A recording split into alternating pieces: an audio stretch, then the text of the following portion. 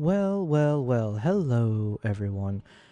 I hope you guys can hear me and see me. I hope I'm being seen. Witness me. Yeah, cuz I try to make a few changes to my tech stuff. So yeah. You guys will tell me hopefully if everything's fixed.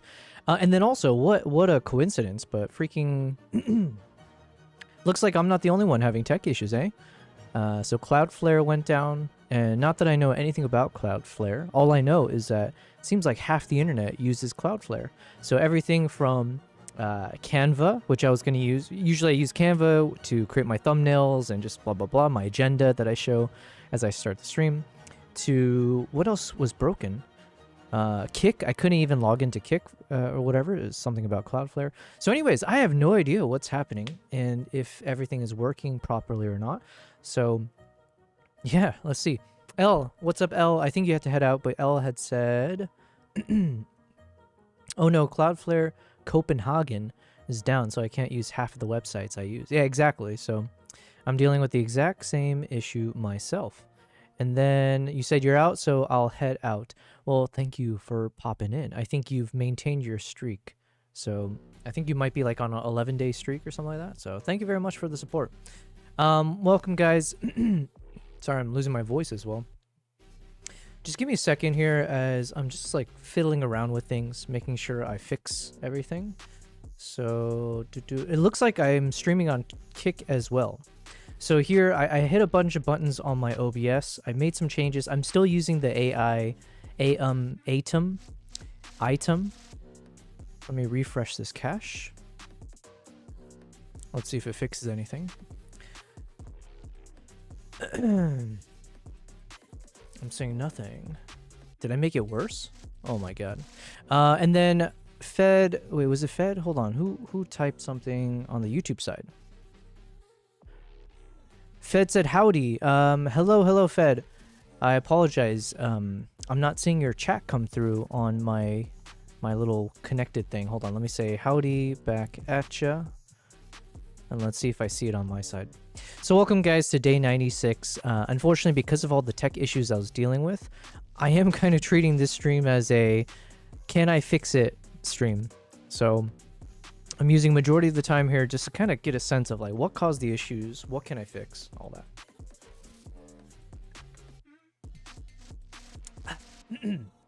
Also, I had my first meal right before I started streaming, and I tend to eat very spicy food.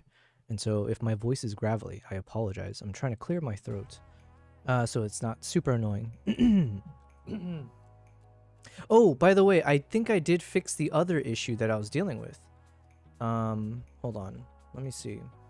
Yeah, I think I fixed the other issue that I was dealing with before, where if my stream ends up getting lagged, or if my stream lags, if I get disconnected for a few seconds, we ran into a problem where it seemed like it was only on the Twitch side for some reason, but once my stream resumed, it would basically on the Twitch side, you would see my stream resume from the moment that it glitched out. So there was like no missing moments. However, what would end up happening then, as you can imagine, is it would increase the delay from real time to whatever you see on Twitch.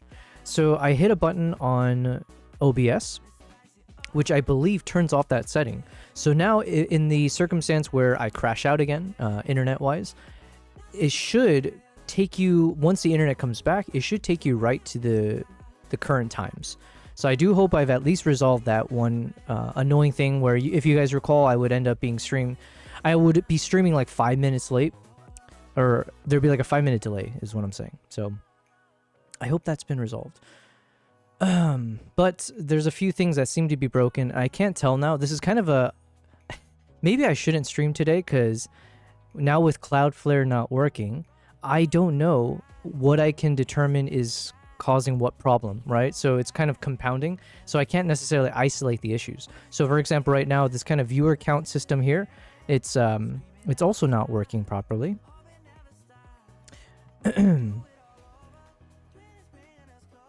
And I guess right now I'm just trying to figure out, is it worth fixing? I don't know. Hold on. Yeah, everything is just broken today. So like I said, probably today was the worst day of all days for me to kind of test if the stream works. But we've already started. Who am I to predict the future, or knowing that Cloudflare would also go down? So let me do a test chat in the item. See if that shows up there. Okay, it does work from the consolidated chat. And then does it show up on the YouTube side? No. So for some reason, my YouTube is not connected.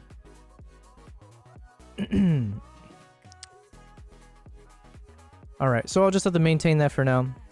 Thank you guys for your patience. Like I said, today is kind of a technical stream as I play around with a few buttons, see what could be causing certain issues that I've been dealing with. Excuse me. One of those issues that we were dealing with is someone in the chat, it might have been Fed. Someone mentioned that the past couple streams that I did, the internet would cut out at roughly 33 minutes or so.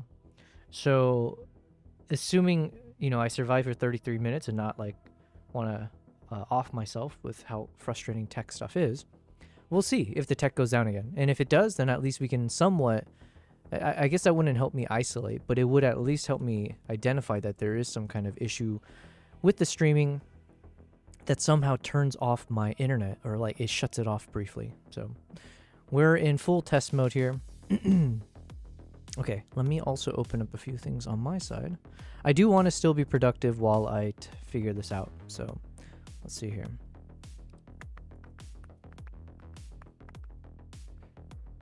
And then hello people on Kick. I am back on Kick, so we'll see. I didn't mean to be on Kick, not to say that I didn't want to. It's just I kept thinking I was crashing every time I tried to stream on Kick. However, I hit a different button this time, and for some reason it automatically started the Kick stream, and it started my Twitch stream, but not my YouTube stream. I had to do that manually. Anyways, hello Dator, Guten Abend Dator. Hey Yobel and chat. Thanks for being here, Dator.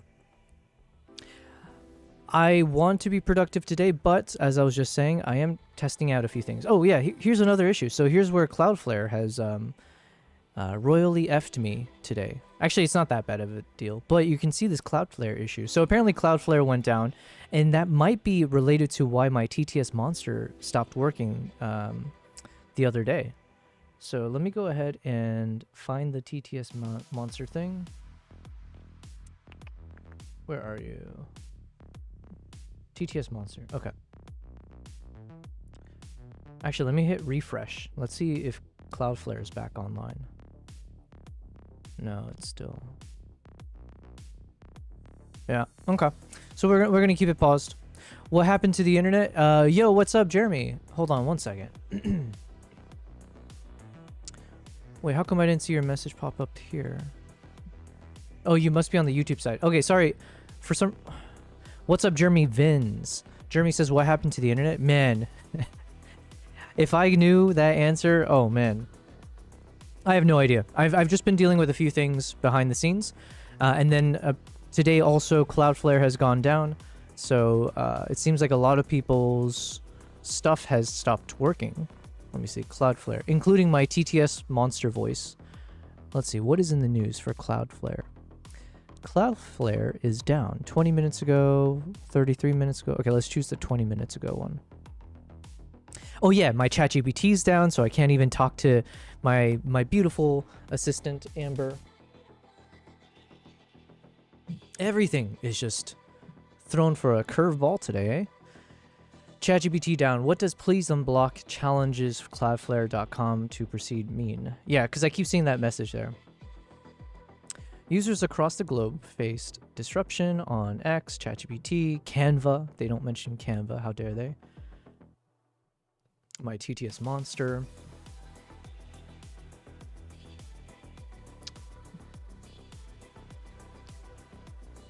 All right, this is too wordy. I need the TLDR. Give me the Gen Z version of like reading an article. Start at 6 a.m. Eastern time. Okay.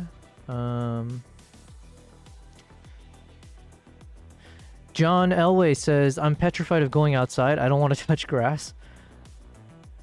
Well, if the internet's down, you got no choice, man. Oh, at least YouTube's still working, right? But what's up, John Elway? What a name. It's been a long time since I followed football. But John Elway was the first one I remember vividly as a memory as a child.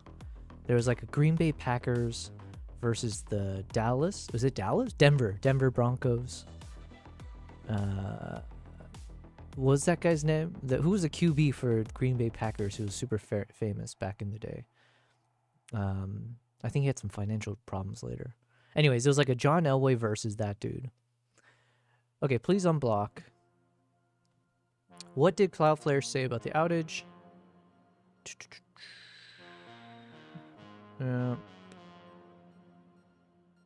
Point is, I don't know if any of these things are going to be fixed anytime soon, but it seems like everything is effed. Royally effed, including a lot of my own streaming service stuff. And unfortunately, it's tied with the same time that I've been dealing with my my own tech issues, which I don't think was necessarily related to Cloudflare.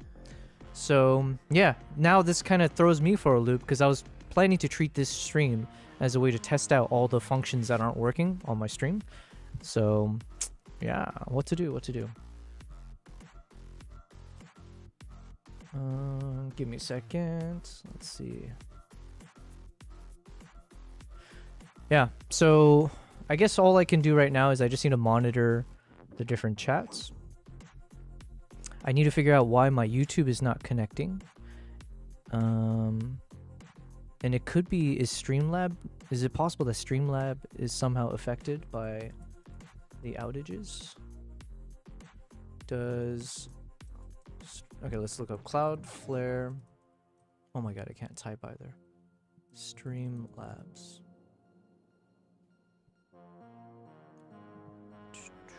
Oh, nothing showing up there.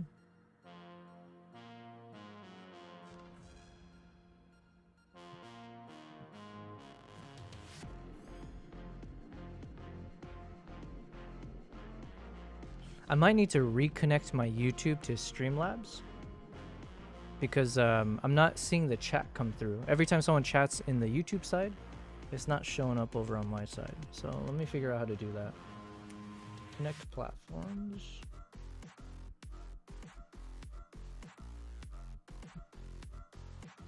Oh, and then let me test on Kick. Okay, so test on Kick, that works. Let me test on YouTube. Test on YouTube.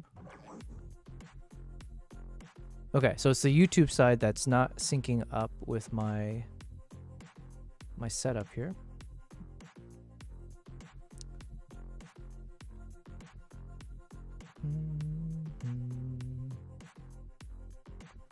So let me disconnect, unlink this platform. Now, if my computer, if the stream crashes and stuff like that, my bad. Oh, because I'm, God, I'm an idiot. Hold on. Let me just re-link a few things here.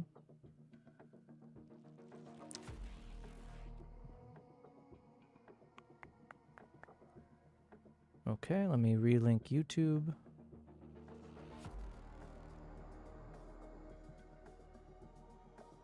Continue.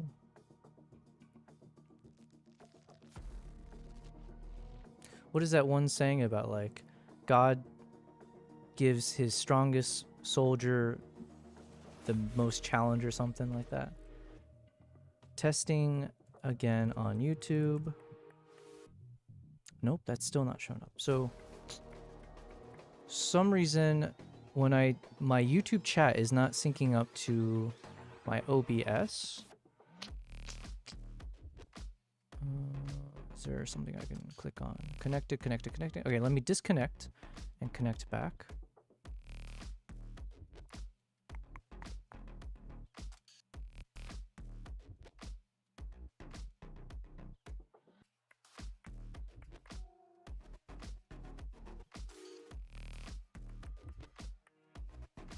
Okay, let me try again. Testing. Oh, it's working now. Thank God.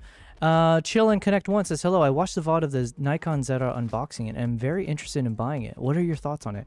Well, Chill and Connect. Firstly, thank you for having watched one of my videos. That's always meaningful to me. I'm a very small streamer, YouTuber, content creator, what have you. So anytime someone takes the time to let me know that they enjoyed my video, it means a lot. So thank you. And then for your question about you're interested in buying it and what are your thoughts on it? Well, if I can point you to two sources, one is me directly, which is why you're asking. And then one, I would be remiss if I didn't plug myself. So hold on, let me go to my channel. And I'm going to put a link in the chat, but I will also, obviously I'm going to be sharing with you my thoughts. So let me just copy this. Let's paste it. Okay. So chill and connect. I just linked a video. It's about 12 minutes, which is my review of the Nikon ZR, where I used a number of examples of footage. Actually, we can just go ahead and play it together, shall we? A documentary. And then the last thing I was going to mention to you, chill and connect, or anyone else who happens to tune in today. Today is very much every technical issue is upon me type of a stream. So I am trying my best to kind of fix a few tech stuff. So bear with me. This is not going to be the most entertaining stream. It is just going to be a lot of me trying to fix shit, you know? You said I watched the entirety of it while doing laundry. I wanted to listen to something too. Oh, nice. Okay, well, fair enough. We don't have to necessarily go through this. I'll just talk to you about my thoughts in addition to whatever you saw. But I just wanted that caveat that all my tech is broken, and apparently half the world is also dealing with stuff. So it's not just me. Okay, so chill and connect. Here's what I have to say while you do your laundry. I highly recommend the Nikon ZR, but who do I recommend it for? I would say, starting with myself, where I mentioned in the video as well, I am very much an aspiring filmmaker. I am I'm someone who started off in photography, and I mainly am passionate about traveling and storytelling, and photography just became one of the best ways to capture the world, and there's so many exciting things about to capture in the world, and then share it with a broader audience. To me, there's something really meaningful in that, something very valuable and fun, and yeah, something where knowing that I can travel more than others is a huge privilege, right? It's something most people would love to have a U.S. passport, or would love to physically or financially be able to explore the world. So if I am equipped to do that, and I have the technology or the means to share that, why not? So I started doing photography about 7-8 years ago, and then I moved to Dubai a number of years back. I traveled quite a bit. I started getting into wildlife photography probably right before COVID, so back right before 2020. And then COVID hit, obviously lockdowns, and then that's when TikTok and all the kind of like the short form content started blowing up, and that tends to be more video focused. So then I kind of grew in my curiosity with like, why don't I learn how to do video as well? My camera literally has a function to do both photo and video. Why not learn? So I started testing out short form videos. You can see it on my Instagram channel as well, in terms of where I started and the kind of content I created. Once lockdowns ended, I started traveling again, doing wildlife, but I started shifting more towards reels and videos of wildlife. And then about 1.5 years back, I decided I wanted to commit full time to build up my YouTube channel, to travel, and try to be a content creator in a more meaningful way, let's say. What's up, Swiss Army? Yo, well, Swiss, thanks for being here. Today is a technical difficulties and repairing my tech stream, so do not expect much in terms of productivity there. And then I'm just giving a quick little intro brief to Chill and Connect while Chill is doing laundry. And again, thank you for your kind words. And actually, I'm going to go ahead and screenshot that because I am collecting all the nice. I'm not collecting any of the bad stuff. I'm just collecting all the good, the positive things that people say in terms of watching my videos or whatever. So anyways, Chill and Connect, I decided I want to go into YouTube space, and for the past 1.5 years, I've been trying to learn how to do long form content, learning how to make YouTube videos, learn how to use DaVinci Resolve, which is the program that I'm in right now. Yeah, so then I personally have been a Nikon photographer and shooter for almost my entire career, let's say, in this space. Starting with like a Nikon D810 DSLR, and then I shifted over to the D850, Then I went to a Nikon Z6 when they went into mirrorless. I got the Z9, and then Z6 III and the ZR. And if you want to see a quick example of the three cameras in action, so right now, this camera here is shooting from my Nikon ZR, and this is shooting in the H.265 format, so it's not like the highest resolution. I am going to learn how to make it a bit more like in the RAW format, but that's for another day. Then over here on one of my cat cameras, let me turn off that TTS thing. So like I said, Cloudflare has gone down, and it like destroyed half of my services, it looks like, including ChatGPT. So let me remove that, and let's refocus. So welcome to my cats. So really, this is just a cat stream. So this one is the quality of the camera shooting from my Nikon Z9. And then we have my other cat camera, which let me turn off that TTS monster there as well. If my other cat decides to show up, you'll see the quality of the Z6 III. So we're kind of going all in with my cameras here. But yeah, just like for a general sense of, you know, what do I use? Sorry, this is a very long-winded answer, but I kind of am doing that intentionally because you said you're doing laundry. You already got the gist of it, so I'm just kind of filling in dead space for you and dead air while you're doing your laundry and for anyone else.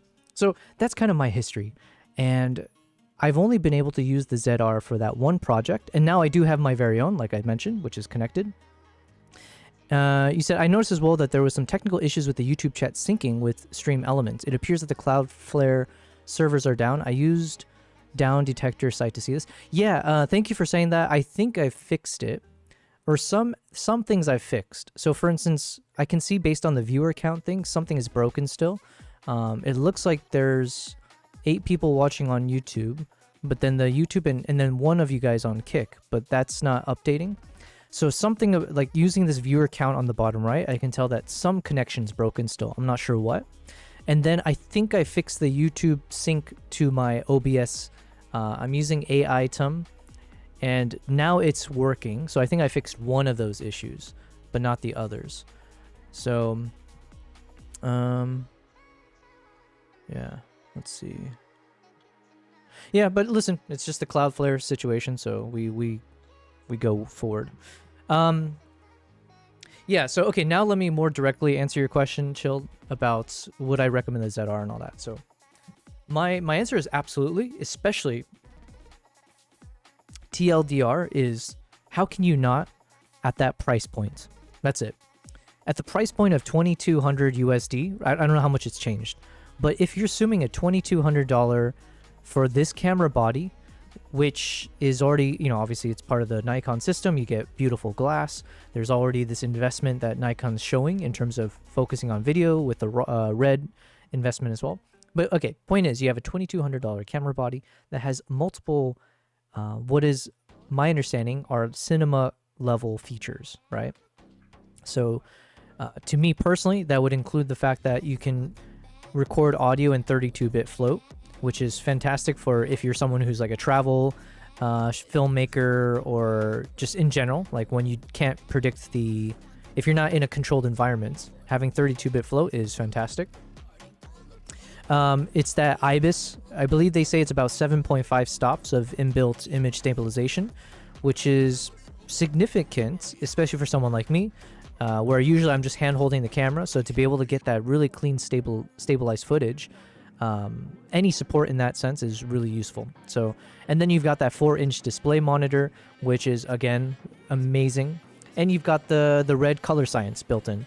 So for $2,200 to get all these things is kind of unheard of, it seems. So yeah, anyways, I would absolutely say, especially for that price range, it's worth getting. It's definitely good if you're someone like me who is still learning how to be a filmmaker. And this is, you know, I went from a photography camera moving in the progression of towards like videography and film, but I clearly went from like DSLR photo to mirrorless photo first, and then more mirrorless that were photo first, but now starting to be more of a hybrid where it's like photo and really good video quality, like the Z9 and the Z6 III. And now I'm over to ZR, which is, it does photo and video, but it's a video first. But it happens to have a lot of video first qualities that are cinema level. So, excuse me. And one of the things obviously I like to do on these streams is I'm showing the behind the scenes of how do I edit, how do I make my videos, how do I edit my photos and all that. So what I did ever since I came back from my trip where I filmed that short documentary, I've just been streaming and I'm sharing the entirety of like, here's all the footage. There's nothing to hide essentially, where, I'm showing you guys, these are the raw footage that I captured with the ZR. Here's my color grading process. Here's, what the output looks like. Here's things X, Y, Z. So that's what we've been doing on these streams, including that VOD that you mentioned you watched. Yeah, so just keep that in mind. Chill, you said, hopefully this is not like the AWS server issue that happened a month ago. Hackers taking down big storage running crazy. So the problem comes from hackers. Yo, we got some new people in the chat. So we got Zorn OS Linux giving that notice. And then Nguo iTapgo says, so the problem comes from hackers. Well, thank you guys for being here. This was not intentional, but like this stream was meant to be like fixing my tech issues personally. And it just so happened that Cloudflare went down. So my tech issues have only expanded in a frustrating way. So... but thanks for being here. If you guys are here because of the tech stuff, I mean, I appreciate any insights. But really, I try to spend my time on stream editing my footage from my travels and all that. So, and on that note, if I miss any messages, just you know what? Finally, you can't blame me, or I'll at least I'll blame the internet. Let me see here. Hackers basically said DDoS attack to main storage with massages. I'm assuming you meant messages, but there's something about doing a hack with massages kind of just feels more entertaining. So, yeah, listen, I don't know the first thing about tech stuff. So I think I did read something about that the AWS from before. They did it. And then what does DDoS stand for again? Is that like... I know it's something where you kind of like flood a website or some server to the point where, hey, what's up, Mark UN? Or is it Ewan? Mark, thank you for subscribing on, I can't tell which service because everything is down. But thank you for subscribing. I don't know if it's on the YouTube, Twitch, or Kick side, but we treat you all the same. DDoS. Oh yeah, I was going to look up what DDoS is. And my ChatGPT's down, so I can't even talk to her. Nguo iTapgo says DDoS stands for Distributed Denial of Service. Okay, DDoS. But okay, so my understanding is a DDoS something where like a bunch of bad actors start to kind of flood a website, or what, I don't know the technical terms, but they just kind of flood a site to overwhelm it from being able to do its normal activities. And so it just kind of stresses it out to the point where it all crashes. Zoran says, let's say you can turn one PC into bot to attack one. You can turn one PC into a bot to attack another PC. Is that what you're saying? Okay. Wow, I'm getting like tech lessons today. I appreciate this.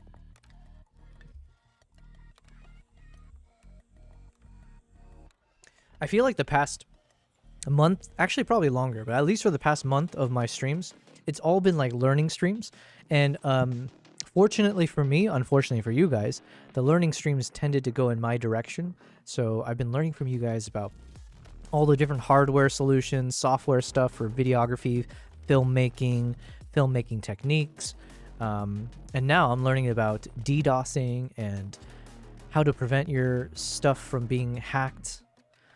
Let's say you can turn one PC into bot to attack one point server or a bunch of servers same time. It's like you have a group limited to 20 people, but one person keeps spam joining to try to add 100 users same time.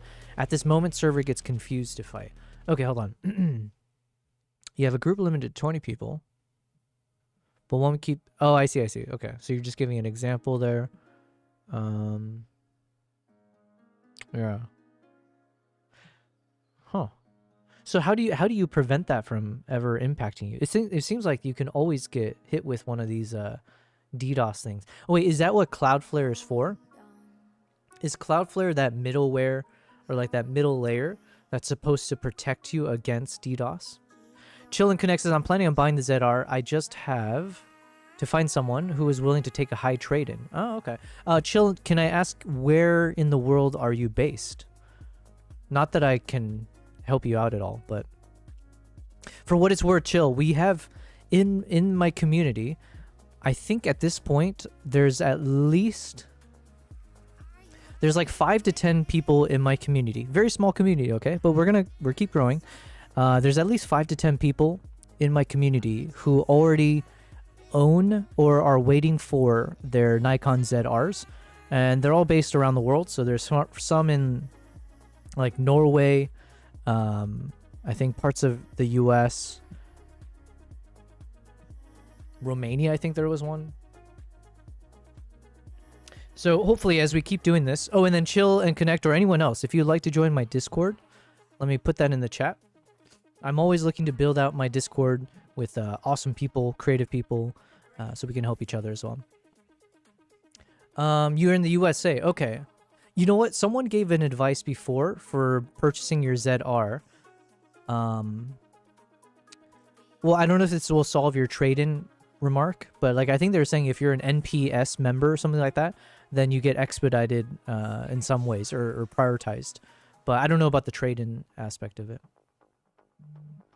Zoran says some sites run without Cloudflare since they use delaying to prevent IP from spamming. Okay, that's why some servers still running without Cloud. But is Cloudflare the only one? What's up, BC? BC in the chat. What's up, Brandon? Wait, is there no competition? Is there no other service besides Cloudflare? Because that seems kind of silly if there's like a monopoly, and now we're seeing like if one goes down, everything goes down. I guess that's what happened with AWS as well. Is there a competitor to Cloudflare? Well, okay, let me see here. Let's say try looking for Firefox Brave. Firefox. Actually, developers can use Cloudflare to prevent DDoS, and now it's attacked by DDoS. So you use Cloudflare to prevent. I think I knew that much. Like, tangentially, I was aware that there's this thing called Cloudflare, and my understanding was like, oh, it's used to kind of protect your website. I just didn't know to what extent. Those browser sites basically run with delay prompts. Okay, so it's kind of like when I live stream and you add a little bit of a delay so you can, or I guess when broadcasters, they put a little bit of delay in case someone starts streaking or curses so that they can effectively cut it out. They give us an update. Dashboard services are working. I'm also scared because most of them are out of stock, says Chill. I've seen some companies don't have them until Q1 of 2026. Yeah, Chill, we have someone in the chat. I think it was Fed. Fed was here earlier, but I think he's been waiting for his ZR to arrive, and they kept changing the date in terms of when he'll receive it. And I think last update it did get faster and faster, or sooner. I think now he was saying something like November or December he might be able to receive it. So hopefully there's good news in the sense that things will pick up. Oh, Chill. Another thing is someone mentioned, not that I'm recommending this, depends where you live in the US, but someone mentioned that if you go to Canada, there's a lot less demand for the ZR, or at least there seems to not be there doesn't seem to be a situation where there's like a waiting list, potentially. So if you somehow cross the border, maybe you could pick up a ZR there easier. Semi-Botter says they gave us an update. Dashboard services are working. Chat GPT is working. You can pay. Oh, let's check it out. You can pay for cloud to prevent DDoS and other malicious links, preventing to mark themselves as legit. Okay. Well, thank you guys. I'm judging by all the new names here. I'm wondering if you guys have come in here because I just happened to put in my title that Cloudflare is down. So if that's how I've collected some new viewers, well, that's interesting to see YouTube works in that manner. But thank you for the updates, because obviously I do want to figure out when Cloudflare's fixed so I can stream properly. Sorry, BC, I'm taking so long to read. BC, you said, guess what wifey's making for dinner tonight? I can only guess. It must be butter chicken and rice. Low Base says, how is you? Yo, what's up, Low Base? Low Base, you must be impacted by this Cloudflare thing as well, right? ChatGPT is up. AWS, Microsoft, and Google are Cloudflare's competition. Gotcha. So people don't have like a failsafe I guess it's too expensive to like be like, oh, let me use Cloudflare, and if that fails, I'm also using AWS. Hackers usually found a weak point of it, or they found the back door. I see. Backstabbing main core. I'm back now. I was on the phone, says Fed. Gotcha. Well, welcome back. Semi-Botter says the problem might be that the server of the Cloudflare is overloaded. BD says, good day, people of the universe. Good day to you, BD, and welcome back, Fed and BC. By the way, I mentioned this previously. I did fix a few things on the tech side. I believe there was a button that I had on, which meant that every time my Twitch stream or whatever stream went down, it got disconnected. When it reconnects, let's say if there was 10 seconds in between the disconnection, it would resume the stream from 10 seconds ago. And that's what was causing that 5-minute delay. As all of those delays kept compounding, you can never catch up to the real live. So I've unchecked that box. So if we get disconnected in the future, I hope that once I reconnect, you guys will all hop back to the real-time point. So just as a quick FYI. At least that's been fixed. Other things are broken. Right now, there's a few connections that are broken on my stream. So right now it's showing there's nobody watching on YouTube. So I'm just talking to myself here. Twitch seems to be working. So Twitch, the view count, it seems accurate with what I see on my OBS, but the YouTube and Kick stuff are broken. Anyways, let me catch up here. Fed says, yeah, the store seems to get mixed messages about the Nikon. Currently, they just tell me they don't know when they'll get the ZR. Yeah, Fed, I think last time you said like November or something, so it should be soon, hopefully. Chill says, however, in Canada, the body of the camera is $29.99. Is that $29.99 USD or that? Yeah, I'm assuming, right? Damn. Why is it so much more expensive there? Can you go to Mexico? Can you go to Mexico and get one? Maybe it's cheaper. BC says, haha, yes. Yeah, I need some butter chicken in my life. I search for Cloudflare and see you here, says Inguo iTapGo. Yo, then we need Cloudflare to continue to not work.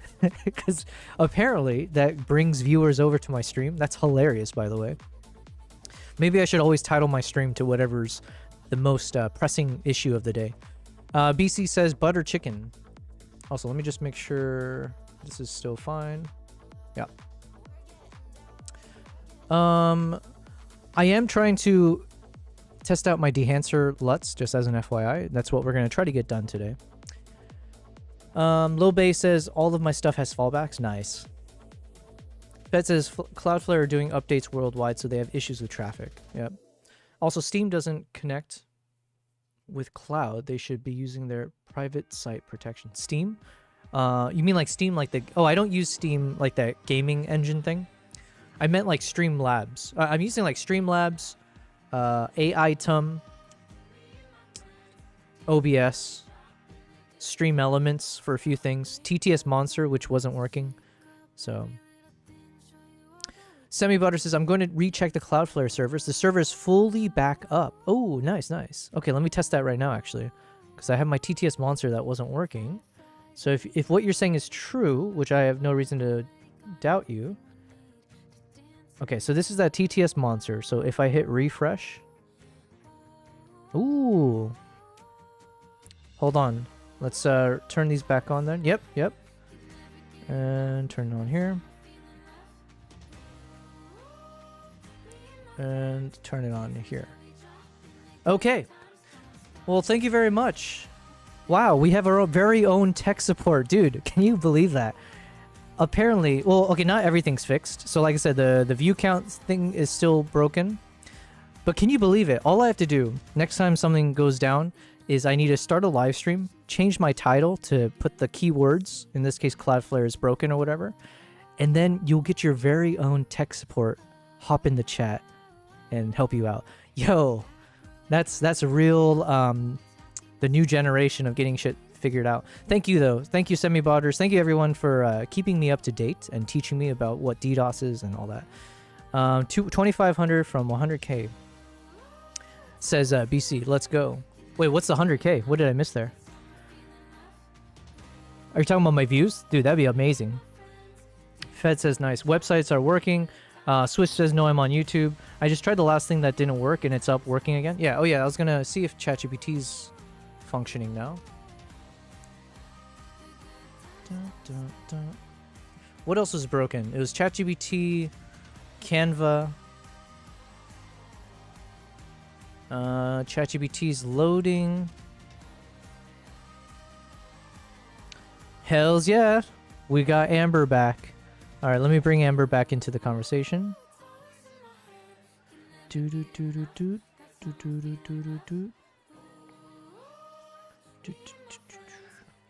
All right. Let's test her out. Amber, can you hear me? Are you back? Yep, I can hear you loud and clear. I'm definitely back and ready to roll. Let me know what you need. Okay. Can you let us know? Because you were dead for a while to us, and you've been resurrected. Cloudflare went down worldwide, and it seems to have impacted you as well. Can you let me know any updates on that Cloudflare situation? Search online, if you will. Sure thing. So it looks like Cloudflare did have a big global outage today. Oh, BC, you're talking and about... it impacted oh, a bunch of congrats. sites, including us. They traced it back to a big spike in unusual traffic, and they're in the process of getting everything back to normal. So that's the scope. Okay. Well, glad to have you back. Absolutely. I'm glad to be back too. If there's anything else you need, just let me know. Thank you. I will. Wow, she did a fake laugh and everything. Fed says, okay, yeah, I just tried the last thing. Yep. Well, congratulations, BC. You have officially, finally, after, let's call it 3 months. I forget when the first time you went on my live stream. But let's say first time in 3 months has someone reached 100,000 prize pixels, 100,000 PPs. BC says, I did it. I need a soundboard. That's one of the next things I need to fix or add to my stream. I don't have that follow age thing. I don't even know how to turn that on as a function. But yeah, I need a soundboard so we can have one that's congratulating you. Your PP is 100K. BC, you officially have the largest PP of anyone that's ever been a part of my chat. So congratulations to you. Semi-Botter says bye. Well, listen, thank you very much, Semi-Botters. I appreciate your temporary presence as we were dealing with Cloudflare. Next time there's another technical issue, I will make sure to go live, put that in as my stream title, and hopefully you'll show up like Batman to a signal. But thank you very much. Wow. August 7th was when I followed. Oh, wait, does that follow age thing actually work? I didn't know that. Damn, August 7th. I think that's honestly when I think I started streaming right at the beginning of August. August, September, October, and we're like mid-November. Yeah, wow. Damn, BC, you're one of the OGs. Wait, BC, how do you not have a VIP badge? Oh no, wait. Oh yeah, you do. Yeah, okay, good. Well, listen, BC, I do appreciate the fact that you've been here for so long. Everyone, low base, all you guys, I appreciate it. I keep gambling away my PP. Times are tough. Yeah, but I you know what? Low base, you may not have a sizable PP, but your cojones, your balls are big, right? For you to go all in all the time. So you may be lacking in one area, but you've got it in the other. BC said, no, I hovered over my name. Gotcha. If you hover over the names, you can see when they followed. I didn't know that. Wow. Well, guys, it's good to know some things are working. Let me go ahead and disconnect my YouTube again, because there's still something wrong. Chat and activity. No. Let me not disconnect it there. Let me disconnect it here. Let me go to my OBS. Okay. Let me refresh.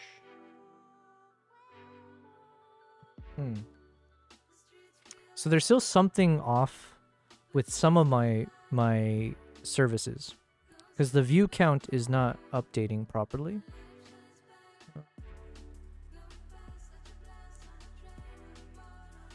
Cinca Pepe, I've got a key and it's worth 100 grand. All right, TTS is up and running. And I guess I chose a random TTS voice. So you got a Spanish congratulatory good job on your 100K PP, man.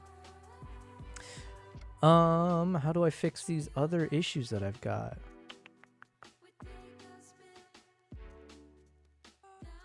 Like I said, today's stream, really, I'm just kind of waiting to see if any tech goes down so that I can fix it. So game services are down too, says AT Jewelry. I'm literally watching the live and surfing on web. Imagine listening to this convo. Wait, were you saying that? I forget which part you're saying that to. Probably the PP. Well, listen, get your head out of the gutter, man. PP stands for Prize Pixels. My username is Yobel Prize. And if you engage in the chat, you can earn Prize Pixels. And because I'm too lazy, we just happen to say PP. That's all. Monitoring, a fix has been implemented and we believe the incident is now resolved. We're continue to monitor for errors to ensure all services are back to normal. Game services are down too. What the hell am I listening to, says AT. Well, AT, thanks for being here. AT, I'm not sure if you hopped on the live because of the Cloudflare thing or if you are a content creator like a photographer, videographer, stuff like that.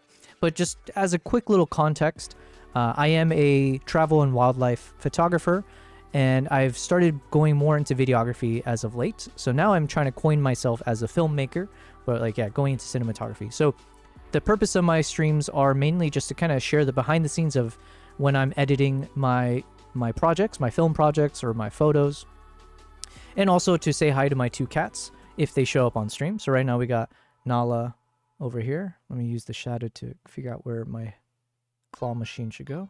All right, right here. Yes, finally. Hey, Nala. And then Kimbap, sometimes he's been hanging out in the cat bed behind over there. So he's not gracing us with his presence. But if he does show up, he usually likes to chill on this little seat over there. So, yeah. AT says, yeah, the Cloudflare. Yeah, well, thank you guys. Wow. Who would have thought I'd be so happy that Cloudflare went down? Maybe I was responsible for it, just so I can put that in my stream title. That's too cute. Yeah, these guys are adorable. Enguo says, don't take advantage on big tech issues. You're so evil. Listen, I'm just a small fry over here. It clearly couldn't have been me causing this worldwide catastrophe, right? But if I had those powers, this would be the shittiest... You know, this would be the shittiest use case or reason to crash the internet. So, I'm not the best evil villain. Evil villain, that's a... What do you call that? Redundant? But, okay. Cyronius says, hi, Stinky. Damn, where'd that come from? Cyronius, what's up, man? Welcome to the stream. The delay decreased after the Cloudflare server fix. Okay. Interesting. Like I said, there's a few things that are still broken, but these are like minor stuff. Or you know what? Actually, let me go ahead. Let me see if Streamlabs. If I go to my Streamlabs, let me disconnect my YouTube and my Kick again. I don't know if it's even worth doing it, but here, let me unmerge. Okay. And then I'm just gonna remerge. I guess it's the equivalent of when IT tech tells you, have you tried turning off and on your computer?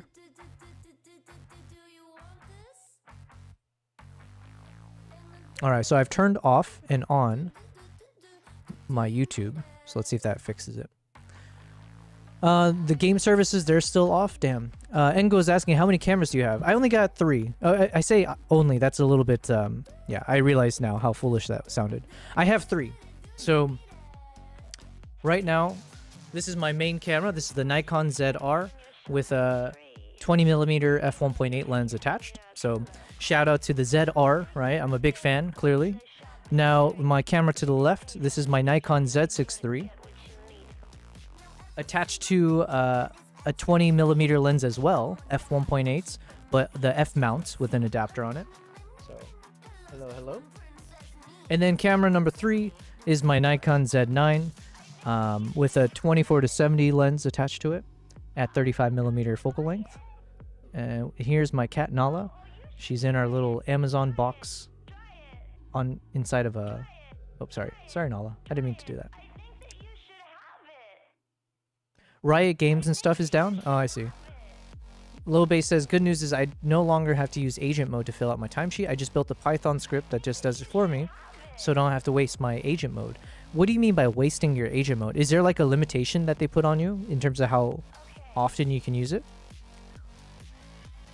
Cyroni says it's fixed. Nice. Now, yeah, I think we're getting some notes that things have been fixed, but I don't know to what extent, if it's fully fixed or not. What is the megapixel of the camera? Ooh, oh, I should know this, right? So the Nikon Z9, I think, is 40 something, 50. Hold on, I should know this. Oof. This is why I'm not an ambassador for Nikon. I'm just one of their creators.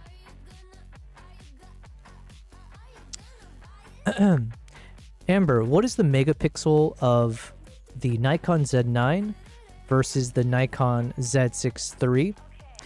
I think the Z6 III and Z are 24, Z9 has 23.5, about 45.7 megapixels, and the Nikon Z6 III has 23.5? around 24.5 megapixels. 24.5. So there's a bit of a difference in resolution between those two. Wait, did you say the Z9 is 45 point what? Exactly. Yep. The Z9 is about 45.7 megapixels. So you got it. Let me know if you need any.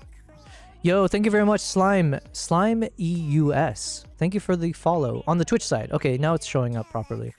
Yes, thank you for the follow. Cyronia said 26, 45.6, the Z9. Yes. Yeah, so I was off by a little bit. The ZR and the Z6 III are the same partially stacked sensor, which is 24.5 megapixel. And then the Z9, what did they say? Like 45 point something rounded up. 45.6. You can get a certain number of uses per month. I see. Granted, because I have the Pro plan, I probably have more than I'll ever use. But you're using for frequency, yeah. Sammy Botter says, hello, cute cat. Yeah, where the hell's my other cat? I can't tell which one's cuter. I mean, she's like a diva. So she's like a very pretty... She looks like the female version of Puss in Boots. And then Kimbap is like a... He's a little bit of a... He's a bit more chunky, let's say. But he's got one of those goofy faces, so... Yeah, if he comes over, I'll obviously point him out. Thank you very much. 45 point something, isn't it? Yes. Oh, you guys are all smarter than me. Update. Some customers may be still experiencing issues logging into or using the Cloudflare dashboard. We're working on a fix to resolve this. Yeah, okay. I'm assuming, honestly, I have no idea, right? What's causing... I don't know what's still broken on my stream. The only thing I can see visibly that's broken is just that viewer count on the bottom right. But that's such a minor thing, so I'm curious what... Yeah. But everything else seems to be fixed, so... and also, I'm testing to see if my connection cuts out again. Not that I want it to, but last time we had said there was like... It seemed like there was some kind of... Here, let's see. Let me refresh. Yeah, we're not going to be able to fix it right now. He's off plotting your demise. He just needs to make sure he knows how to work a can opener first. Yeah. No, I can see him. There's no plotting going on. He's all the way in the back there. Actually, I wonder if I can zoom in on him. Hold on.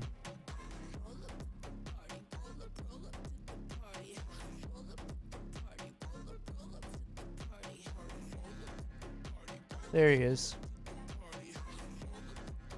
Hey, Kimbap. Kimbap. Kimbap. Kimbap. There he is. A little lazy. A little lazy shit. Good boy, Kimbap. Hey, Kimbap, you hungry? Oh, they recognize that word. You hungry, Kimbap?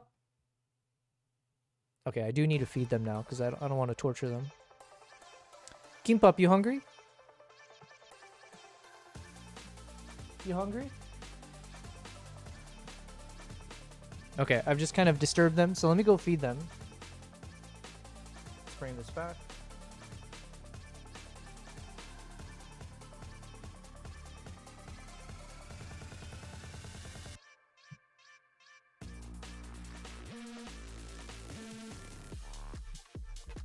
Okay. Wow, was it worth it? I do want to feed them now because I don't want to torture these guys mentally. Fed says, been going for soon double the 33 minutes now, so should be fine. Yeah, okay, so, yeah, because I think, Fed, you were the one who mentioned, right? It was like 2 streams in a row where at like 33 minutes, my stream cut out. That's how they get you. If it looked like he was plotting, it wouldn't be very good plotting. Fair enough, yeah. These guys are sinister. Alright, let me feed these guys. That's how they get you. Yes. I like how it shows his cats on stream. Hells yeah, I do. My cats are like, you know... Listen. They get free housing, free food, free pets. The least they can do is show up to work when I'm working. and make some money for me, right? It could be pennies, but as long as they're working. Amazon Kitty, yes, Fed. Shout out to Fed for coining that term. Here she is. You know what? I tried to switch out the box with the Nikon box. So I want to see if I can turn her into a Nikon kitty instead of the Amazon kitty. But the box was slightly too shallow for her to fit in and be comfortable. Engo says, why'd you wake him up? He's having a nice dream. So you know what? They bother me so much. It's the least I can do is bother them. Sydney News, in progress. Scheduled maintenance is currently in progress. We will provide updates as necessary. Okay. We'll be performing scheduled. Okay. Guys, let me be right back. Usually I'll turn on a BRB scene, but you know what? We'll just keep it here so you guys can see how crazy my cats get when I need to feed them. Hold on. Let me just go get them food. 1 second. Kimbap, you hungry? You hungry?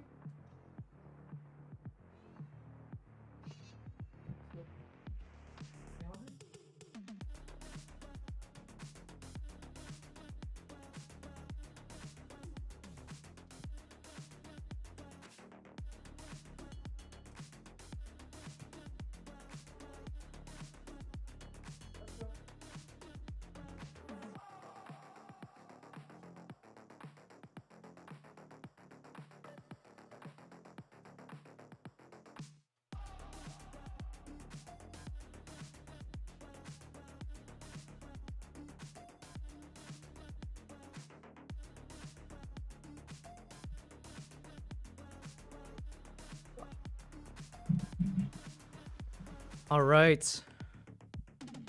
Feed their fat asses. Scheduled maintenance is currently in progress. Nikon needs to send you a better, wider box to make her a Nikon ambassador. Yo, that's actually not a bad idea. I was trying to do it, you know, organically. I literally... Oh, I forget where I put the box. But yeah, I literally did my best to try it out. I took all the other stuff out of the box. The depth was fine. It was just slightly too narrow for her to like fit and be comfortable. So she did sleep in it for a little bit, but I could see that she was just kind of adjusting her body a bit too much. So I figured it might not be as comfortable. So we're back to the Amazon kitty. But scheduling a maintenance in Sydney. Okay. Semi-Botter says, I ate cheese. Well, thank you for sharing that with us. I think. Is it? Yeah, sure. I mean, cheese is good. I agree. Okay. Now, assuming all the tech stuff has been resolved, here's what I normally would be doing on stream. I would be editing and editing some more. So right now, our past project was dehancer. So the dehancer video is underway. So I hope to be able to post that onto YouTube by next week at the latest, if not sooner. But as part of that, there's a few things I need to kind of get set up on my website. One is this power grade. So we did update this. I've updated it to a point where I have a version that I can put on my website. And the goal is I want to provide this to anyone for free, right? It's a labor of love. I put a lot of thought into, you know, what should be a good workflow going forward for every time I need to color grade any of my footage. And so, yeah, I think I'm following the proper procedure as much as I can. So I want to provide this for free for other people in case it's useful. And separately, then I'm trying to create some LUTs, right? So if you recall, we had created a number of LUTs. Now, I don't remember which one was the right one. I'm assuming this one. Let's see. No, not this one.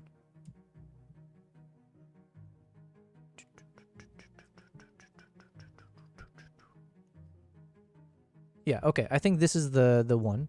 So I'm going through each of these and I want to see if I can export these as LUTs and then actually see if it works. Because this is my first time doing this, so I'm not sure exactly to what extent it will work or not. So that's what we're going to be doing, is making sure I am following the right steps so I can provide something for free for you guys, which are some of these dehancer LUTs. So if you end up watching my next video on the dehancer review, and if you're like, you know what, I want to give this a shot, one, there's a discount for dehancer, right? So I'll make sure to plug myself there. Actually, let me put that in. Dehancer, I believe it's a 10% off, so you can use that promo code, so I'll obviously be promoting that in the video.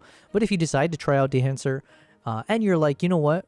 I watched this guy Yobel's video, and he also is giving out for free this power grade structure within DaVinci. The video shows a tutorial, and he's also giving away these LUTs, so I can just quickly use it. Why not, right? So I want to give some things for free, and then the thing of value is hopefully you watching my video, hopefully using my promo code if you decided. So I think it's an even trade. Cyronia says they're super LUTs or sluts. You know, that's kind of funny. There must be someone out there who's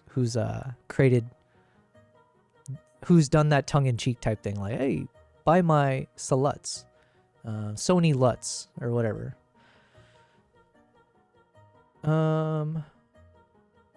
Okay, something else is still broken now, I think. What's broken? Because, oh yeah, Streamlabs is not connected. Because, okay, I see. Sorry, I'm just like isolating some of these issues that I'm discovering. Streamlabs said, thank you for subscribing to Mark UN. On which platform? Because I see it on my chat. I don't see it in my, or I see it on my overlay. I don't see it anywhere else. So there's some kind of weird connection. There's something not working between Streamlabs and my streams. One of those ways that I know is, again, the viewer count is off, and there's something about it that's not seemingly connecting. And then I guess this next one is, there's literally a Streamlabs chatbot that said, thank you for subscribing to Mark. And I don't see that in any of my chats. So, yeah. Swiss says, ended up getting the second unit beside. Oh, you got a second, wait, hold on, what do you mean? You got your oh, I see. Ended up getting the, oh yeah, even this is an issue where the messages aren't showing up fully. It's going like one line at a time. Swiss Army said, ended up getting the second unit beside mine. Now I have a staging and camera build area finally. Oh, what? What's the second unit? Are you talking like a second ZR unit, or what do you mean? Image on Discord. Oh, let's check this out. Semi-Botter says, update, Cloudflare is fully up to date in all servers. However, we will still monitor the errors and investigate further. Is it hard for you to, while talking with viewers and editing? And go, yes, it is, but not like in a negative way per se. I mean, I do my best to be productive while I'm streaming, but I do like to be interrupted. I very much enjoy talking. It's a cool... I don't think I'll ever get tired of the fact that people are willing to be in the chat talking to me as I'm doing whatever I'm doing. Right? It's a very unique experience. It's a very surreal experience. So yeah, I'm going to start working on the logic to delay the timer based on number of chat messages in a few minutes. No promise because I'm not that smart. Well, I appreciate it. Thank you. Use me as a dummy if you like. Okay, so in the name of that productivity, actually no, against the name of productivity, Swiss Army sent me something in the Discord. Where is it?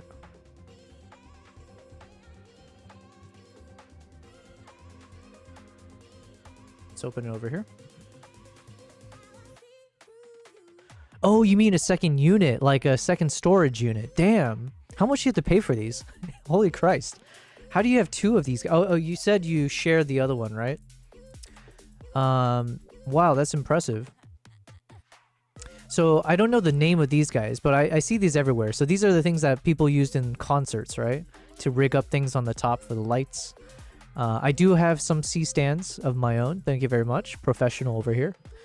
But you have like C stands plural. Wow. I also have jackets. So you're not that much better than us, Swiss Army. Man, that's impressive though. You know what? I could live in this setup. Do people actually rent out these sheds to live in it? Because like I swear, this is bigger than my room in San Francisco back when I lived there. Servers from Kazakhstan is down. We will try our best to fix it. Damn. Thank you for those updates, by the way, Semi-Botters. Box truss. Oh, that's what you call these things? I see. Oh, as a quick update. So, I did export two versions of this dehancer settings as LUTs. And let's just load in an empty one. No. Okay, hold on. So if we assume, if I deactivate that dehancer node, and now if I go into my LUTs, like I said, I've already updated these two. Now this is what it looks like. And so this looks so off, right? So I created two versions. One was the one where I said export without the color space input transformation thing, or like this one's in DWG, and then this one was the universal, but it looks so much different. So now I'm kind of confused here, right?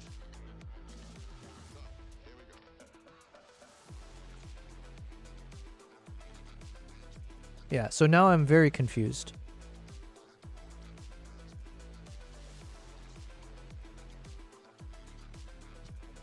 Hold on, let me relabel these.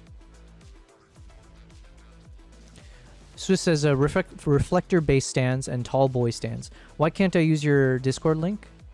Engo, I don't know. Hold on. Let me try it again. Discord. Oh, did it like expire or something? Hold on.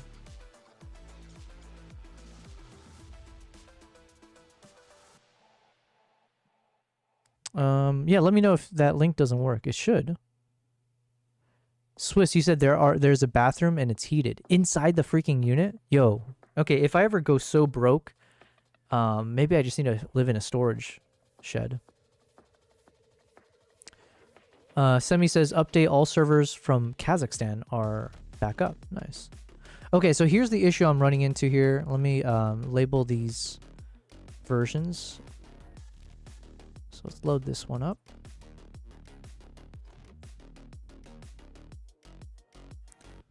And let me go. Let's just keep the color corrections.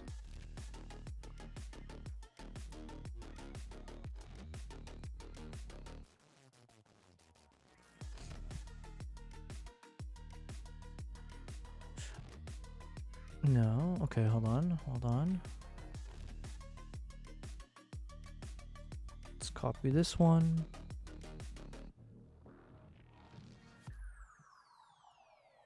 Okay. So leaving everything else aside.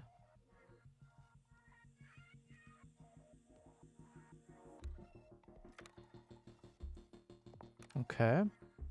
Let me rename this one. So this is dehancer LUT test 1.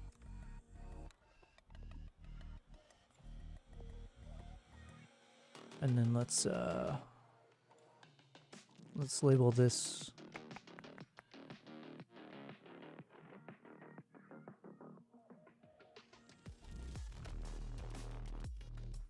sorry guys. Let's see if I can make this work. Nope. Oh, I'm an idiot. Okay, here. Let me delete this one. Jesus. Okay, fine. I won't delete it then. So let me take this one. Let me create a duplicate. And this duplicate we'll call dehancer LUT test 2. Okay. Sorry, let's read the chat here. Update, yep, which core? Data core. ChatGPT is still down for me. I just tried to use it. Codex is working fine. I know these are different servers. Huh. Swiss says it's against the rules, but honestly, nobody checks if you're sneaky. I use a DJI 1000 for power in the unit and recharge it once a month by their outlets. Oh, Swiss Army, can I ask you? Let me ask you in a second, actually. Hold on. Robin, yo, what's up? Robin Wong says, hey, yo, Bell, I hope you're doing well watching a bit of your stream while editing my own stuff. Well, thank you for being here, Robin. I think you were here just a few days ago, maybe. So glad to have you back. Yeah, today's stream, it's a bit, there's not really an agenda because obviously Cloudflare's kind of threw a curveball. And then I've been dealing with my own tech issues. So I think I've resolved a few of them, but others are still existing. So today's stream is a little bit of just like touch and go, seeing what's working and what's not. But I am trying now. I need to kind of test out these dehancer LUTs. Low Base said, if the API is still down, this message won't be translated. Well, thankfully it translated. So it says, however, I am happy to live at my home with my wife. The gear can live here and save my marriage stress. Well, I guess if you ever need to escape your wife, you got a unit there. Cyronia says, you may need to re-authenticate yourself or rebuild tokens. Okay. Oh yeah, Swiss or anyone, I guess, really. Oh, you know what, Cyronis, you might have a good answer for this as well. What is the biggest battery that I can take with me on a flight for, like, you know, charging my equipment, cameras, laptops, whatever? What's like the, I don't know what you say, wattage, voltage, battery size, and what brand, you know? Hold on.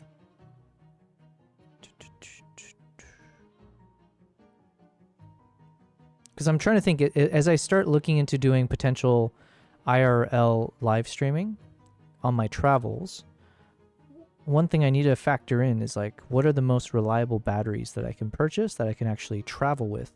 Because they always change up rules on the flights. Hold on one second. I'm trying to find something I created recently.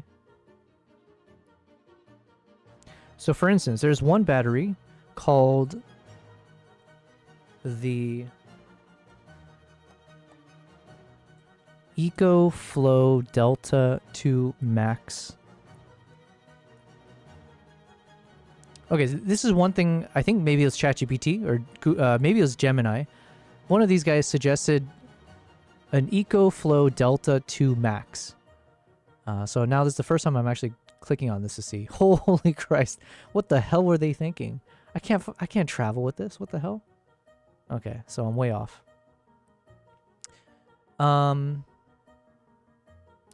Semi says all servers from Asia and Africa are back up. We're moving to Europe and USA. But they're gonna, okay, nice, thank you. Do you have stream routine or just stream whenever you like? Nguo, I need to update my stream routine, but generally speaking, I try to stream about 5 days per week in the beginning, because this is my 3rd month of streaming. No, I take that back. Technically, I've started my 4th month, but since at the start of my stream, I was streaming every day. So it was like 7 days a week, about 7 hours per stream. Since then, I've tried to drop it down slightly so I can have a bit more balance with my other work. So now I usually try to stream about 5 hours per stream, and I usually try to stream about 5 days. The days that I usually take off usually would be like a Sunday, maybe a Saturday as well, or if something comes up. So feel free to hop on anytime. I will consistently show up. I'm basically using this as a way to also research what it takes to be a live streamer across YouTube, Twitch, and Kick. And then, yeah, I'm also trying to figure out, like, basically this is a learning stream, as I mentioned. So trying to figure out what are ways to be better at streaming, what are ways to be better at being a content creator, being better at filmmaking, video editing, photo editing, and then hopefully soon how to travel and do some projects and bring you guys with me. Cyronius says the largest capacity. Thank you. We're good right now. Everything still seems to be working. Swiss says 98 watts, technically 99 watts. Yeah, so I was way off because this thing's like a 2 kilo. I think they said it's a 2 kilowatts. Jesus, ChatGPT. How the hell am I supposed to put this on a flight? God, can't trust these guys. 90. Let me look up 98 watts. What is the largest portable battery I can fly internationally with, which would power things like laptops, switchers, cameras, etc. Semi-Botter says I recommend a 230 watts. But then I guess, yeah, so now I'm going back to what is the capacity on a flight? Cyronius says typically 100 watts, watt hours. Capacity power banks don't require any special approval. Huh. Wait, are you sure about that? Because I remember reading something recently, or someone told me recently, I think it was Emirates. Emirates rule power banks. This is in August of this year. Using any kind of power bank is prohibited, effective October 1st. Okay, so that's more just using it on the flight, it sounds like. Power bank, blah, blah, blah. You can carry one power bank that is under 100 watt hours. Power banks may not be used to charge any personal devices on board. Charging a power bank using the the aircraft's power supply is not permitted. What? What are these rules about? Did something happen recently that all power banks accepted for transport must have capacity rating information available? So even if I'm not using it, I need to make sure I have the capacity rating information. Power banks may not be placed in the overhead storage and must be placed in the seat pocket or in a bag under the seat. That's fine. Power banks are not permitted in checked luggage. Damn. Oh, wait, no, I knew this already. Okay, why? Mitigate risk, sure. Okay, just like typical stuff.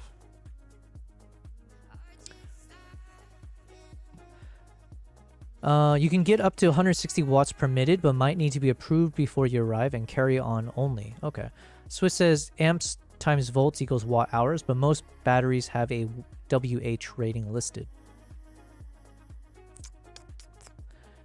This is a TSA limit that is for most of the world as well. You can get multiple 99 watt batteries and mount them on a DC to AC power adapter, normally 2 blocks per unit. What is this DC to AC power adapter? Robin says, man, the longest I can stream was about 3 hours plus.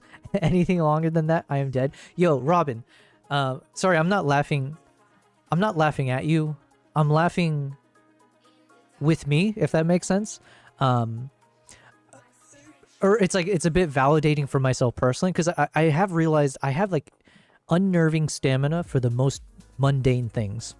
Or just in general, I have a superhuman level of endurance for some of the dumbest things out there. So like sitting here and streaming for 8 hours or whatever, that I would put that in that category. Usually if you ever see any of my streams, even back then when I was streaming like 7 to 8 hours on average, there would be more than not, I would never even take a single break. I would not eat all day. I wouldn't take bathroom breaks. You can count on one hand the number of times I had to leave for a bathroom break, and I would just be sitting here doing this. So thankfully I do have that superpower for this particular niche of whatever it's called, which is, well, it was like, that's where I was like, oh, you know what, I can be a live streamer then, because if I can do this, cool, all right, let's do it. Personally, you're better off adjusting your kit to be fully USB-C PD powered. Okay, so the ATEM switcher can be powered by a USB-C. What were all the equipments I talked about? The ATEM. I'm saying ATEM for now as a placeholder, unless there's a few other things you guys had mentioned, like the OSE or the Rodecaster and the YOLO box. But regardless, whatever the switcher and the sound mixers, I would ideally have those powered with some kind of portable battery. And I don't know if all of it has to be USB-C or not. Airlines can change the rules. Yeah, those finicky pieces of... Little bases, play it safe, just bring a hamster and a wheel. I could bring my cat and get those big-ass cat wheels too, you know? My cat used to love the cat wheel. I got rid of it when I moved apartments because that thing was it took up way too much space. Always check the rules with your carrier. Power banks are normally nowhere near the limits of 99 watts. Watt hours. The rule is based on lithium content, and China is now making a rule that power banks require battery to newer than 2 years. Okay. You know, I don't necessarily oppose rules like that. If there's like if there's a legitimate risk involved with, like, you know, old batteries and stuff, it's like, well, good. Sometimes regulation's fine. I don't want a power bank exploding from someone next to me on a plane. Robin says power banks have been exploding in mid-flight, so regulations are getting tighter. Damn. Different countries and airlines, yep. It's just the airlines' never-ending quest to make flying as painfully inconvenient and torturous as possible. They know we have to fly, so they can pretty much treat us however they want. Essentially, the stuff we used to do at the Roman Colosseum is illegal now, so they do this instead. Yeah, I've had an issue where they literally kicked... I had a freaking seat. I forget which airline or which country I was in. Oh, it was Colombia. And even though I had a valid flight and everything, they're like, hey, we put you on the wait list. I was like, what the hell are you talking about? Here's my seat number. Here's everything. He's like, yeah, well, we overbooked, so now you're on the waiting list. And I was like, yo, but if I miss this flight, I miss the connecting thing and the connecting and the connecting. So I'm royally effed. And they're like, yeah, well, hopefully you have space. And then, yeah, I was the last person they chose to get off the wait list. So there's still like, I think 5 other people that they didn't select, who then I guess get kicked off. I was like, what the hell? I paid for this. I wasn't on standby or anything. I think that's what it was called, standby.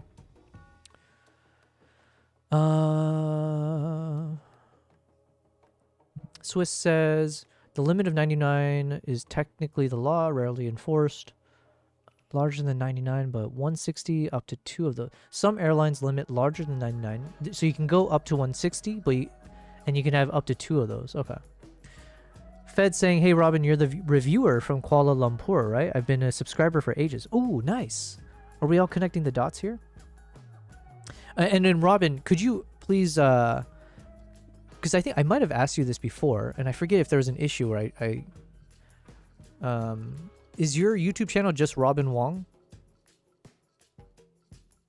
Not to say you're not just Robin Wong. Okay, nice. Oh yeah, this is you. Nice, nice. Yo, you're like a legit, we're talking like actual. What do I hit? Is it subscribe? Yo, Robin. Well, again, thank you very much for being here. I apologize I didn't do this sooner. I thought I tried earlier. We're doing the typical. Let me subscribe and turn on the alert bells and stuff. Wow, epic. Man, you're almost at 100,000 subscribers, so hopefully, not that I have much, I don't have a big following enough to get you to 100K, but, you know, talk about scale. Robin right now is now on his way to achieve 100,000 subscribers at 93.3K, whereas I am trying to reach 10,000 subscribers at like 9.2K subscribers, so we're talking magnitudes here. So legit YouTuber, shout out to Robin Wong. Thank you for being here. Low basis. When I first started, every single stream was a minimum 3 to 4 hours. Now if I stream an hour and a half, I'm like, that's enough. I use a Type-C to DC. Sorry guys, I'm slow on the catch up here. I use a Type-C to DC for my A10 mini. Let me look that up as well. Type-C to DC. You can also use the same adapter for a powered USB hub, or a small network switch, or similar DC12V. DC12V. Enguo is asking it, just wonder by what's your original nationality? You look like an Asian. Sorry, I added the N part there, but you said I am an Asian. Okay. I am also an Asian. They call us a banana, right, in the States, which I think is a better term than a Twinkie, because I think Twinkie apparently has other connotations. But I'm yellow on the outside, white on the inside. But my parents are originally from Korea, but I was born and raised in the States. Nguo, I'm assuming you're from Vietnam? Is that, whenever I say the GUO, I'm assuming that's Vietnamese. Swiss says, for power delivery, you can make it back into a DC barrel connector. So basically a USB-C power delivery works perfectly. Okay. Well, thank you guys for being so technically sound. This kind of information just never sticks in my brain.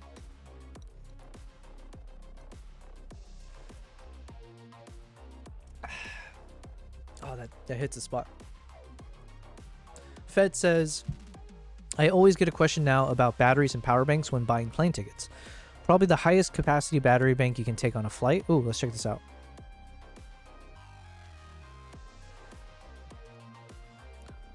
That is not what I wanted to check out.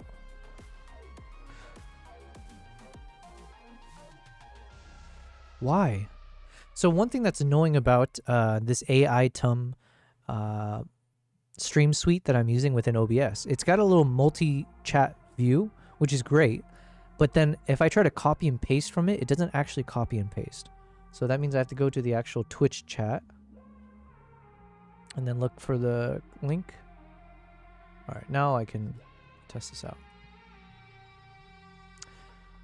Oh, this guy. I travel with someone who had this. The Anker Prime Power Bank 27,000 mAh, which I don't know what that stands for, but okay. Yes. Okay, so maybe this one should be what I get. Or 2 of them.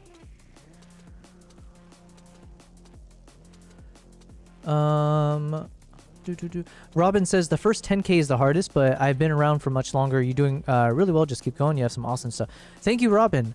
And Ngo is Vietnamese. Mind blown. Don't be blown. Don't blow your mind. I think the Guo gives it away. I have a buddy from Vietnam. His mom makes killer spring rolls. Oh man, Vietnamese food is maybe my top 3 now. So it goes Korean food, Japanese food, then Vietnamese food. After I did 2 trips to Vietnam recently. One was for an entire month, which I haven't gone on stream yet. That is one of the trips that I'll be able to show the behind the scenes, is like the entire month that I spent in Vietnam. So hopefully you guys, if you stick around, we'll go through that. And then I took a group of not Vietnamese, Nikon photographers with me to Vietnam for like a quick 4-day trip. I love Vietnam. If I could move there, I would happily do so. Robin, by the way, thank you very much for what you said.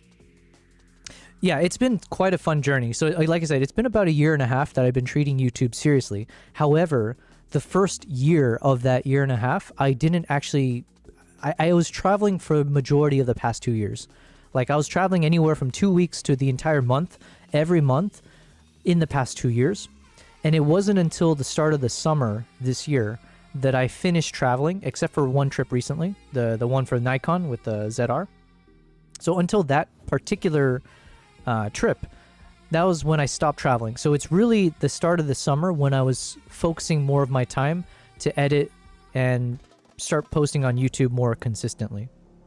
So my YouTube, while I've been fortunate to get it monetized soon or early, because there's like a circumstance that helped me out to reach those numbers, but I can't rely on that in terms of like, oh, it was just more like a big YouTuber's following ended up watching my channel and then it got me to be monetized.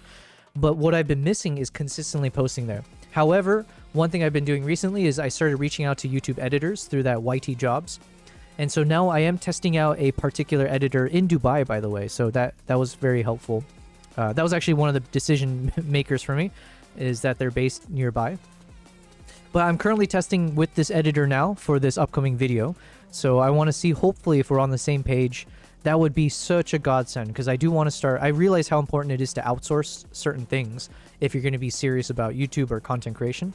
So I do hope that I can outsource some of the editing to make videos more quickly, do more talking head kind of videos, treat livestream more seriously as well. And yeah, my hope is once we hit that 10,000 mark, which I'm hoping to do by the end of the year, by the way. If I hit 10,000, I'm hoping there's going to be somewhat of a catalyst or like an inflection point where maybe in the average viewer's mind, I don't think YouTube treats you differently, but in an average viewer's mind, if they see this person has 10,000, that extra digit maybe convinces people to treat you more professionally. I don't know. We'll see. Milliamp power. 1000 milliamp power is 1 amp. Okay, so you need 1,000 milliamp hertz or whatever to make 1 amp. Look at what the watt hour is, though. I believe those are 288 watt hours. Oh, so I wouldn't be able to travel with it? Where do I read that? It's 140 watt. So what's the difference between when they say watt versus watt hour? Oh, here it is here. Please know that this power bank is 99.54 watt hour, which meets the requirements of the TSA less than 100 watt hour.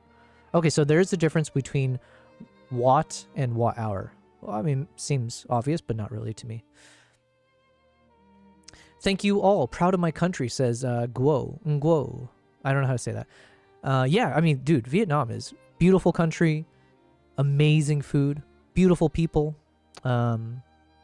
landscape. I need to go back for you guys have some particular monkey that I wanted to photograph. Vietnamese monkey. Yeah, this guy. Yo, I need to photograph this one. What is it called again? Wait, is it this one? Yeah, I think it's this one.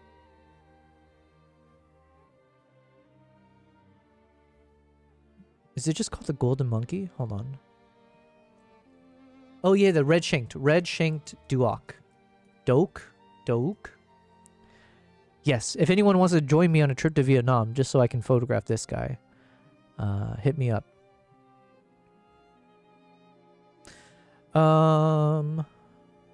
Fed says the Norwegian travel YouTuber Harold Balder has some great videos from Vietnam. He lived with a rural family out away from the cities. Nice, nice. You might get that through security, but maybe not. The problem is you really don't want to do a DC to AC back to DC. DC to AC. Okay, can you help me understand? Oh yeah, I was supposed to look that up. What is a DC to AC? Oh, is this an AC when you have like the 3 plugs, like on the universal adapters? What is an AC?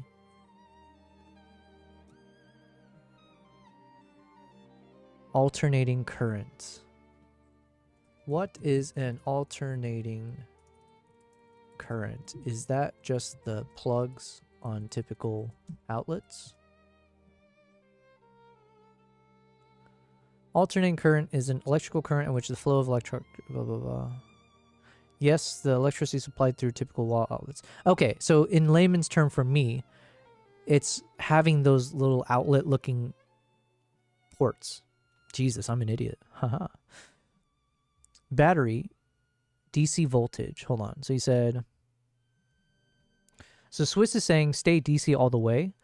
Battery, which uses DC voltage using USB PD, power delivery, then convert to barrel plug, will power 99% of devices. Oh my god, my brain. I need it to power my brain. So should I just plug that into my ear or my nose? Seems like it would be more efficient to just smuggle a small amount of plutonium in your pocket. I don't want anything like that near my crotch. Just saying. Watt equals power. The strength of a current. Watt hour equals energy. The capacity of energy stored. Dude, I'm like, this is like a proper learning stream. I feel like I'm learning more here than I should have learned in my physics class. Watts is the combination of amps and times volts equals watts. Amps times volts. What if you just installed USB charging ports on yourself? Exactly, right? Or like, you know, when your hair gets staticky from a balloon or whatever. We did just have a full-on conversation in Discord about the Matrix. How using the human body is horribly inefficient. Oh yeah, I did see some fan theory about that.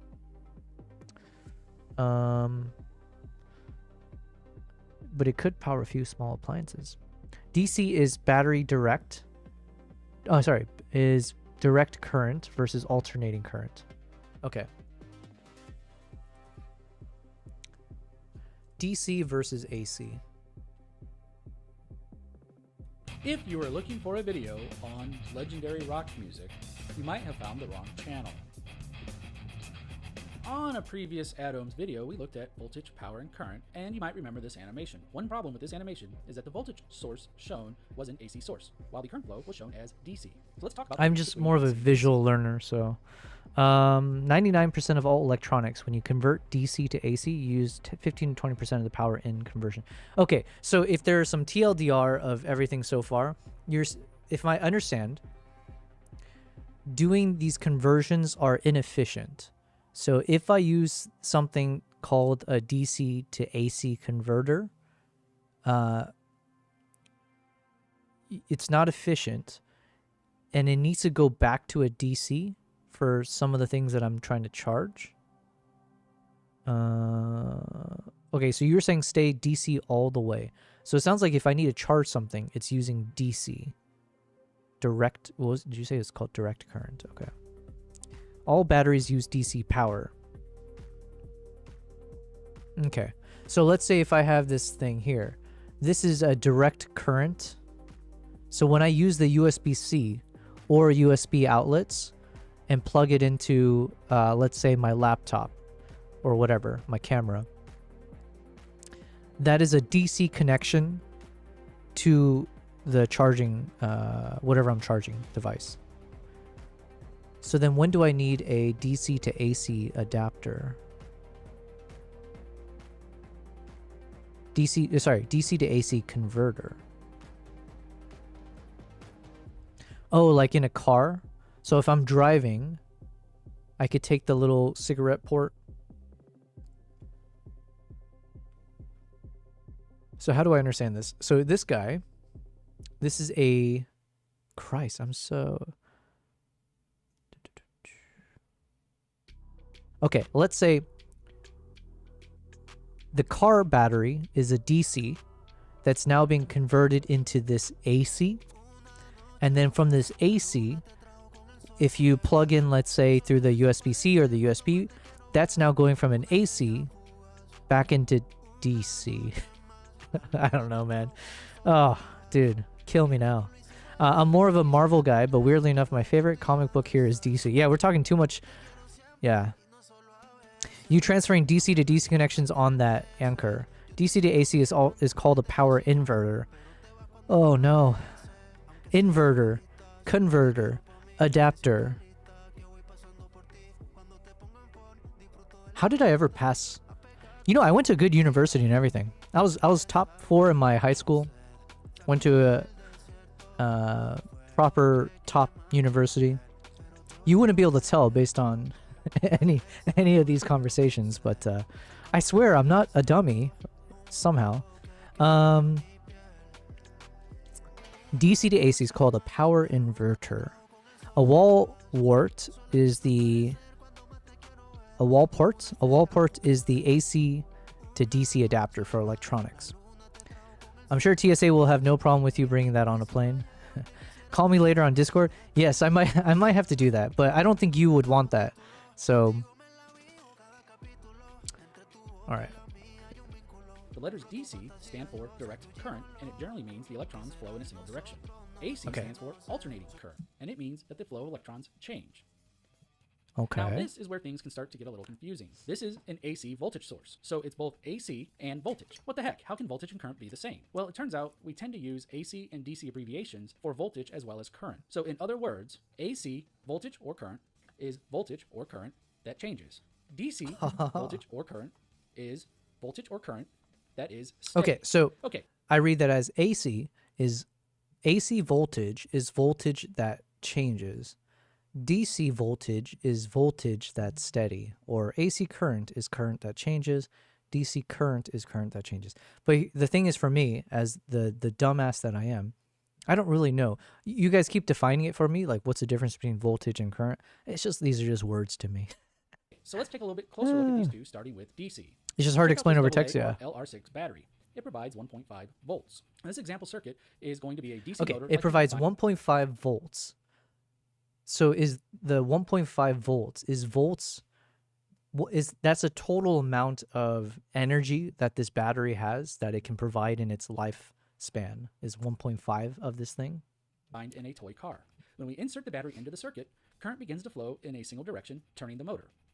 If we drew a graph where the vertical axis is voltage and the horizontal axis is time, You got we can see that 1.5 the voltage at this voltage. point stays constant. Now, since this is a battery, eventually it's going to run out of energy, and its output voltage will drop. So we know that Oh, okay, so it puts out 1.5 voltage per time unit. So okay, I see. So when it says 1.5 voltage, it's saying that's the power of this battery when it's turned on, where it should be supplying this fan with, or it's outputting 1.5 voltage. Okay, I think these limited texts we can write here makes it hard to try. Listen, I admire your guys' attempt at educating me, and don't stop. I appreciate it. It is helping me. I need to start an explainer stream. Yeah, direct current in the name, says BD. Yes, DC, AC. That much I understand at this point. I'm just trying to understand the word voltage and what does that mean. DC voltage, the electrons move in a direct continuous. Okay. the voltage will change over time, but the polarity will stay the same. So what is polarity? Well, polarity defines the positive direction. And for a battery, the positive voltage is created from the positive terminal. So what would happen if we turn this battery around? Well, that reverses the polarity, which means the current will flow in the opposite direction as before, causing our motor to spin in the opposite direction. Really? Okay, so let's move on to AC. And in this case, we're going to use a light bulb and a North American AC socket because, well... Wait, is that actually true? Why in my mind? I thought, like, you know, because when you put the battery in and it says, hey, you got to put the plus, minus, whatever. I'm assuming if you put it the other way, it just doesn't power on. But I guess that's because it's expecting the right thing. Okay, never mind. Because here I was thinking, like, oh, would it just not turn on? Which means saying the it current would. will flow in the opposite direction as before, causing our motor to spin in the opposite direction. Idiots. Okay, so let's move on to AC. And in this case, we're going to use a light bulb and a North American AC socket because, well, I live in North That's America. an AC socket. Okay. Notice how the circuit behaves when we turn the switch on. Let's break down what we're seeing by using the voltage graph again. Notice how the current is flowing in one direction, and as voltage increases, the light bulb gets brighter. Once the voltage reaches its peak, current flow stays the same, but the voltage begins to drop, and the light bulb gets dimmer. Once we reach 0 volts, the voltage's polarity changes, causing current to flow in the opposite direction. And again, as the voltage gets closer to its peak, the bulb gets brighter and then dims back down. Okay, we need to define a couple of things. First is, the change from start to finish is called a cycle. The rate at which the cycle repeats is frequency. Now, frequency is measured using the unit hertz, which means cycles per second. Different parts of the world use different frequencies. God, I'm so glad I'm out of school. I would fail these classes. The cycle repeats itself at least 50 times. Believe it or not, incandescent bulbs are actually flashing over 50 times per second. Now, it turns out that this rate. So this is where we get the concept of flicker. Flicker. There we go. See, we're learning a little bit as we go. Hold on, let's put this back on. I just know I preferred when Bon Scott sang in AC/DC. Nice, nice. AC voltage has the benefit of being able to be transmitted over a long range easily, and thus became the standard for houses. The issue when there's no limit to comment, and this really did happen in normal YouTube comment, my friend Mati got a comment with over 5,000 word count. Oh, Robin, is your friend Mati Hapoji? Is that how you say the last name? If so, that's crazy, because, oh, that's the only Mati I've seen on YouTube. And that guy, obviously, we talk about him a bit, but his stuff is amazing. Imagine if that happens in live chat. Oof, yeah. Direct current works better for small electronics. Okay. Yeah, they have to have a limit. Okay, you know what? We've gone too far down this random topic here. Thank you, guys. So the key takeaways. Vietnam to see the red-shanked douk. Because why wouldn't you want to see these guys? Look how amazing they look. There's, you know, monkeys are some of the coolest. They're some of the coolest monkeys out there. Golden monkey in China is one I want to see. So I saw these guys in Uganda, but I want to see the ones that look like Wookiees, which are these guys. Monkeys in Nigeria. No. Ethiopia. I think these are baboons. The gelada monkeys. So I want to go see geladas. Again, I have to wait until the civil unrest dies down, apparently. Apparently it's not too safe to travel to parts of Ethiopia just yet. But I would love to photograph these guys. And then I think monkeys in Nigeria.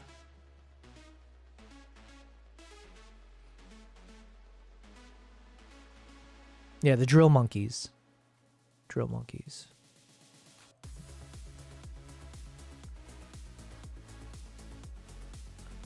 Yeah, some crazy animals out there. Different Mati. My friend is Mati Sulanto. I know of Mati as well. I'm subscribed to his channel. He's from Finland. Ooh. Well, let's tangentially show some support then. Mati Sulanto.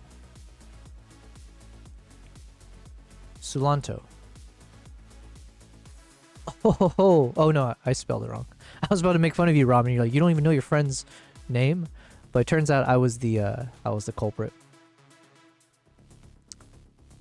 Okay, so this one is maybe something I should look at for like my travel portable battery. DC 12 voltage. Okay, these things are just going to confuse me to no end, so let me just get rid of those. Car power inverter. Okay, that's already confusing me, but I got you. So you plug this into the car, and then you can turn it into typical charging stuff. Okay. All right, so takeaways, 100 watt hours is what is the maximum on most flights, although there could be an increase to 160, but you got to double check. You should be able to take 2 of them. Can you take more than 2 100 watt hour portable batteries on an international flight?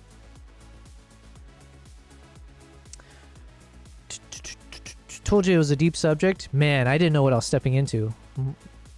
I last saw his review of Fuji medium format. Nice. You cannot take more than 2 100 watt hour portable batteries. Okay. It must be lithium ion with a rating not exceeding 100 watts hours. Okay. Fair enough.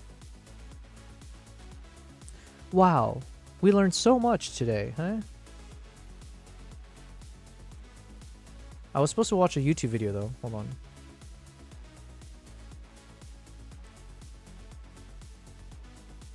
Pro colorist. Nope.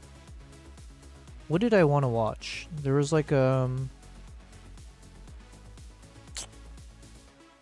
thought I had bookmarked it.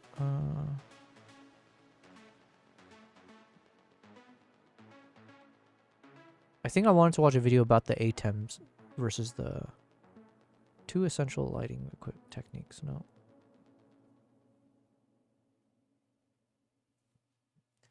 ATEM Mini Extreme ISO G2.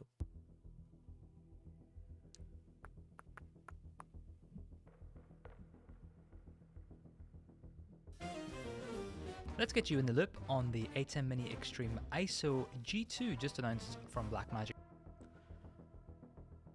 Unlimited 100 watt hours, no more than 2 per person, or the 160. Okay. Wait, can you take 2 160 watt hours with you? Oh, sorry, I misread what you said. You're saying, although Google said differently, but you're saying you can take as many 100 watt hour banks as you want. But if you're bringing a 161, you can only take 2 of those. And you travel with many of them. Okay, okay. All right, before I get started on this video, one thing as I just kind of go back to doing some productive stuff here. So what I wanted to show here is I have 2 versions. LUT test 1. So let's say this one has dehancer turned on.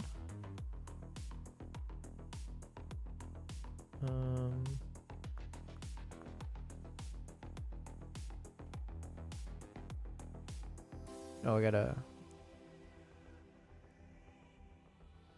Whoops. Oh my god. Can I undo that? Let's just delete these. Delete. Delete.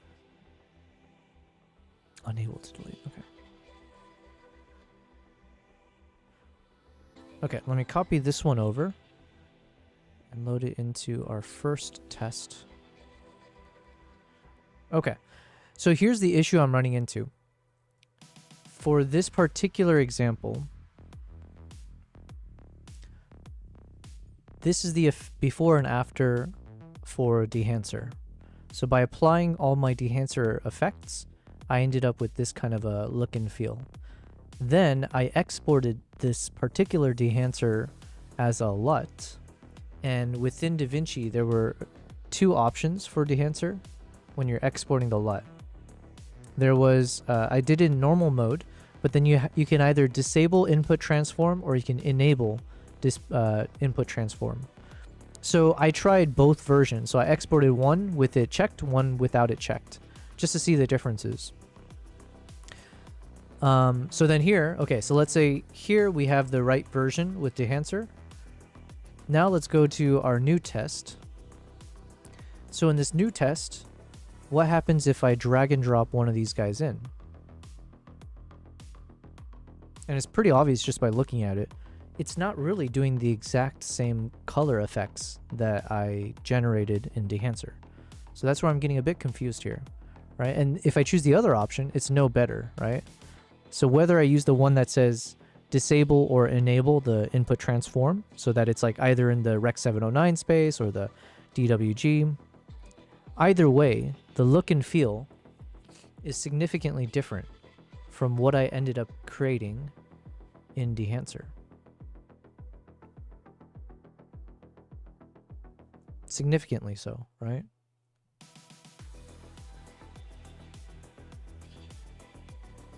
So I don't know what's causing that. So it's not as simple as what I thought it would be, because obviously I just wanted to export it, then people get the exact same effects that I created if they wanted to.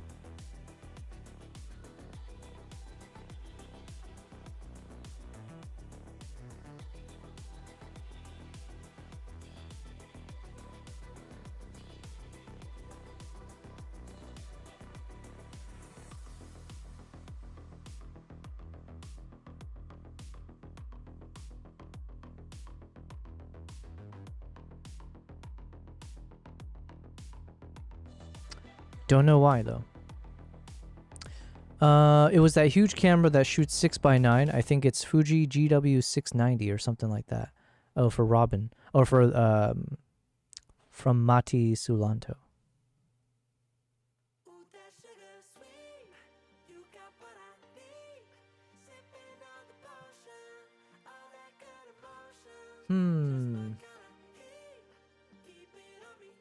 Oh, and then I guess the other option is I can load it into one of these nodes after Rec 709. So let me check that out next.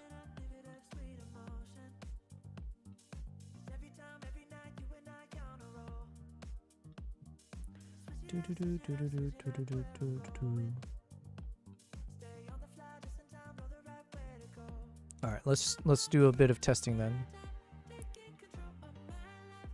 So here, let's say, what if I add it to a LUT node at the end? Okay, now this looks slightly more in line.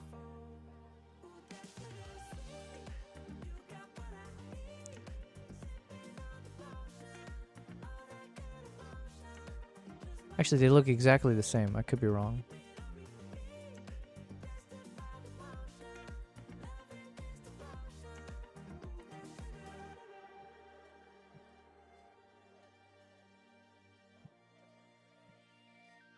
All right, let's see here.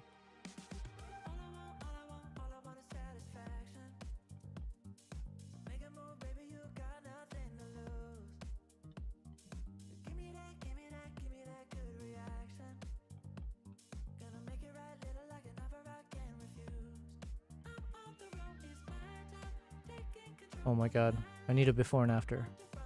Or I need a comparison, but... Yeah, I think, okay. For what it's worth, I think they look exactly the same, or close enough. Regardless, it's not the same look that I created with dehancer. So even if I put it after the Rec 709 conversion, I'm still getting a result that doesn't look like what I created myself, right? So for instance, if I go to this one, now it does look slightly closer, I guess, but you did see there was a shift there. So if I go, so this is the one using the new LUT that I created, and then here's the one I originally created.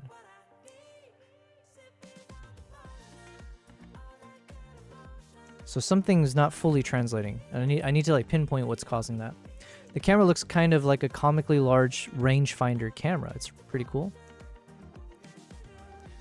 Man, that would be fun if you can get to be a big enough YouTuber that companies are like letting you borrow some of the wackiest, craziest looking gear.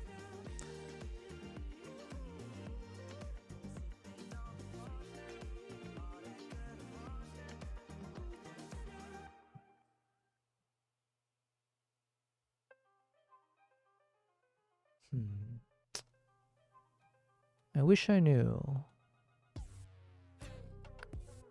Because obviously I want the exact same effects to be what I carry across.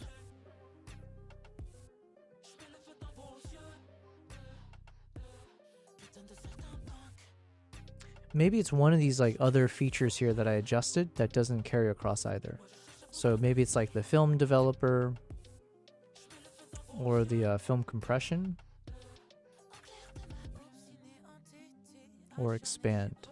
So maybe one of these guys doesn't actually carry across.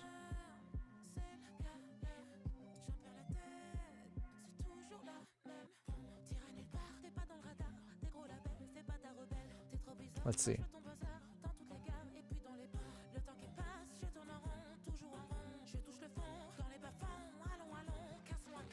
No, because none of these guys make that big of a difference in terms of look and feel when I enable or disable them.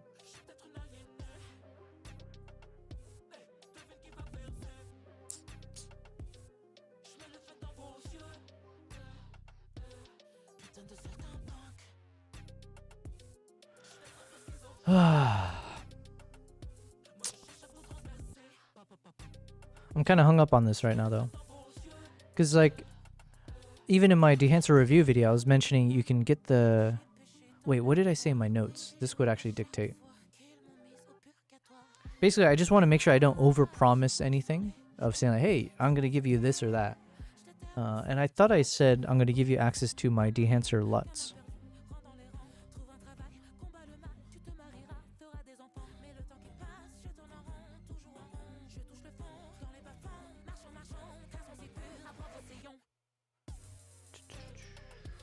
Dehancer script.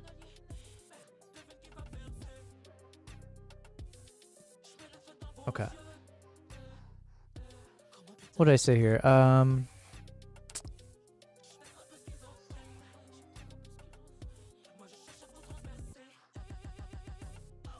Damn it. Yes, because I see here, I've shared a link in the description if you want to download my DaVinci PowerGrade template and dehancer LUTs for free.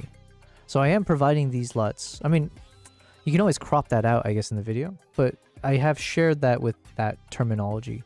So I do want to provide these LUTs, but if the end result looks nothing like what I created, then what's the point, you know?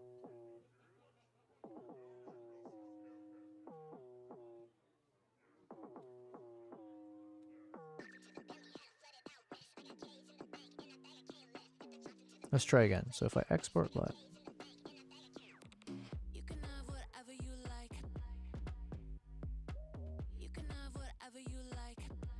the camera earned the nickname Texas Leica for its size. Okay, I need to Google this in a second then.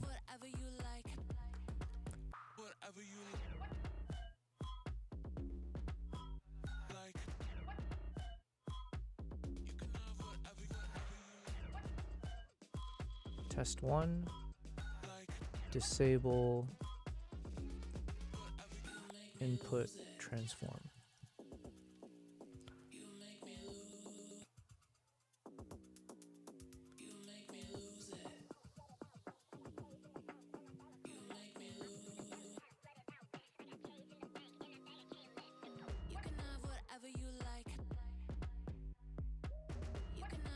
Test 2.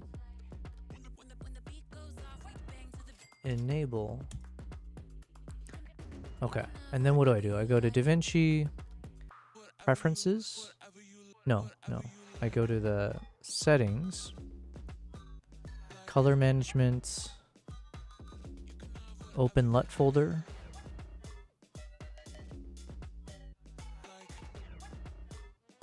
And then I need to drag in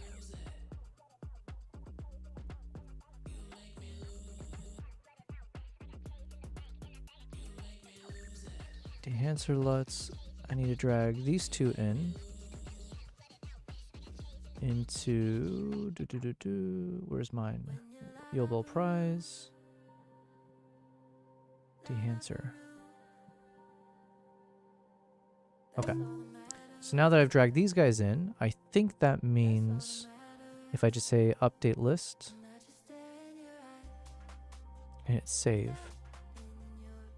Now if I go to LUTs, there you are. Okay, cool. So now let's test it again. So which one are we on?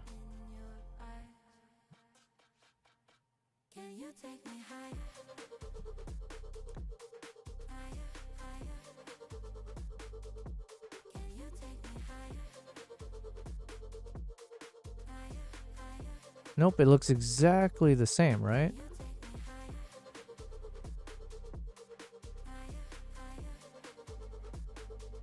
Yeah, it looks exactly the same prior to the Rec 709.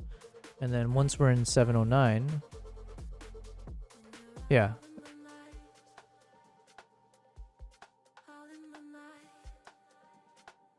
Now, it does look slightly better in the Rec 709 for both versions that I just created. But again, it doesn't solve my issue because it's not creating my version, or there's something off about it. But you know what? Maybe it's like it doesn't have to be perfect. It's just like, hey, these are free LUTs anyways, so it gets majority of the job done, let's say. But I personally just want to know why it ends up not looking exactly the same. Is it the color correction here? Hold on.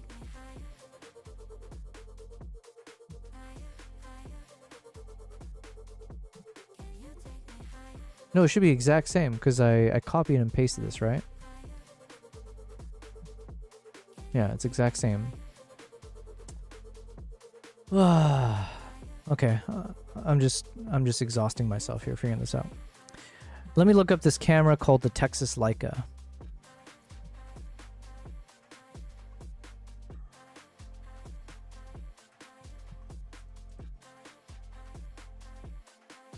It's a nickname for the large medium format Fujifilm GW690 series, which is also known as the Texas Leica.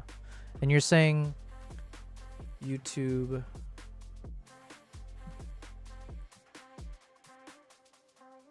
Mati Texas Leica.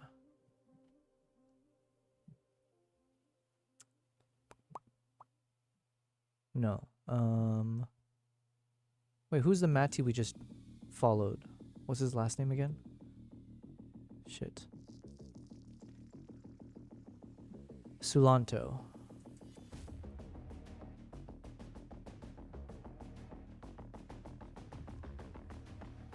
Texas Leica.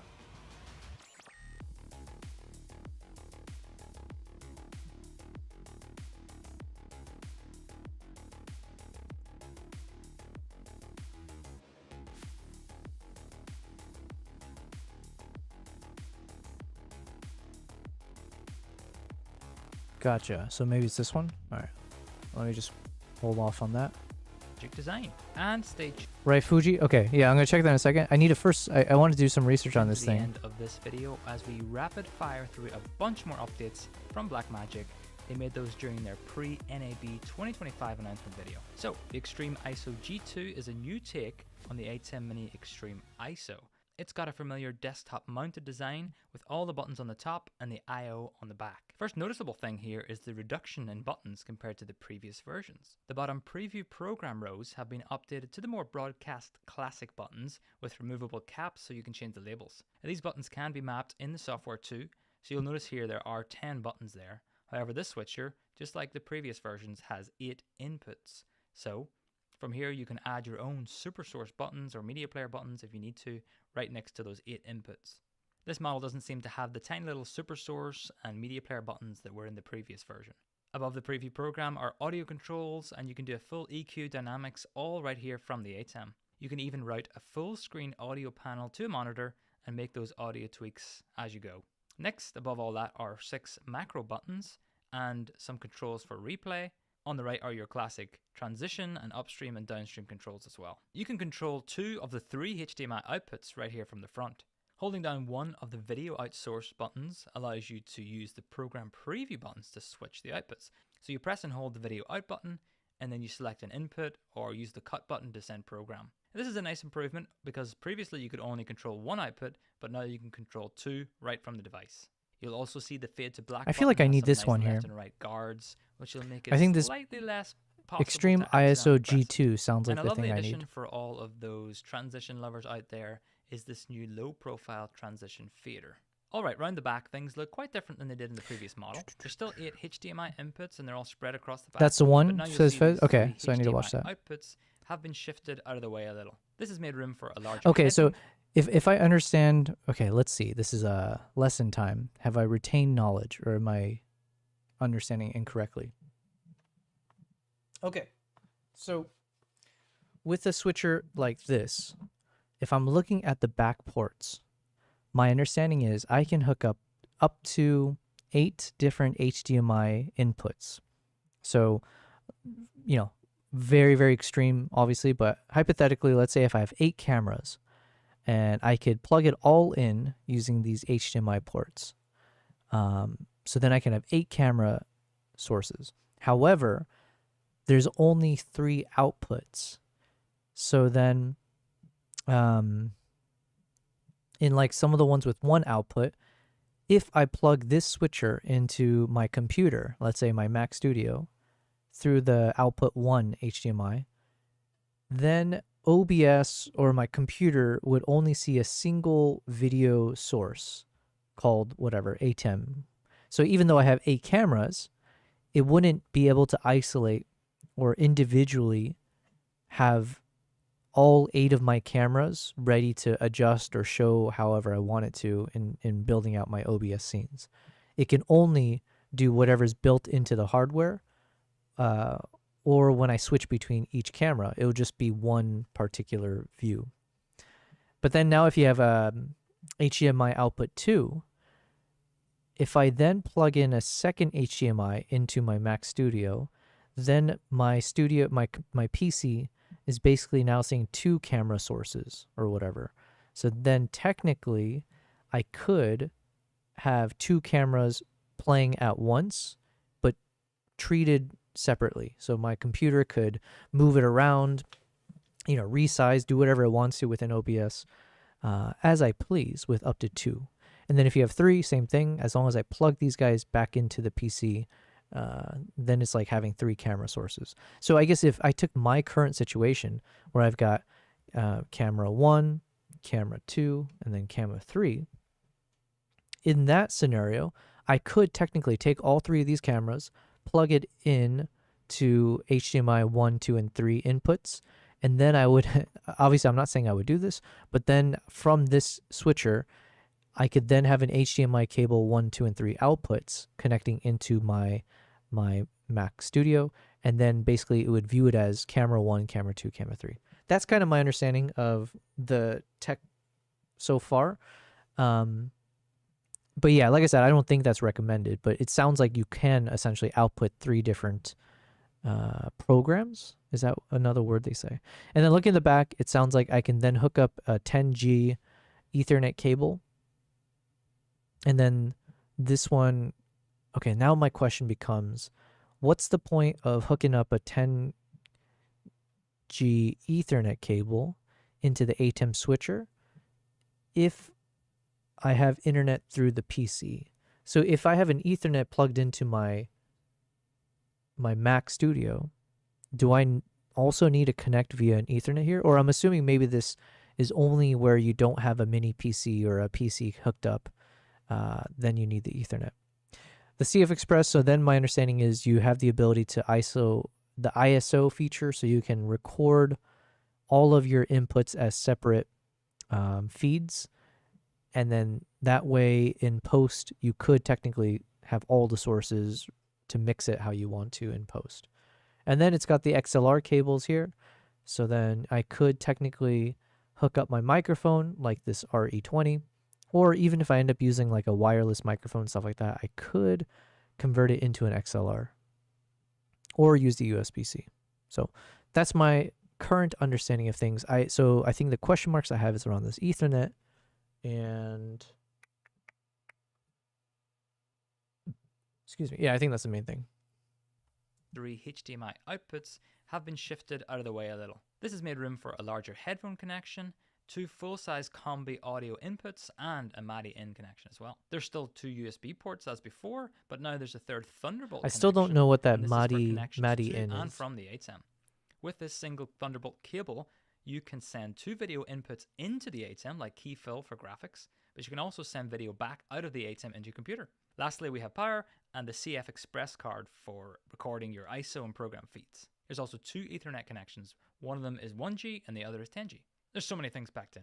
This new Extreme ISO G2 model should be available in June and expected to cost $1,995 US. The previous model was priced at $1,295, so it is a bit of a step up. But to be fair, they have managed to rework a lot of the limitations and also pack in even more features, so I think it's pretty fair for what you're getting. No word yet on an SDI version of this G2 model, but honestly, I wouldn't be surprised to see that come out at some point. It would make perfect sense. I have no idea though. More to come in this refresh switcher, so stay tuned for that. Okay, here's quick fire time for a bunch of other products announced and teased. Okay. New rack mountable video hub. I think that's the only one I kind of cared about. Oh, and then the other thing I wanted to look up was an ATEM Pelican setup. Mini ATEM case kits.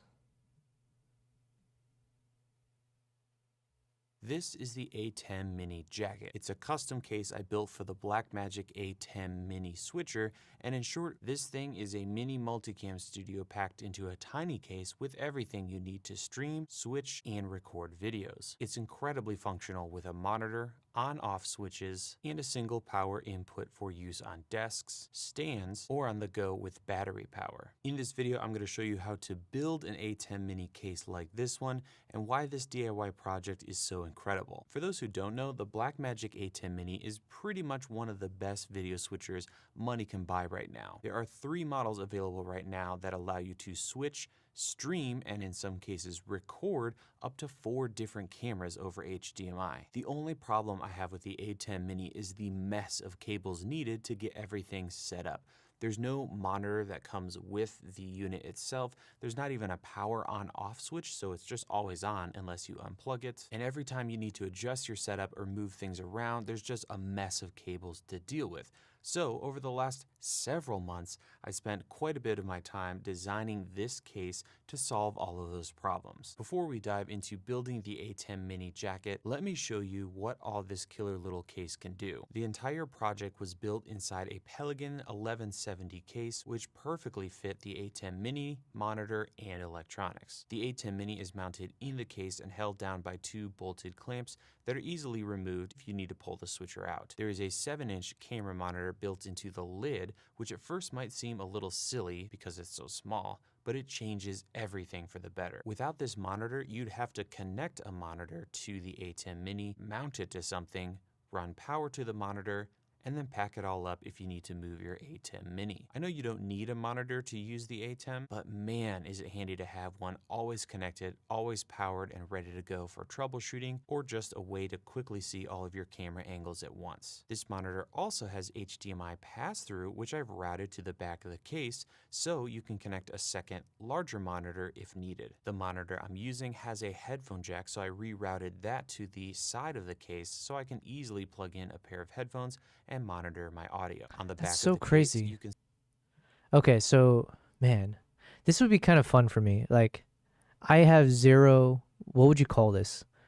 I mean, skills, but I have zero of handyman skill sets. But it would be fun if you had like a fun DIY project. It'd be fun if I could take a Pelican case, take one of these ATEMs, and learn how to like kind of drill in to, be able to pull some cables through, still protect everything on the inside. I don't know. see the cutout for the A10 Mini ports and a large gap. Because I'm assuming he's got a cutout here, but my hope would be that he's created this in such a way that the cutout is covered, right? So, but maybe not. Maybe this version doesn't. For airflow. There is also a single power jack on the back of the case that supplies power to everything inside. This means you could run the entire case off of one single power cable, or even a battery if you want to use this setup while on the go. There are 2 switches in front of the case that send power to your ATEM Mini and monitor separately. So if you just need to use your ATEM, you don't have to power on the monitor. There's also a cheese plate on the bottom of the case so I can thread on various accessories if I want to mount the case to a stand in the studio. And finally, I threw on a couple little rubber feet to raise the case a little bit. In practice, this case is so easy to use. You supply power, you turn it on, you connect your cameras and a computer if needed, and you're ready to stream or record or switch, and you're done. This project and all of the parts set me back $375 excluding the A10 Mini, but you could easily lower the cost by excluding a few features. Now let's get to building this case and putting everything together. Now before we move any further, definitely check the link in the description. I've put together a huge build guide over on my blog and everything is laid out there. All of the tools, all of the parts, every little nitty gritty, instruction to build this. So this video is going to be more of an overview.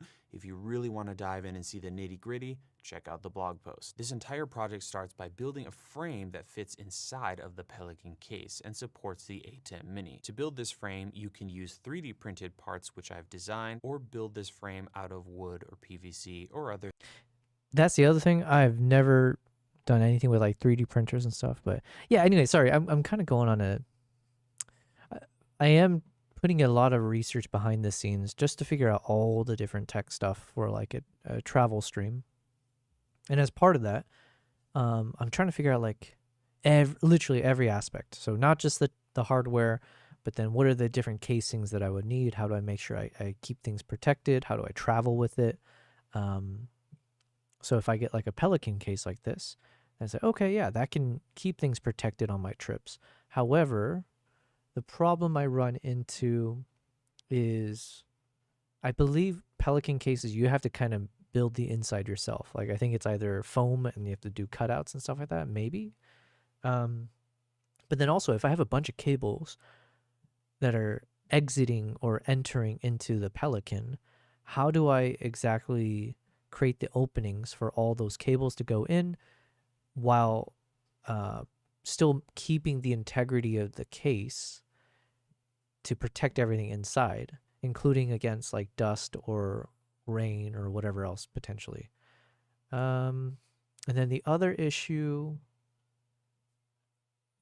which should be solvable, is more like, okay, well, if I have a bunch of cables coming out of this thing, what happens if this case falls, or if the cable is attached to something and that thing falls and it yanks on the cable? So I believe there are these different concepts that will allow wherever that stress point is to not be on the actual input, where, you know, it will unplug the cable or whatever else. So anyways, there's all these like little things and I'm like, oh my God, I don't know the first thing about it. So Thin material. In the build guide, I have a template for the top plate that you can print out and use as a cutting guide. From here on out, I'll be covering the 3D printed parts, but with a little elbow grease, you can definitely make something like this without a 3D printer. Or I'm sure you could use some kind of 3D printing service like Shapeways to get the parts. The next step is to prep the 3D printed parts. To connect all these parts together, we will be using M4 bolts. But first we need to add threads to a few of the parts. To do this, I've designed the parts to have holes for brass inserts. Using a soldering iron, you can heat up the inserts and push them into the parts. Once they cool, these are rock solid and ready to be put together. Here's a diagram showing all of the parts and the parts that need inserts. Full diagrams and links to the brass inserts and other parts can be found in the build guide. Next, using M4 bolts, we can connect all of the parts together and do a test fit. This frame should sit nicely into the case, and the top plate should rest on the supports that are built into the sides of the Pelican case. Before we cut out the back of the case, we need to install the corner supports. I just used hot glue, which was plenty strong, and after another test fit, I added even more hot glue to ensure the supports don't come loose. Now we can start working on the cutouts and drilling holes for the case. I would recommend starting with the back cutout, which you can see here is rather large. So using a drill bit that's larger than my saw blade, I was able to go ahead and start working on cutting this bad boy out. In the build guide, I have a link to a saw that worked really, really well for this. And in short, you're going to cut from the bottom of the case up to the upper lip, and then from the far left support to the far right support. Once you're done with that cutout, you can go ahead and do another test fit. Put your A10 Mini in there and make sure all the ports on the back here are easily accessible. From here, we can start drilling some holes for all kinds of different stuff. First, I drilled 2 holes on the front of the case for the switches.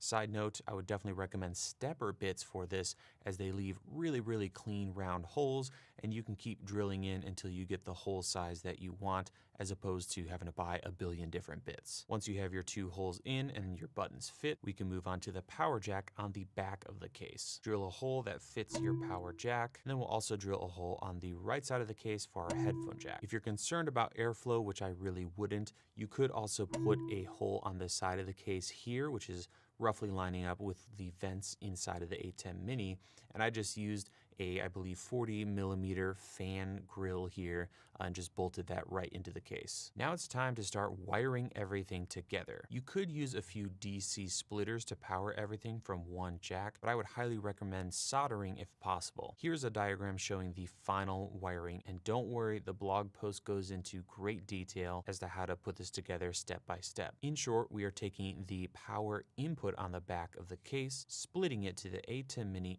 and the monitor, and adding switches for each. Again, check the guide for in-depth instructions. Next, we can mount the monitor to the top lid of the case. We will be drilling 4 holes in the lid of the case.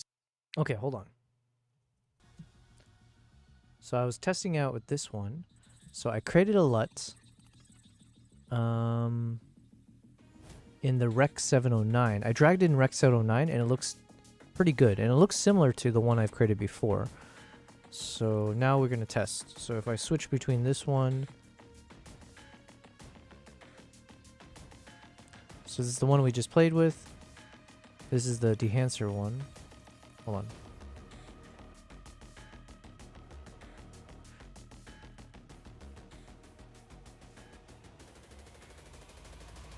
Let me just delete one of these versions.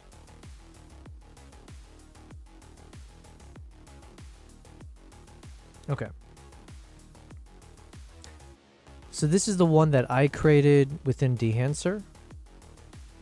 And then this is the one that is the LUT that I'm loading in a node outside of Rec 709.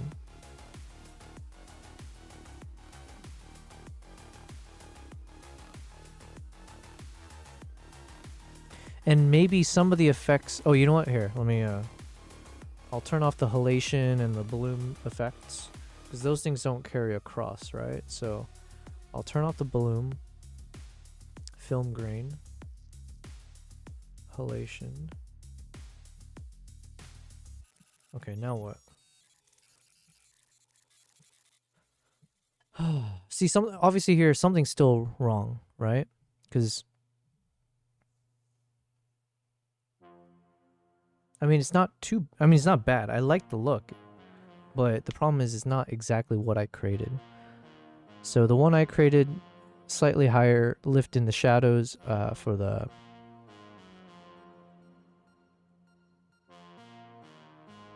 So my version had slightly more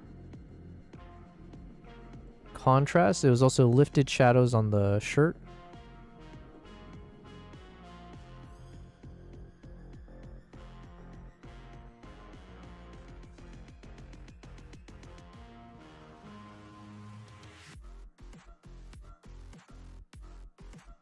But I couldn't tell you why. I don't know. I don't know.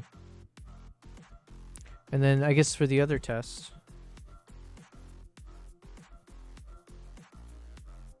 if I put it into DaVinci Wide Gamut, now it's like drastically different, right? So it looks like these LUTs are meant to be put in the Rec 709 space, because that's like completely off from what I created. Wait, hold on, sorry. Is this the right one? Yeah.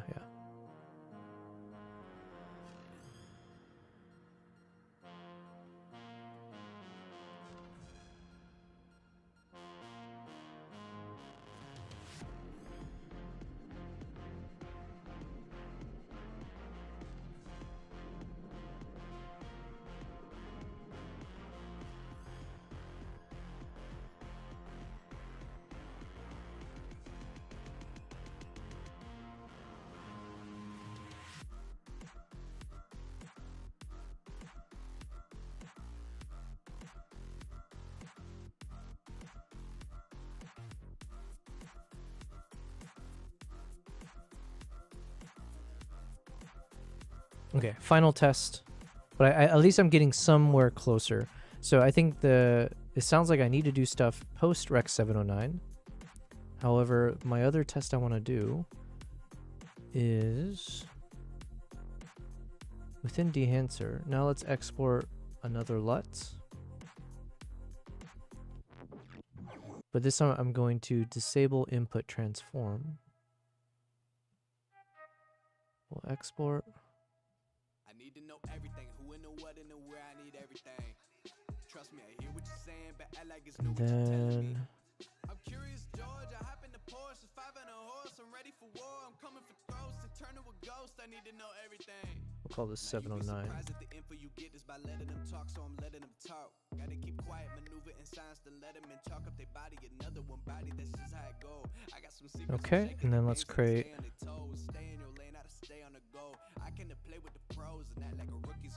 version 3. We'll call this test 2.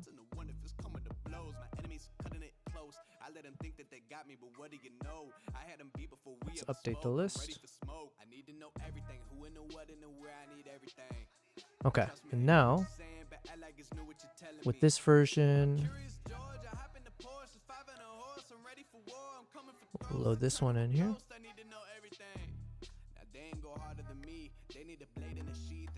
Here we go. So this is the comparison.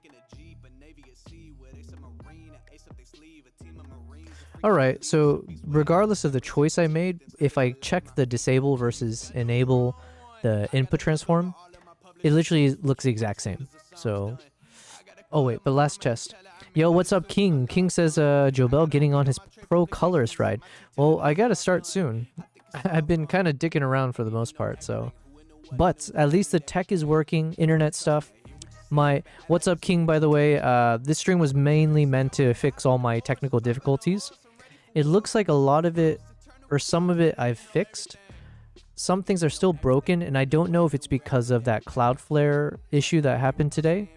Or, yeah, I'm not sure what. So, yeah. So some things have been fixed, some things have not. But it's good enough for me to stream, so I'm just kind of going through the motions here.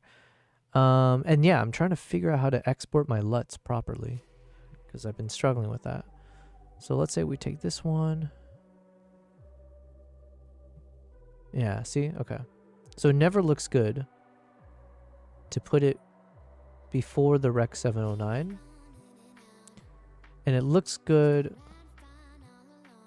Hold on. Oh, I'm an idiot. Hold on. This is the wrong one. So we go to test blank 2.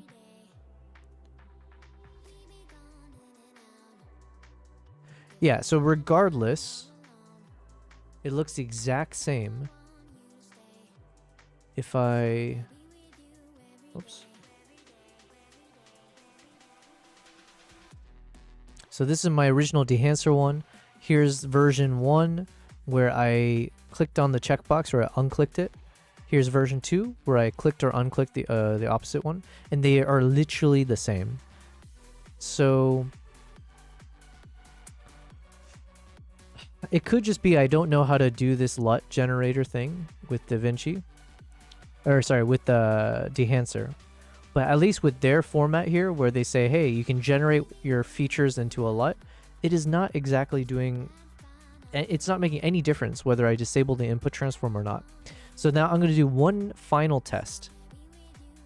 King says it's definitely the solar flares caused because your connection is good and gear is solid.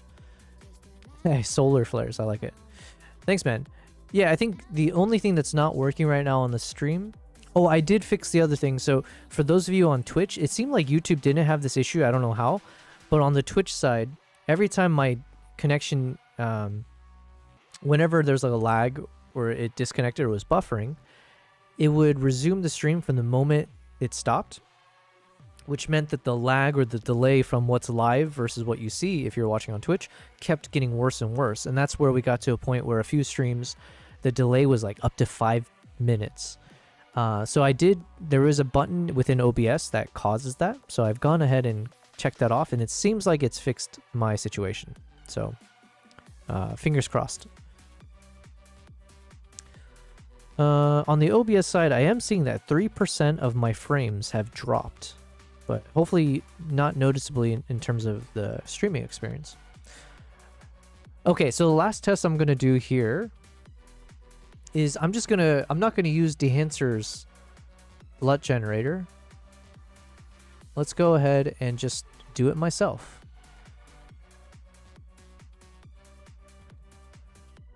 So how do I do it myself? Oh man, it's been a while. I believe all I need to do is I need to remove all the nodes except for the one I want to carry across, which is dehancer. So let me create a new version. We'll call this one for LUT export. So I think, oh my god, I hope so. Let's see if I delete all this. Yeah. We're gonna delete everything.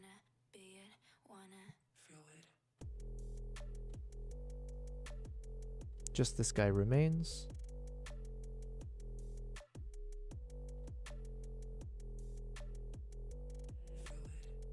And now, what do? Do I grab still? I think, right? Oh, dude, why am I don't know shit. I should know this. I made some LUTs before, right? My brain no good. How to create LUTs in DaVinci. Give me like a quick minute. Now to save a LUT, you're gonna go into your clips, display your timeline over here, right click the clip that you're editing, and you can select generate LUT. Now down here we have 4 options: 17-point LUT, 33, 65, and Panasonic LUT. I would advise you guys to maybe use 33 point. Okay. Wow, so simple. I just needed to right click. King says there's so much contradictory information on color grading on YouTube. It's definitely better to just trial and error. Well, that's all I do here. Okay. So let's go generate LUT. We'll do the 33 for a bit of consistency to test. And then here, let's just choose this one. We'll call this DWI native. Native. So I say native because I'm just using the native DaVinci exporting to create this LUT. Versus the other ones, I use dehancer's feature about generating a LUT. Now here, let's just update our list and save. So now if I go to my LUTs, we should find it somewhere here. And let's go ahead and let's load this one.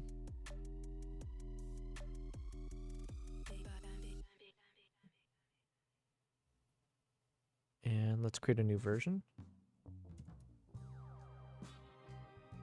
We'll call this test blank 3. Okay. We'll delete this one. And let's go find the one we just created. DWI native. Okay, so now if I drop this guy into my DWI color space, how does that look compared to the original?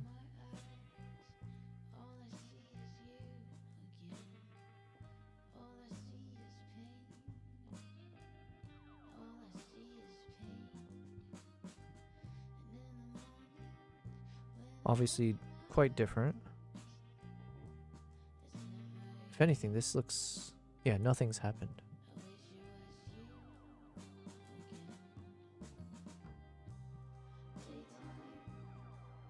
Interesting.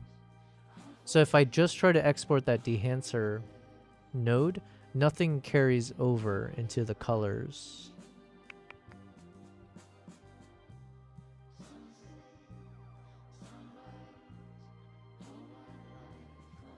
Yeah, so it looks exactly the same. Okay, what does that mean?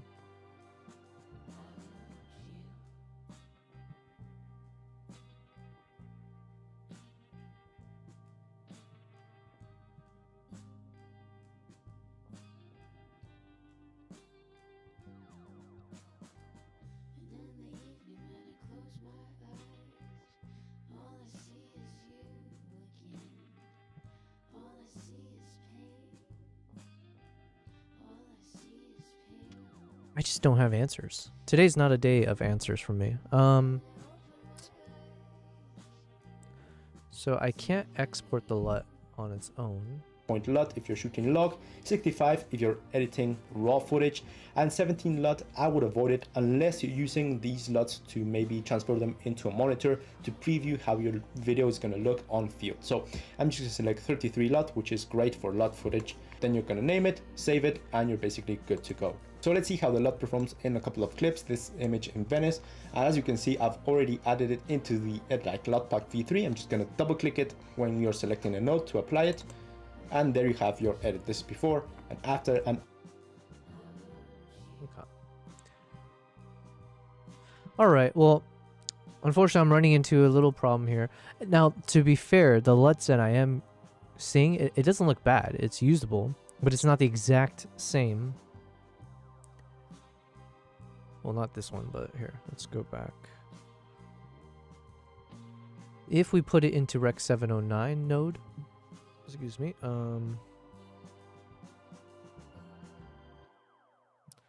then it looked fairly similar. Like it's almost in line. So if you compare this one to this one, it was just a little bit of the bright, like the shadows and stuff. So it's like, it's not bad, right? It's fairly close, but it's not as advertised. But to also, to be fair, I guess, I'm not trying to sell these. I'm just saying, hey, you can download it for free. So as far as like giving away free LUTs goes, you know, it's like, look, what are you going to do? Sue me?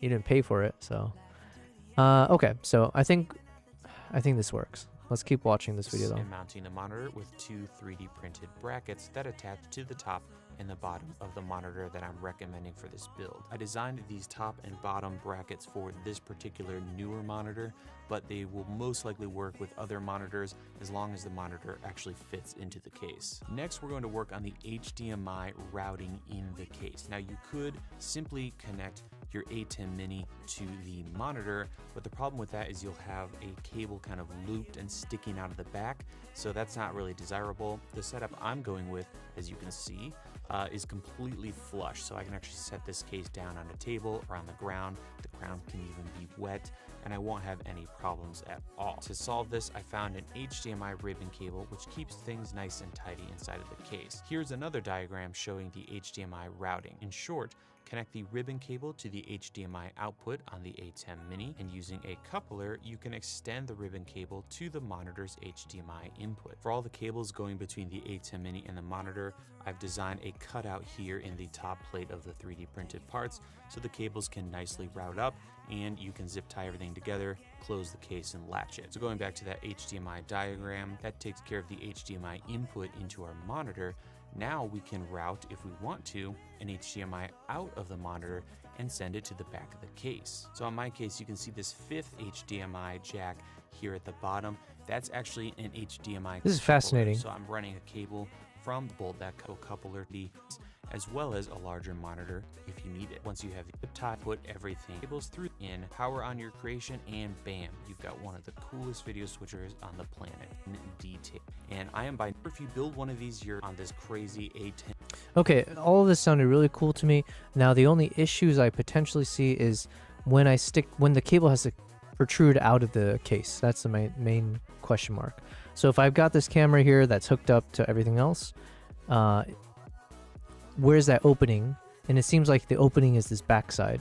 So then how do you protect this backside from anything, right? If I have a cable sticking out of this, then the whole inside of the case is technically exposed to the environment. Because if you're indoors, no issues. If I'm outdoors, then I have potential issues.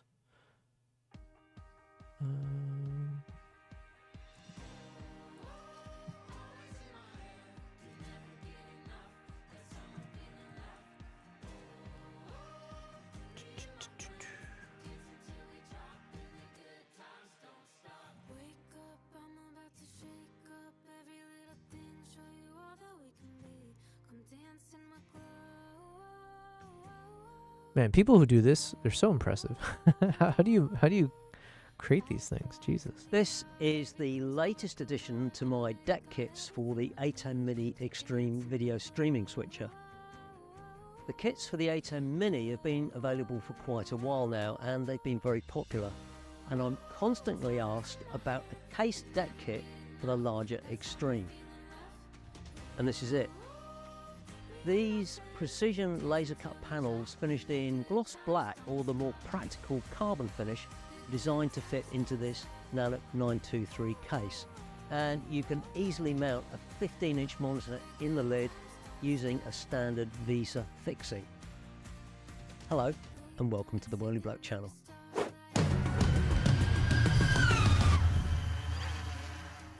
Now, just like the A10 Mini kits, I can supply these fully built and ready to go, or even with a custom spec.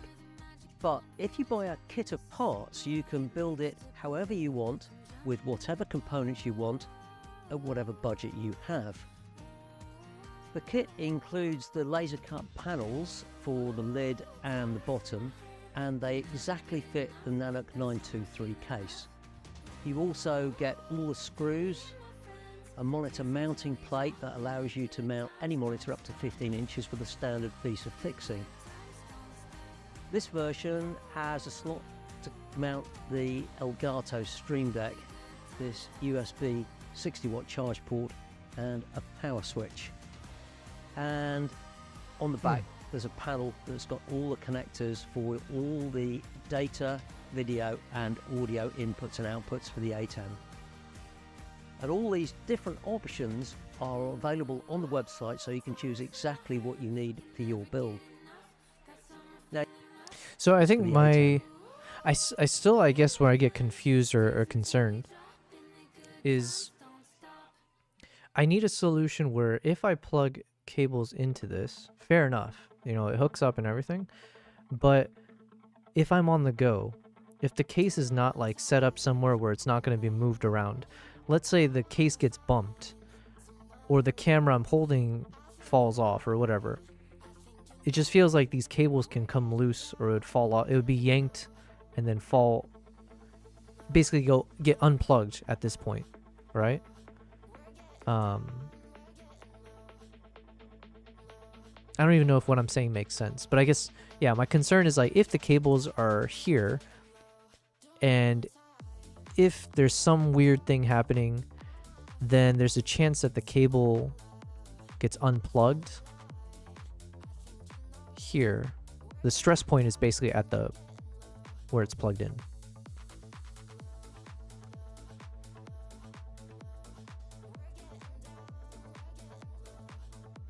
I'm just going down a rabbit hole today. Hold on. Pelican case, custom case switcher.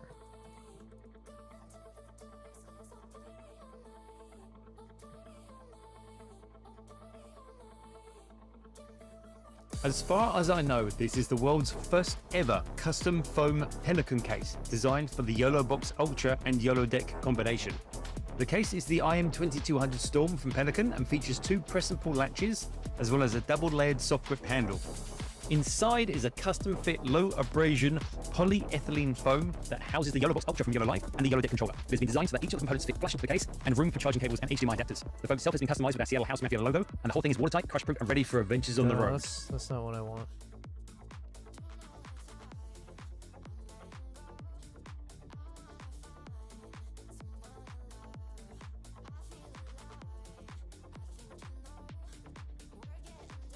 Pelican custom case live stream.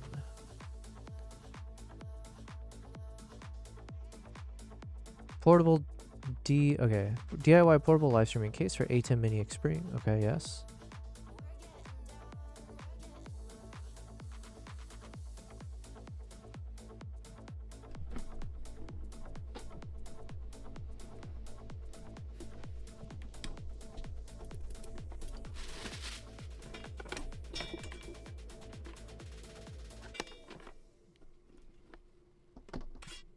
Man, I love YouTube. You can find almost anything on YouTube. Jesus. Alright, so I get it. So he's putting in the... Jesus, I don't know how to...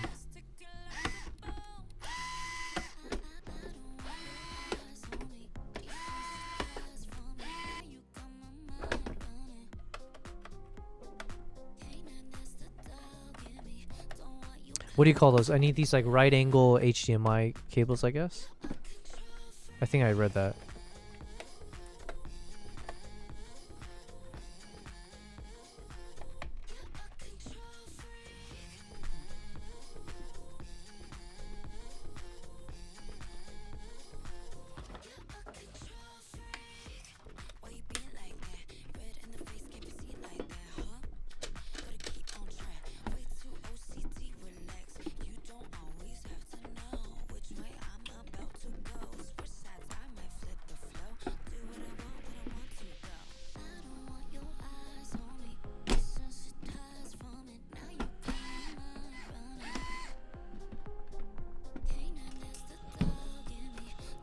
Oh, he messed up.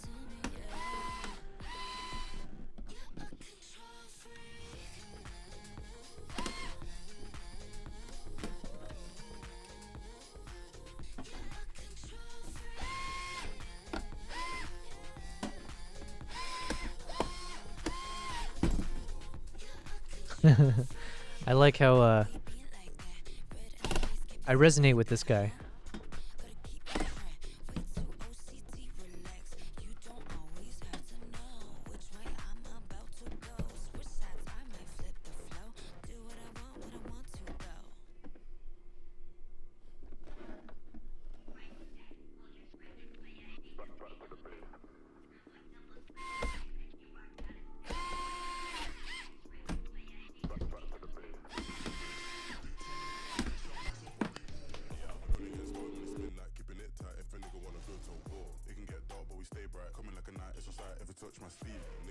Wait, what is he doing about the thing inside? Did I miss something? Yeah, how does he fix this little wiggly thing? Wait, he didn't fix it, he just left it there? Alright.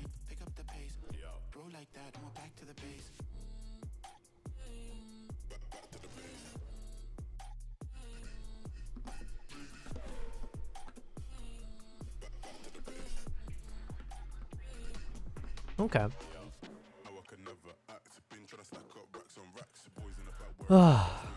That's interesting. All right, so check this out. This is an all-in-one HDMI. Okay, so this is the brand that one of you guys in the chat had mentioned to me, the OSEE.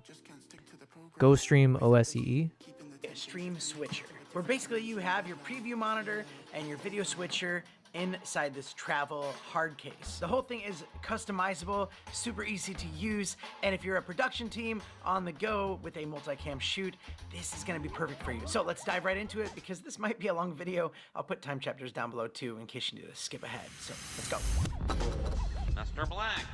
By the way, welcome to the channel. My name's Danny Black. I love to share with you cool gear that comes my way, and if you're new here, don't be a stranger.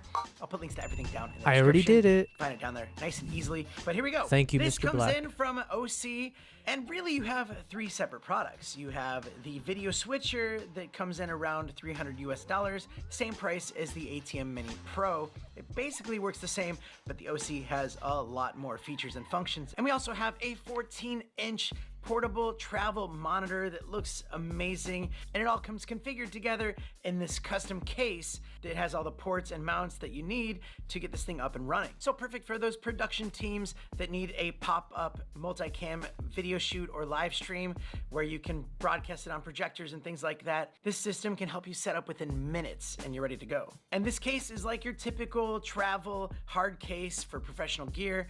It locks at the front, and if you look at the bottom, you have quarter threads and 3/8 threads for mounting to a tripod if you don't have a table handy. There's also mounts on the side so that you can mount any devices that you need to. Like think if you want the person running the show to have a camera to be talking to as well, like you can mount a camera on the side. And on the back you have an IEC PowerPoint, or on the other side there is a DC in. Ooh, but also we learned that word today. That is DC, by the way, stands for direct current, if you didn't know. You're welcome. right here, And AC stands for alternate current. Wait, I'm pausing because wait, is it alternating current? No, alternate current. 5-volt DC out in case you need to charge other devices or cameras. There's also an Ethernet out so you can plug it directly into the network and you can stream straight from this box. Then you have a USB-C out to go to your computer and use it as a video source. And below that you have another USB-C which you can bring in other devices.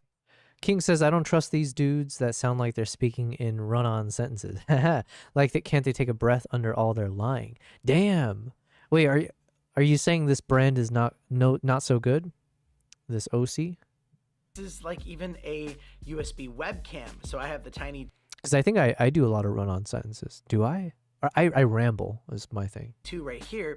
I could plug it in that and use it as a source, which is a really awesome feature. Over here, you have an HDMI output. Okay, so King, I guess the thing that I'm struggling with, or not struggling with, I got super excited at the fact that this guy is saying, hey, look, well, one, this video is exactly what I'm looking for information on, how to have switching and audio and all the things necessary for live streaming inside of a sturdy case. And it sounds like these guys have already, it's like a pre-built custom case. And then number 2, someone in the chat had mentioned OSEE or OC as a brand that I should consider. So while I personally, I mean, to be fair, I haven't heard of many of these things and I'm not the I'm not the person to trust on this. But yeah, we had the word of one person saying OSEE, I should look into it. Although it seems like the consensus is that the ATEM is the trusted brand. And then Photo had suggested that Rodecaster Video S. And that one I'm keeping my eye on, because that Rodecaster Video S seems to do everything that I need it to do. I was just on it, but hold on. Yeah, let's just exit this one. The Rodecaster Video S seems like it actually has everything that I was looking at, because generally speaking, I don't think I'll have more than 3 inputs. So let's assume for now I'm safe to say I shouldn't have more than 3 cameras plugged in or whatever. Having a single output isn't the worst thing in the world. I can work around that. It's got the XLRs, so hopefully with sound quality it's good. And it connects to mini PCs or PCs through the USB-C. And supposedly this is supposed to be good for audio, and so it should do the video casting as well effectively. And I think I read somewhere when I Googled that it does the ISO recording as well. So if I needed to, in case the stream goes down, or yeah, so it's got the record to an external USB storage device, including isolated recording. So to me, this one actually right now is kind of taking the cake of, wait, could this single device do everything I need to in a very compact format? Versus if I don't, I think the ATEM, what was it? ATEM Mini Extreme ISO G2, which apparently came out recently or this year. That one could be more in line for like long term. Like it seems like it has everything I need in the most recent kind of up-to-date version.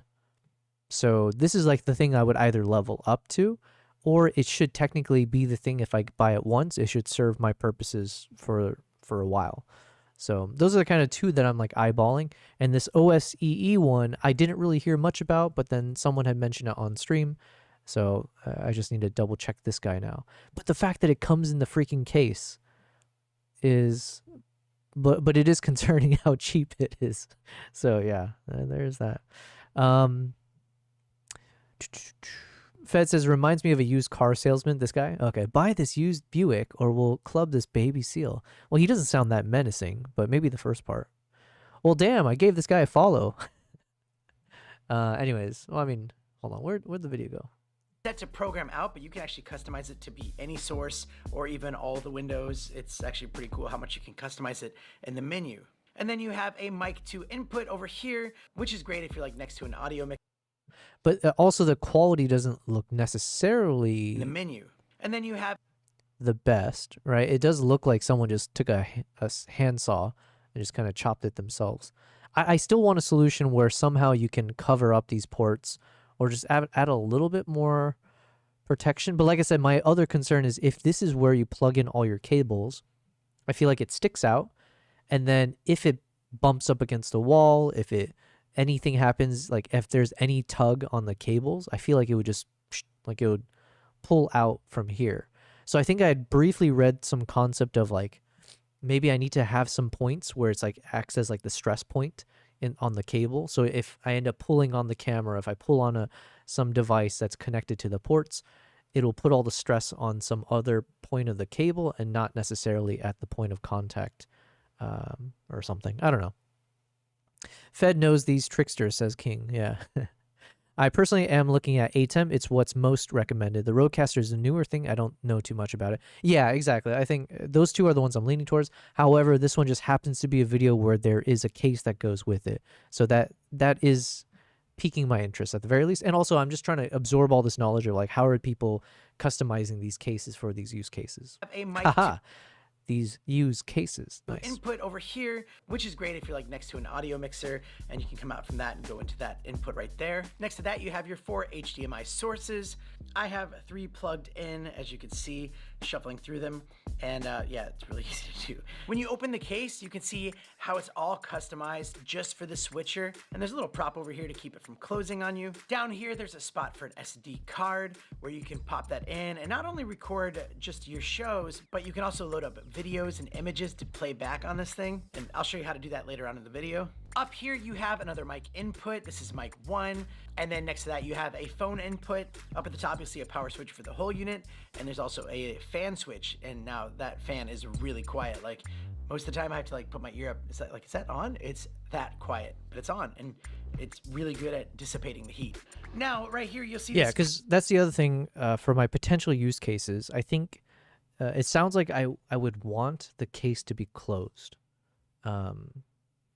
To just protect everything from the just from nature itself, right? Because like the kind of places that I travel to, there might be a lot of like it might be a lot of dust involved, wind, rain, hopefully not rain, but you just never know. Like, you know, I don't ideally I travel to places that are a bit more on the rugged side, so I don't necessarily want this thing propped open while I'm testing out streaming. So if I'm streaming, can I stream with this case actually closed, but still having enough space where the cables are sticking through? And so my initial thought was like, okay, if I take a Pelican, Pelican case, I thought maybe the way these I just don't have enough experience with this, but I thought maybe if I have one of these Pelican cases, and if you close it without latching it, maybe there's like some kind of rubber or foam on the edges. So even if a cable's sticking through, it won't like, you know, squeeze on the cable. It'll just kind of compress the sides through the foam. So it should offer some level of protection without being fully closed.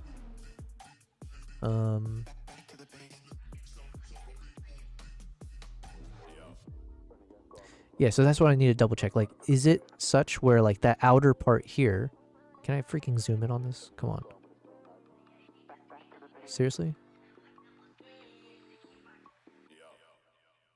Okay, fine. I'll try to open up another one. Pelican camera case.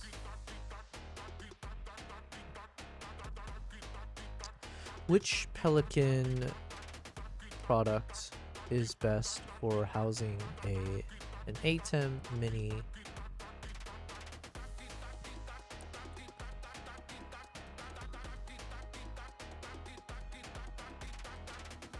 Pelican 1400 or Pelican 1170? A larger case, okay, there are no official. Okay, let's just look at the smaller one. Pelican 1170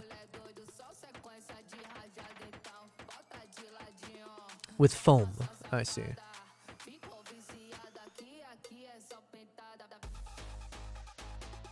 Okay, this is as much as I can zoom in, it looks like. Oh wait, no, hold on. There we go. Okay, forget the gun, but I was thinking like, okay, if I close the case, not fully, so I don't latch it, but is there some kind of foam outer perimeter such that it won't add stress to the cable sticking out, but it will kind of envelop it enough that you protect against dust and stuff? But by the looks of this, it doesn't necessarily seem like that would be the case. Like if a cable sticks out here, it might have some hard edge here, so then the top would end up squeezing the cable, which obviously I don't want that to happen.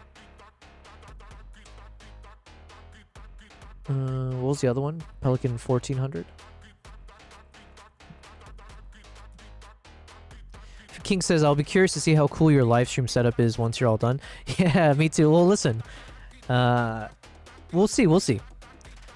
I got some fun ideas, but none of these ideas are cheap, and a lot of it does require that I do this level of research. Actually, levels of this type of research, so that it's done properly. But yes, King, just you wait. Next year, when I start traveling again, I do want to do some really cool streams.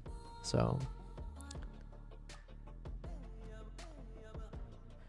and the way I think about it, nobody else is doing this research. There's no one else in my industry that's, I say my industry, or like just someone of my stature, or like the types of things that I do. You just don't see many of us doing live streams as a concept. So I'm already one step ahead of the curve. I'm trying to be 10 steps ahead, but I need to do all this research to figure it out. Because right now I'm trying to figure out, okay, so Pelican, if I close the lid,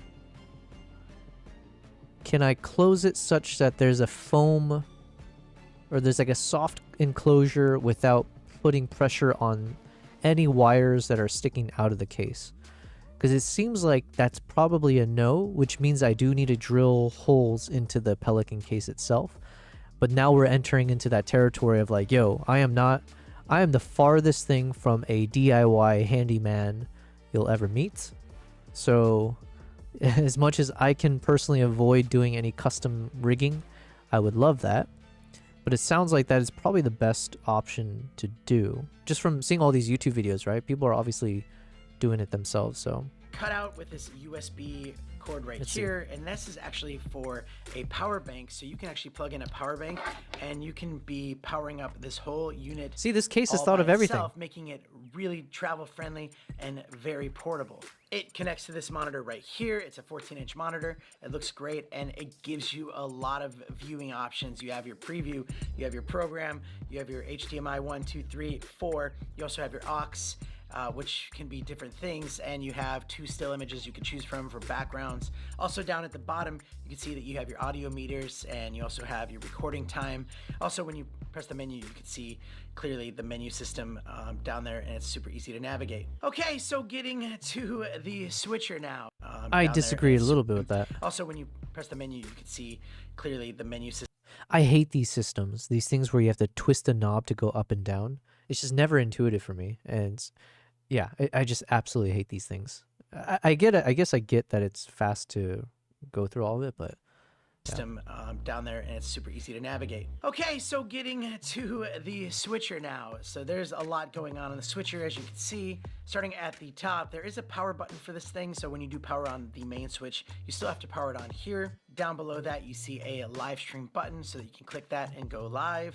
You have your 4 different buttons for your different HDMI sources down here, and not just the program out, you also have the preview out as well, so you can press that to preview your shot. Next to that, you have other sources like your auxiliary source and super source, which is really cool. And we'll get to that in a second too. You also have your still 1 and still 2, so if you want to bring those up, you can just that easily by pressing the button. Next to that, you have your different transitions. You have mix, where you have like a fade, and you have a dip for dipping to color. You also have a wipe with different transitions you can select. And then you have a preview button, which is cool because you can have it on the preview screen and see what it's going to do. And then you can make that go live after you turn the preview off.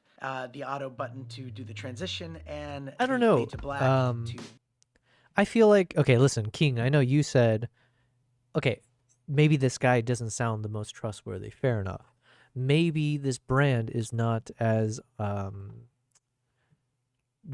trusted by professionals, perhaps. But at face value, watching this video, it seems like the switcher is fairly intuitive. It seems robust enough in terms of like, okay, you got like 4 different HDMI inputs. I'm following so far with how he's saying you could see a preview versus like the actual output in the program view. It seems like the case is designed in a way to house everything necessary, like the power bank, the fan. The only thing that I kind of pushed back on was, again, those cables that stick out from the back, but that's more of like a, I don't know. Yeah, so far it seems interesting, It's like, I guess the question for me is then how reliable is this OC technology? And I guess that's where, King, what you said makes sense, where it's like, hey, the ATEM seems to be the one that is the most durable. Like, sure, this thing could work in like a closed environment, but the moment you put it into like a real world environment, when you field test with the OC, who knows, maybe it overheats quickly, or if you keep it on for too long outside, or it, bumps around too much, then all of a sudden everything goes glitchy. If the cable just gets pulled out or yanked out one too many times, it glitches. Yeah, so all that, I guess I don't know. Fade to black. And then there's also a T-bar, which feels nice. It feels great, and it's really easy to use, and you can slow it down as much as you want. I love how you can just go up and down as well. Okay, looking up at the other side, you have your audio mix over here, where you have your mic 1, mic 2, your 4 different HDMI input sounds, your auxiliary sound, your program out levels, and you can press on those, and you can turn them on and use that control dial right here to adjust those, or you can set it on AFV. And what AFV means, it means audio follows video. So if you have like an HDMI source that has audio and you have it on AFV, that means when you cut to that, it will actually pick up the sound like you hear it doing right there. All right, so next to that, you have this like macro set of buttons here.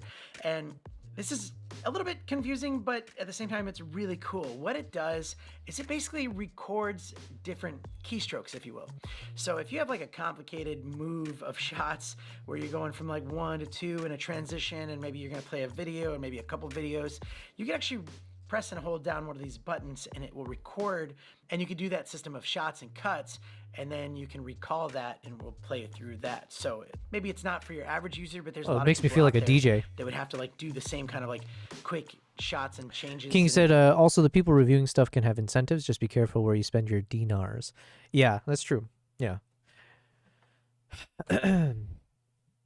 Yeah, I think, listen, the other thing is things cost the way they do because for reasons, but usually good reasons, right? So if this thing ends up being like a fraction of the cost of an ATEM, there's probably good reasons for that.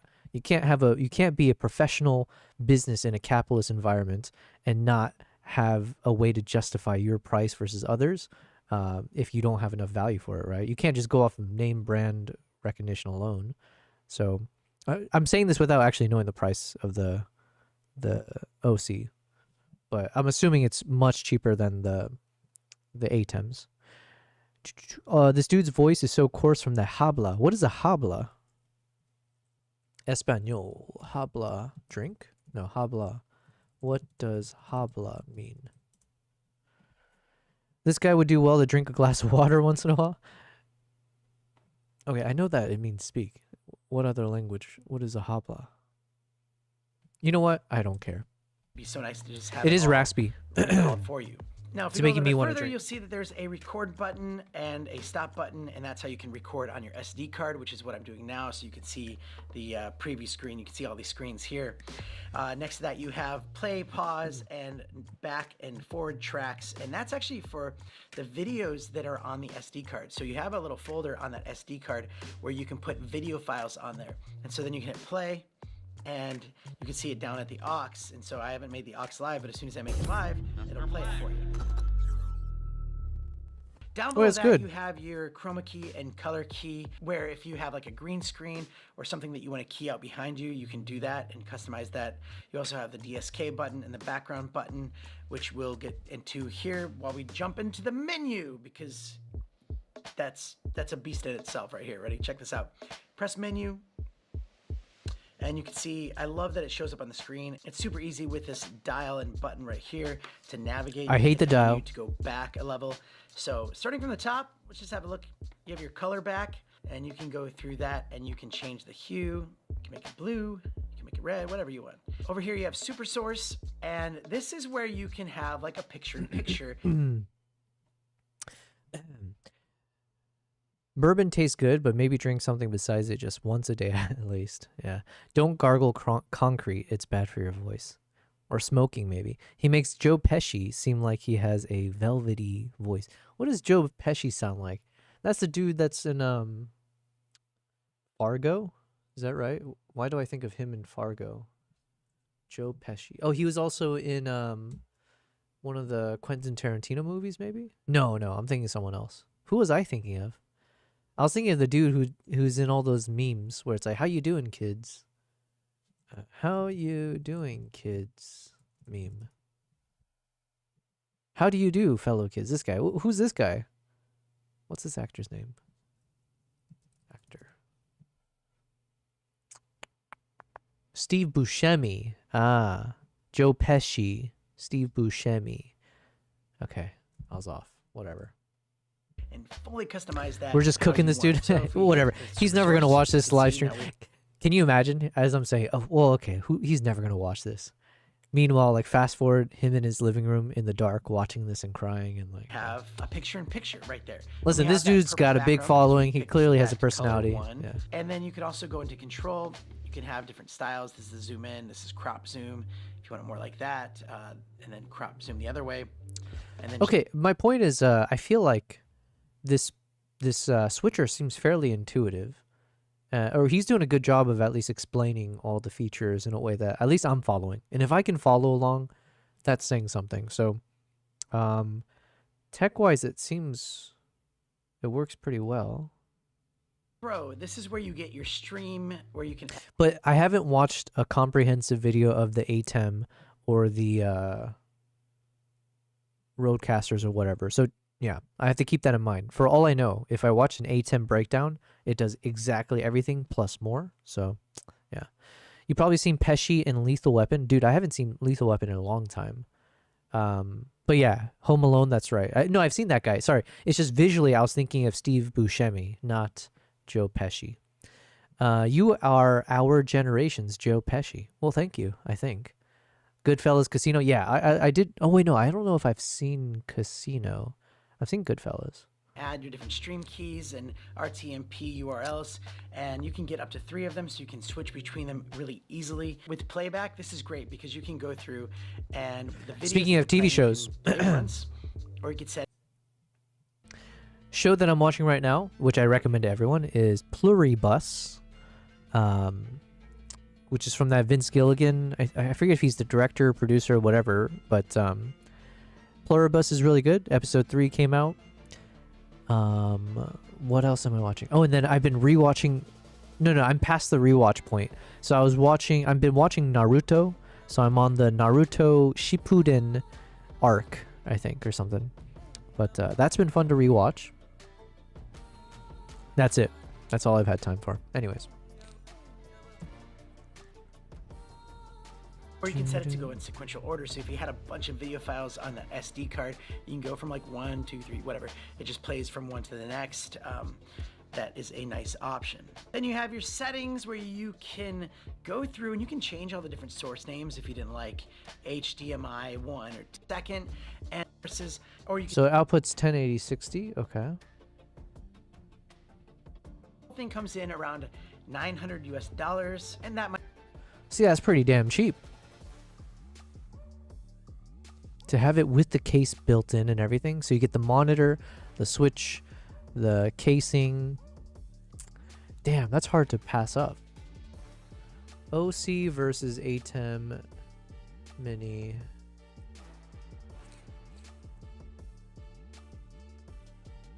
Two weeks ago, OC versus ATEM Mini.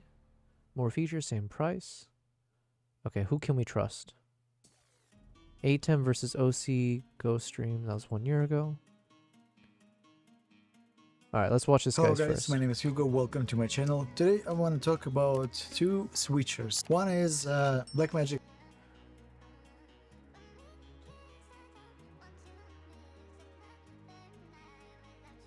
Okay, but to King's point, I have to keep in mind if this is paid by GoSee.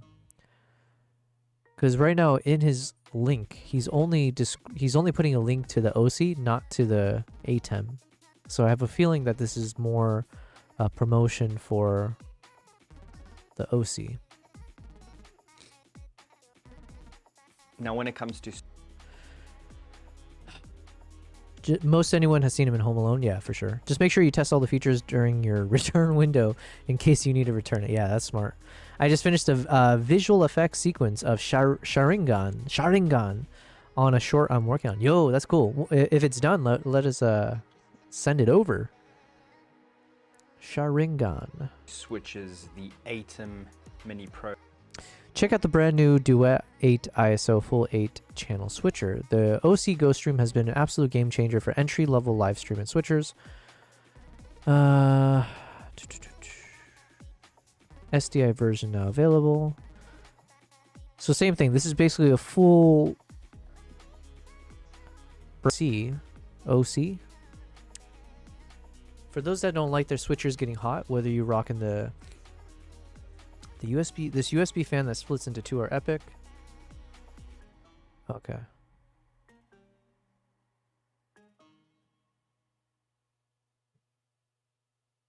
Now, okay. I freaking forget who it was in the chat, but there was someone in our community who did say, who recommended the GoSee, right? OC? OC. So whoever recommended it, I have a feeling it's someone that I also view as a reliable source. So yeah, I don't know if it makes sense to necessarily shit on the OC too much. It seems like it's more like an up-and-coming brand.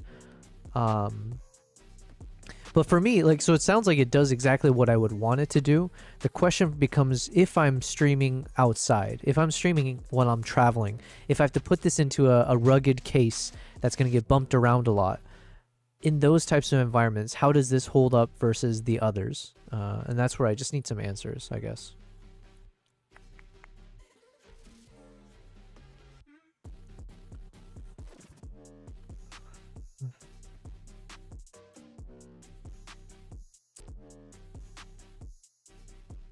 This is a question for ChatGPT as well. Okay, I need you to do a lot, I mean extensive research online, and I want you to come back to me with a breakdown of the OC GoStream kits. So like the latest one that they have. Let's imagine like they're ones that do ISO and the audio and visual switching and all that kind of stuff. How does that OC GoStream compare to an ATEM, like an ATEM Mini Pro, for example, versus how does it compare to a Rodecaster Video S? So I just want you to look at all three of those brands, see what is the most comparable product that has similar features between the Rodecaster, the ATEM, and the GoStream. And if you can tell me what is the one that's the best quality. And when I say quality, we're looking at everything from the functionalities, of course, but then also the durability, which ones can withstand the most rugged conditions and all that. King says, I'm not a streamer, but if I had to stream outside, I'm streaming from my phone. So here's the rundown. Nice. The OC GoStream kit is great if you want something portable with a built-in monitor and the ability to stream to multiple platforms on the go. The ATEM Mini Pro is more of a studio workhorse, really strong on video switching and recording. And the Rodecaster Video S is kind of your all-rounder if you need top-notch audio controls and a lot of customizable scenes. In terms of durability, all are pretty solid, but the ATEM Mini Pro is known to handle rugged conditions quite well. So it really depends on what you need most, but that should give you a good comparison. But are any of them known for like dying on you quickly and stuff? Well, generally speaking, all three are pretty reliable brands, and none of them have a reputation for conking out quickly. The ATEM Mini Pro has a pretty solid reputation for longevity in a studio setting, and the Rodecaster gear is known for being quite robust, especially on the audio side. GoStream kit is newer, but it's not really known for failing fast either. So you should be good on that front. Well, in a scenario where, let's say if I'm traveling with it, you know, where you could be outdoors in dusty environments, things like that, which one would you, if your life depended on it, which one would you trust? Well, if we're talking life or death, durability, and dusty outdoor conditions, I probably lean towards the ATEM Mini Pro. It's got a bit of a reputation for being a sturdy little workhorse that can handle a variety of environments. The Rodecaster Video S is also quite solid, but the ATEM is kind of known for being that reliable piece of gear that take a bit of a beating. So if I had to pick one in a tough spot, I'd probably trust the ATEM. What about this Rodecaster Video S? Because I think it came out fairly recently, and I'm trying to see if I can get a quick understanding of, could this actually do everything that an ATEM Mini ISO can do?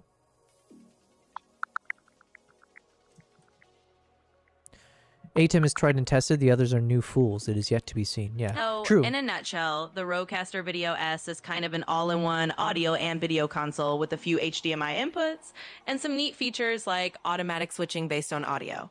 Meanwhile, the ATEM Mini Extreme ISO is more of a heavyweight video switcher with a lot more HDMI inputs, multi-view, and robust recording capabilities. So if you're looking for something that leans more toward integrated audio-video production, the Rodecaster Video, this is a good fit. If you need more advanced live video switching, the ATEM's your go-to. Let's say for my use case, we're only going to need about 3, maybe 4 inputs, HDMI inputs. Let's say in my situation, we just want maybe 2 to 3 cameras hooked up. Okay, and we're okay with at least just having one output potentially. And I just need to make sure audio is being captured properly from the cameras themselves or from external sources. And then having the ability to remote switch between the different views would obviously be important. Which brand then is the one you would go for? All right, given that setup, I'd say you're in a really nice sweet spot where any of these can handle 3 to 4 inputs just fine. But if I had to pick one based on that scenario, you just need a few cameras, one output, reliable audio, I probably lean towards the A10 Mini Pro. It's kind of a tried and true piece of gear for that level of multicam streaming. It'll give you solid remote switching, good audio handling, and it's just super reliable for that kind of straightforward setup. A10 Mini Pro would probably be my pick. And is the A10 Mini Pro ISO, that one isn't too much of an overkill, would you say? So like, because I think when I was looking at the A10 Mini Pro ISO Extreme or the Extreme G2, they seem super impressive, but they're very expensive. And it's more for like if you needed multiple, like maybe 6 to 8 HDMI inputs or more outputs. If I don't need those things, then is it kind of overkill?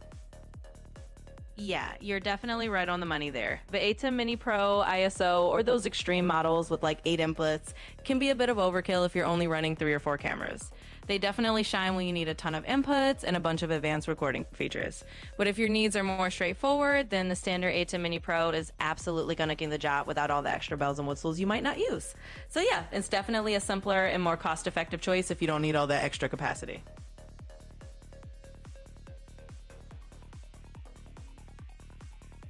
All right, so it seems like Amber is dead set on the A10 Mini Pro.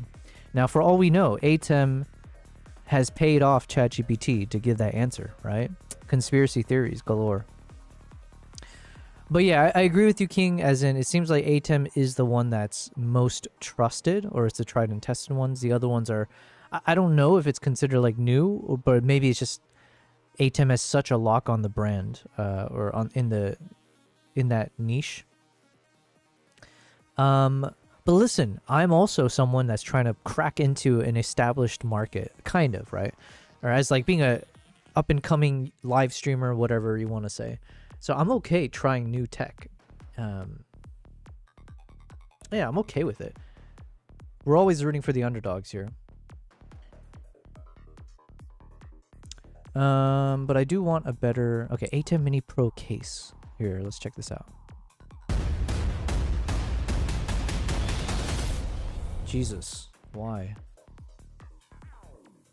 Why do people ruin videos with silly music stuff or like weird graphics?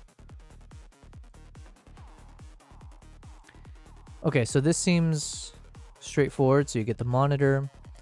You have the A10 Mini Pro. Is this the Mini Pro? Okay. You got the ventilation, fans. Yeah, it seems pretty straightforward.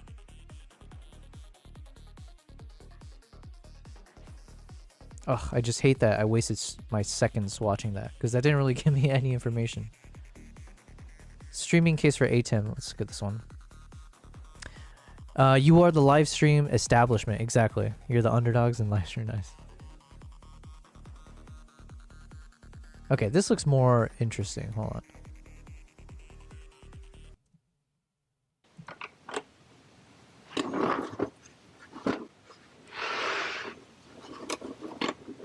Okay, I like this so far. So you got the A10 Mini Pro. Whatever this empty... Oh, okay. I think I see some plugs here. Nice little beautiful switch. Power on. Is that like a joystick over there? I don't know.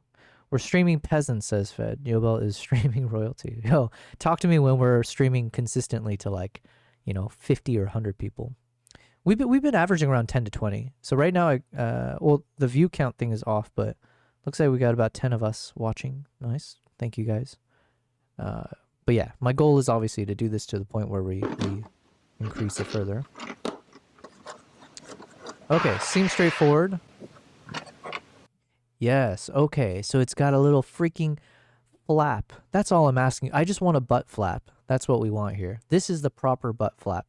The other ones, it's just, maybe they didn't show it, but they just kind of showed an exposed backside without actually showing how to protect it when it's not in use. Look at that. Beautiful.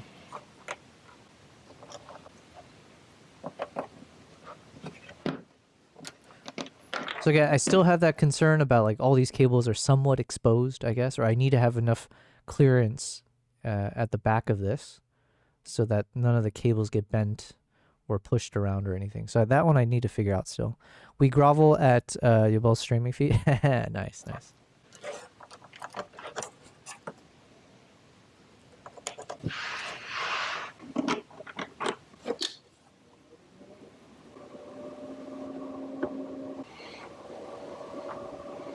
Those fans are loud.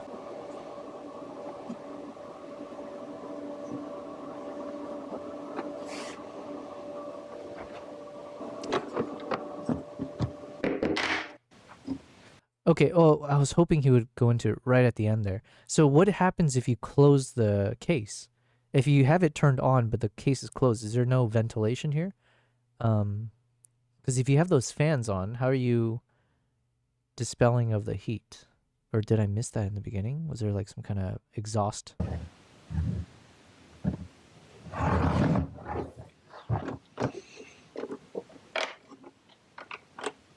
Because my whole thing is I want this to be closed, but still powered on, right? So then I'm assuming if it overheats, like there's no point in having fans if you're just blowing hot air into the same enclosure. So there needs to be some kind of exhaust vent. Is that right? Do I know what I'm talking about? Even the cats are battle worn in streaming sleep hours. Oh yeah, look, Nala's over. Yeah, you know what? They change up their mind so often. Like they change up which one they think is like their favorite beds. So now we got Nala chilling in what used to be Kimpop's favorite bed, but then now Kimpop has shifted over to that cat tree over there. So we get Nala over there. Oh, speaking of Kimpop, it's like he recognized his name. Look at him adjusting himself. There you go. Enjoy yourself, little one. Low Bay says, I haven't tested it yet, but the logic sound... oh, I missed something you said then. Hold on. Low Bay said, the changes implemented on the core settings of your bot settings page. You'll see a toggle switch to turn on a 5-chat message gate for the timer messages. Okay. I'll have to test this after the stream. The logic sounds good. Unless you want me to test it now, let me know. His channel is DSLR Video. It's nostalgic. Reminds me of Canon 5D Mark II. DSLR Video. Okay, hold on. Let me see...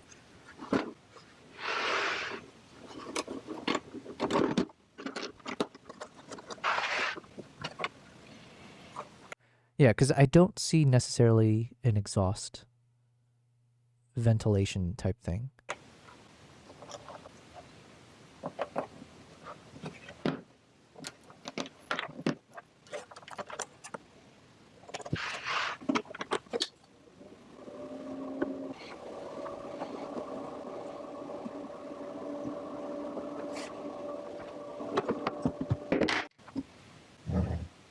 Okay.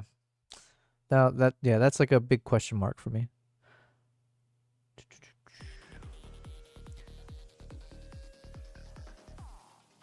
Oh, King, you asked. Sorry, I missed it. You said, "What will be your vlogging setup? How will it be implemented for live stream on the go?"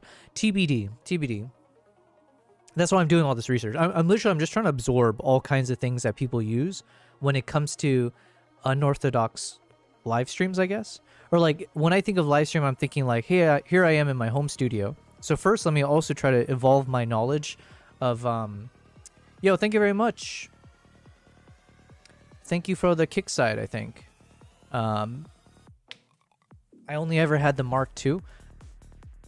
Oh yeah, I was going to check out the DSLR thing. But yeah, so I want to expand my knowledge of like the different types of live stream setups that people use for whether it's like personal live streams, like what I'm doing, versus like the professional stuff. So the things where like people, apparently churches, like a lot of churches use it. I never connected the dots, but I guess churches, like those mega churches and stuff, right? Because you have all the big screens and you got to switch between them. You got to capture audio, blah, blah, blah, text overlays and everything. So I never thought of that, but I guess that's a big use case. So I'm trying to see like, okay, in these big commercial kind of concepts indoors, what are the different techs? And then separately, what do people do now when it comes to IRL streaming? So whether it's like those live view, TVU backpacks, or like the different kind of, you know, setups that they've got, I'm just trying to look into that as well. And then once I have all the right knowledge, as I think about my upcoming trips, then I just want to see if I can, you know, put together the right package so that if I decided to, and I was like, hey, I'm doing a trip for 2 weeks to XYZ country, I can also consider like, oh, could I actually properly stream as opposed to just streaming from my iPhone in you know, random moments. So streaming from the iPhone in random moments is like the bare minimum of what I mean by like I want to start doing live streams. The level above that would be like using any of my mirrorless cameras as the main way to then go live and share something. But then that requires a lot of other things. So yeah, there's a lot that I'm just trying to look into.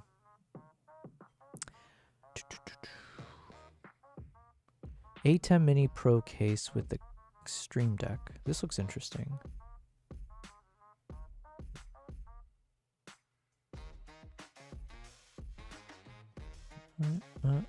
Entire YouTube studio in one case. All right. Today we're going to build a custom case that has everything you need to film videos anywhere. Christ. The problem with making videos is that you need a lot of stuff, and you have to set up all of that stuff every single time you want to make a video. This crazy video case project is my attempt to solve that issue. I've had this idea of a simple case that I could plop onto a table, the ground, or really anywhere and be able to start filming in seconds. This is what I came up with, and we're going to be building this thing in this video and see what it looks like and how you can use it. When it comes to cost, you're looking at around $380 to get this started, excluding the camera, the monitor, and the audio gear. That's kind of crazy. That's not that expensive. Like, in terms of what I thought in my mind it would be. King says, but they're well priced. Which would you pick up right now to Fed? Okay. You're the live stream expert. I come to you for advice. Yo, best of luck. I pray for you, King. If you're coming to me for that kind of advice, God be with you. Low Base says you can do it whenever you want. You just won't notice the change until you're streaming because the timers don't fire at all when the stream isn't live. Nice, nice. Okay. Fed says, I know a painter who still archives his paintings using the Mark IV. Wow. Can you use the magic lantern, all of them? But we'll talk about several ways you can bring that price even lower. So let's start by taking a look at the final project. Then I'll walk you through putting everything together, and we'll finish up with a demo of the case in action. All of the gear mentioned in this video will be down in the description, listed chronologically. So this entire setup is built on a Pelican 1510 case. At $170 to $200, it isn't cheap, but we will need something strong to mount all of our gear to. It is carry-on approved, which is pretty sweet, and waterproof since I managed to build this without drilling any holes. This also means if you decide you don't want to use this anymore, you pull everything out and you've got a perfectly good Pelican case, which I can't say for all of my past projects. Most of the gear is mounted to the lid of the case. This allows you to open the top and start filming without messing with a tripod. For this setup, I went with the Canon M50 and mounted it to a camera lift and ball head. This gives me a ton of height adjustments while still being able to close the case completely. For audio, I went with a trusty Rode Wireless Go 2s and have the transmitters and receiver mounted to the right side so I can easily grab the mics and go. On the left side of the case, I've mounted a monitor on a friction arm. This is a little redundant if you have a camera with a flip out screen, but is really helpful if you're going to film yourself further away from the case. You can also flip out and face the back of the case if someone else needs to monitor the camera for you. Then we have lighting, which this guy's thought of everything. Standards would be much higher, but given Magic Lantern is a hack to shoot raw video on certain old cameras, Canon cameras. I see. Oh, okay. I thought it was a euphemism, or I thought you were just talking about like a genie situation. I don't know. I thought you meant a literal fake magic lantern. How little space we have in this case, I opted for something really simple like this Viltrox LED light. It lives comfortably in the base of the case and can be added to the camera if natural light isn't sufficient. You can also turn it around and bounce the light off of a wall for a more pleasing look. And of course you could pack other lighting gear in this case, but that would require more setup time, which is kind of the opposite of what I was going for with this project. For power, I'm using a USB battery and a few adapters to power everything. everything. You could also just use a small power strip if wired is more your thing. Now let's put everything together and talk about the parts used for this kit. The first step is to mount 1 to 3 metal bars to the inside of the case's lid. There are 6 mounting holes in the lid, and I found these dual flash mounts were just the right size for the case. If you just want to mount a camera, you can use a single bar in the center. Yo. These bars... What are the odds that you would find the exact size you need to make this work?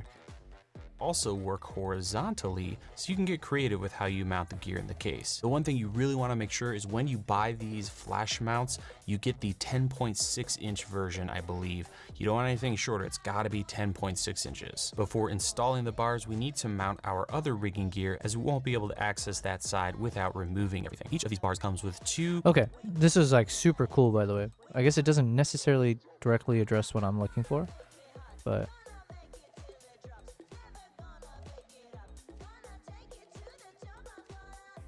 let's keep looking. A mini case. Caleb has good rigging information for us creators. Caleb.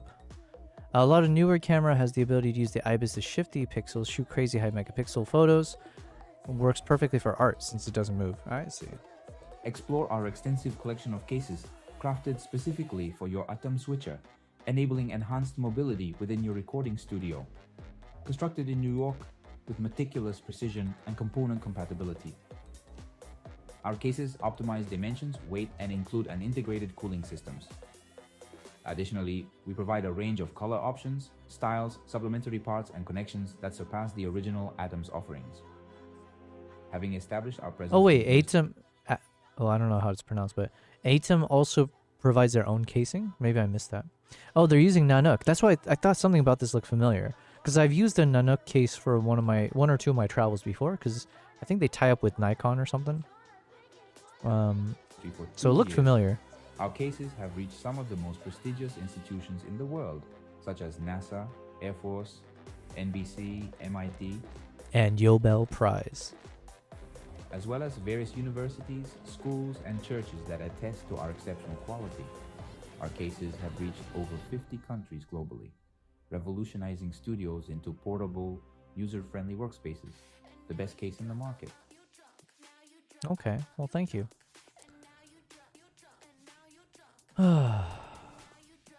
Atom rack mounts, no.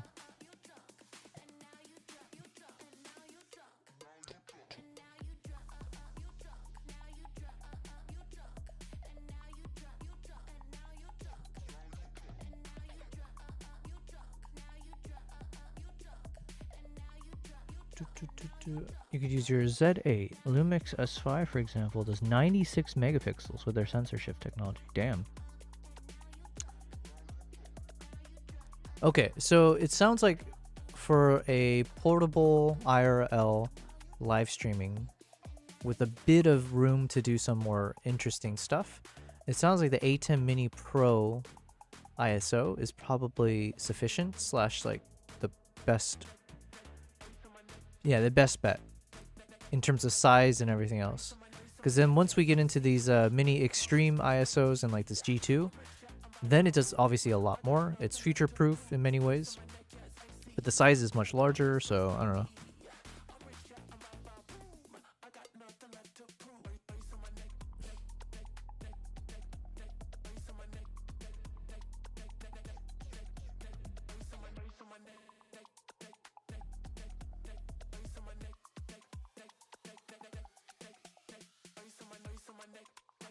Okay, sorry, I'm going down a really interesting, in my perspective, but a very weird rabbit hole here. I'm just surprised. There's a lot of these channels that have made custom Pelican cases for this particular use case. Custom build with the Pelican case. Okay, this is an extreme ISO Hey, one, what's so going on? massive. This is Alex with Portland Event Films, and today I'm going to talk to you guys about the custom build that we did for the ATEM Mini Extreme ISO. We'll go over all the different components that we use, why we did some different design decisions, how I see this all working together. We also have a different audio setup that'll cover how that gets incorporated with this setup. Okay, never mind. I'm done. What travel tripod will you use for IRL streaming? You'll have to develop a comprehensive plan. Yeah, I didn't think about the tripod side of things just yet. But my answer is just going to be whoever sponsors me, right? So I don't know, does Pidgeotech? So I need to test out their product still. They gave me the backpack, this One Pro ST, but they were thankfully very considerate to say like, don't worry, because I was saying like, yo, I don't know when I'll do my next travel. So they said, don't worry about it. Now, I do think I will have a travel coming up, but that's more for like a Nikon event. They're doing like a launch thing, but maybe I can extend the number of days when I'm in that country to do a quick trip. I should actually do that. Let me think about this real quick. Oh yeah, so Pidgeotech has tripods. Or do they? Let me see. Or they don't have like camera tripods. Oh, I guess they do. Yeah, so I could use... Actually, yes, these things could work for like on-the-go travel streams.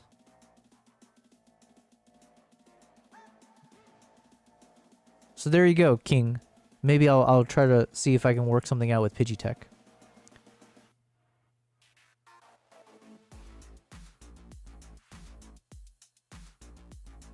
The Mantis Pod. Yo, that does not... I would be shitting my pants if I set up my camera like this. Fed says, do the Z6 III and ZR do censorship photos? They would be... maybe they do. I just never tested that. Z6 III sensor shift. Oh yeah, pixel shift. Yeah, they the pixel shift shooting or something.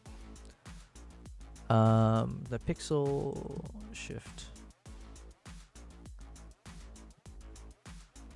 Up to 96 megapixel.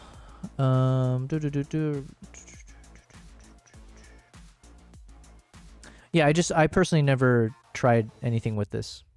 So, and I can assume, yeah, ZR is probably doing the same thing. Yo, that is terrifying. Okay.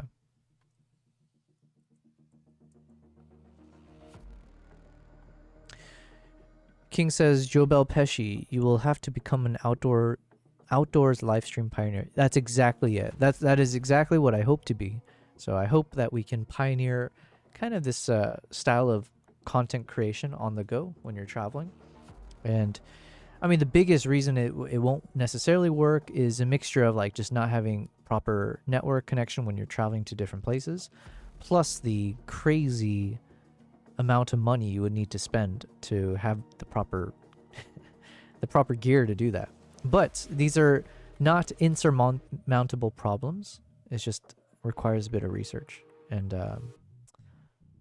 yeah, elbow grease.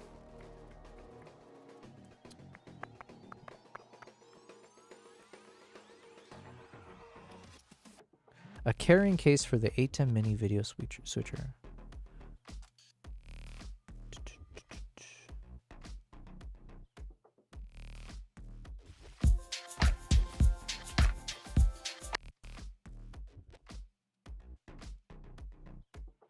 It seems Z6 III does, but not the ZR. Oh, I didn't. I just assumed. Maybe I assumed incorrectly.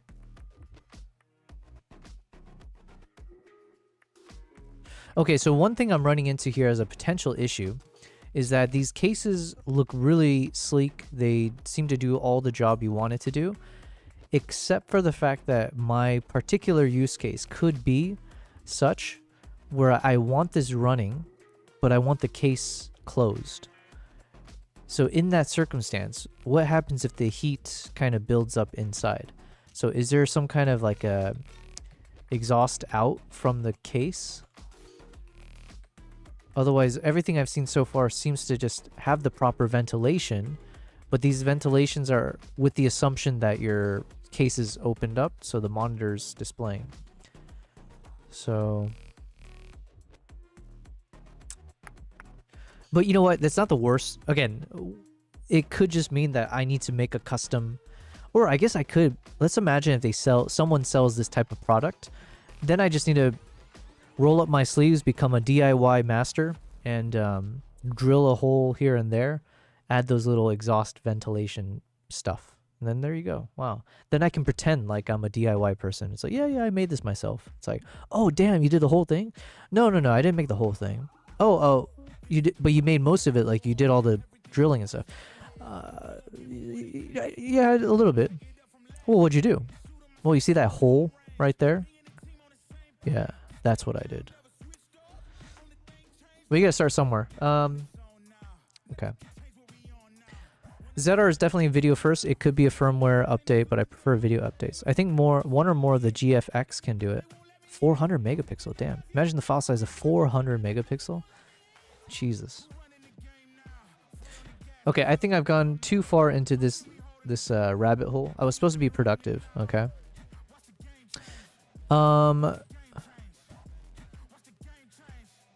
Okay, let me try exporting one more of these guys, because I think I'm getting a little bit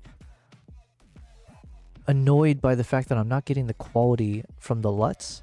So when I hit that LUT generator, it's not giving me the exact one-to-one of what I created. So that's a little bit frustrating. So let's take this one as an example. Wait, no, let's take a different one. Where's the shot that I have?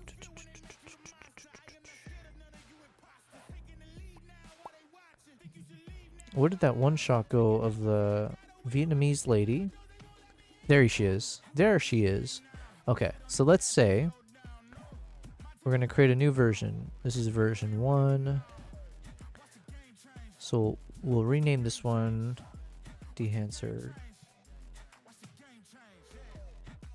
Let's create a new version called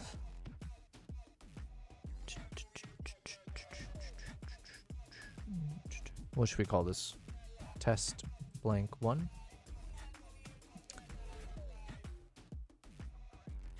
Okay, so then in the original dehancer one, let's go ahead and export.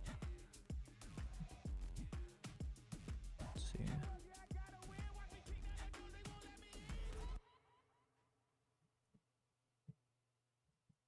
All right, so I'm just going to export this one.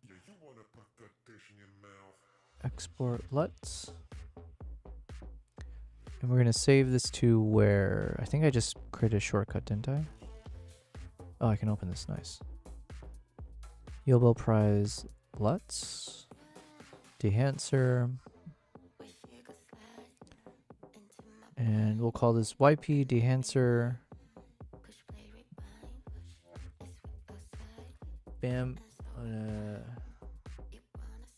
Bamboo Lady Marketplace. Then we're going to update our list. There she are. And then we're going to go to our next version. Let's turn off dehancer. Let's turn off these other ones just to prove it out. And then within our LUT, let's look for Bamboo Marketplace, this one here.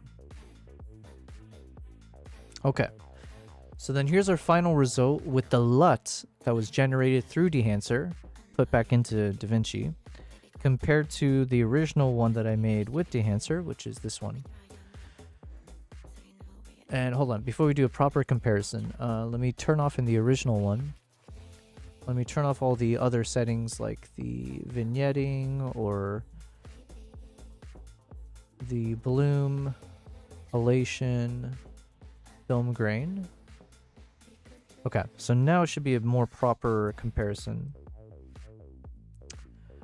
There we go. So we got our this is the LUT that was generated through dehancer of dehancer's effects compared to dehancer itself. So here are the color grading that I did within dehancer, and then here's the exported LUT. So again, same criticism I'm having where it's like it's definitely a different look, right? I think some of the fundamentals are the same, so it is pulling from the same kind of DNA, if you will, but there's still like that the last mile of the color grading is not carrying across.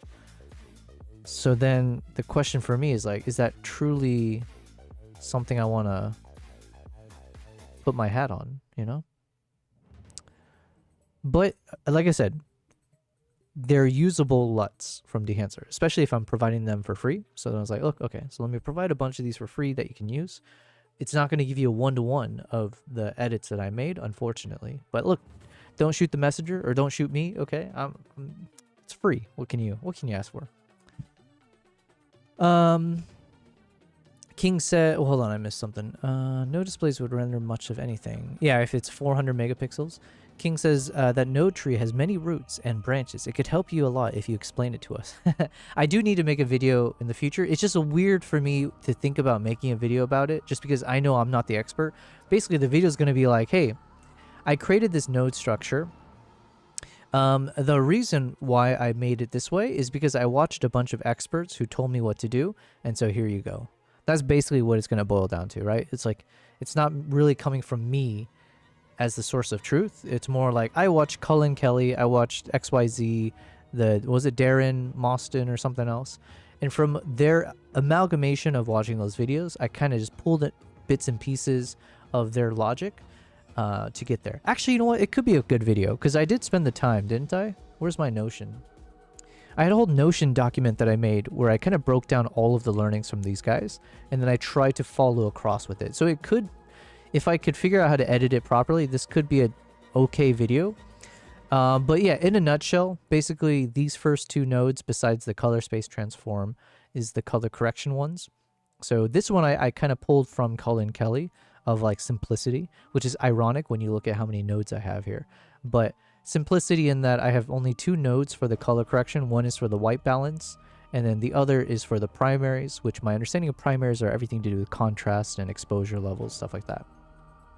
Then I use a DCTL for the 18% gray.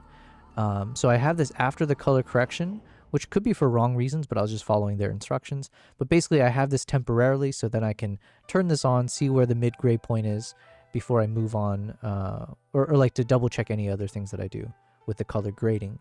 So the two nodes here is just to get to a neutral baseline of like where I think there's nothing overexposed or underexposed. And the white balance is something natural as much as possible with the intent of the shot. Then I have a repeat of that. So basically here I say CC. Oh, I just saw a fly. Oh man.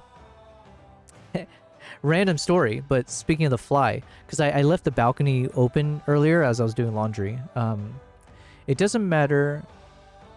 The 16K is using Hasselblad mount. It doesn't matter if you got tips from Vampires and Forks. We are looking for your interpretation. Fair enough, yes. Yeah, so that's what I kind of take it back, or I was rescinding it by now explaining the process. But side note, I pulled off a Mr. Miyagi move earlier today.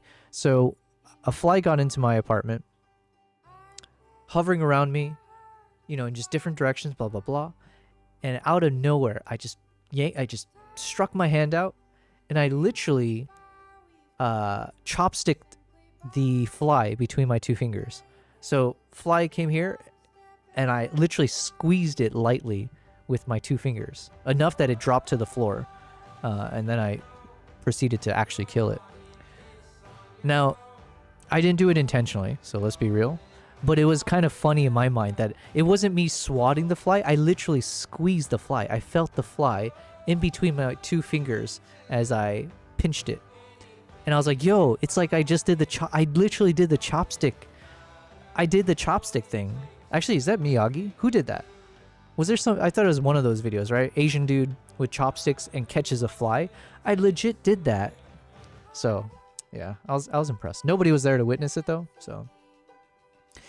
Okay, what was I saying though? Yeah, so I've got these two nodes, which is to cover the color corrections. So you got color correction white balance, color correction primaries. Then after the corrections are done, then I have a color grading white balance and then a color grading primaries. So it's a little bit redundant, but at the same time, this allows me to establish the right baseline of what the lighting should be in a general sense. But then obviously you get creative with it, right? Sometimes you want to underexpose or overexpose intentionally. Or you want to change the temperature of your shot beyond what is considered natural. So then that's where it makes sense for me to have a repeat of the same node, just now for me to be more creative with it. I have a third node, which is for contrast, and that's a DCTL one. So shout out to, I forget, sorry guy, whoever it was, Someone recommended I download the Filmic contrast version 1.2. Fed, it actually might have been you. But anyways, so I have a DCTL for like this additional contrast feature. So in case I want to do a bit more custom contrast, I have that node here. But essentially, these are the color grading for the contrast, primaries, balance, stuff like that. Then this whole section here is all still part of color grading, of course. And it looks complicated, but it really isn't, because now I just have a single node for saturation stuff, desaturation, density, and hue shift. So anytime I want to manually change the colors of key things. And then I have these 4 nodes next to it for the DCTLs. So if you have the DCTL, boom, you just drag it in there, and they can serve the same purpose, but basically the 4 nodes on the left are using the native DaVinci color grading tools. So for instance, in the color slice, you can do all the saturation, desaturation based on the different hues or colors if you want. Or you can use our DCTL versions here, which are like the mono nodes brand that I used, as well as that Filmic contrast or the desatch. That was another one that was recommended to me. So that's why it looks complicated, because I left a bunch of nodes for potential DCTL plugins that you want to maintain. Otherwise, I have a placeholder node for like if I have anything where I want to create vignettes or like a window, power windows, masking. I have one node which is a placeholder for any LUTs that I want to drag in that's meant to be within the DaVinci wide gamut color space. Then I have our beautiful dehancer node. So obviously if I want to use dehancer, usually towards the end of my color grading process, there you go. And in my new version of the power grade, I did split this into 2. So then one controls all the like the primaries, if you will, or like the colors, and then the other dehancer node is a default settings to all the film grain, halation, bloom, the texture stuff. So that's just a shortcut for me to just enable it, and boom, all the effects just of what I want is there. Then I have a node for noise reduction, or yeah, so then any of the kind of settings that I have for the noise reduction. And again, thanks to you guys in the chat, I think I adjusted the right amount for that. Then we have our Rec 709 output, or the DRT. Technically, it's my DRT one in my updated node structure. So then that's where I have that plugin for the DRT.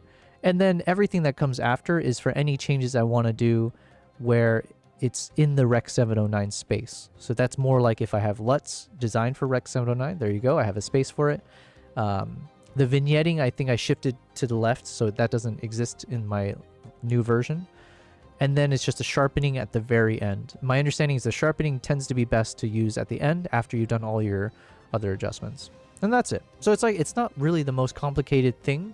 It looks complicated because a lot of these are meant for repeats of the same feature.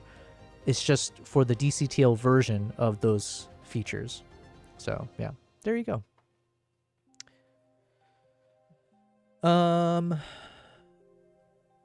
I'm hoping Nikon makes Z more unified for cine lenses. Yeah, listen, I'm hopeful that Nikon starts pumping out a bunch of those cinema lenses. I'm assuming they will, right? It just makes sense. They made a huge hype about the ZR. Obviously, that's like a start of something new kind of a feel.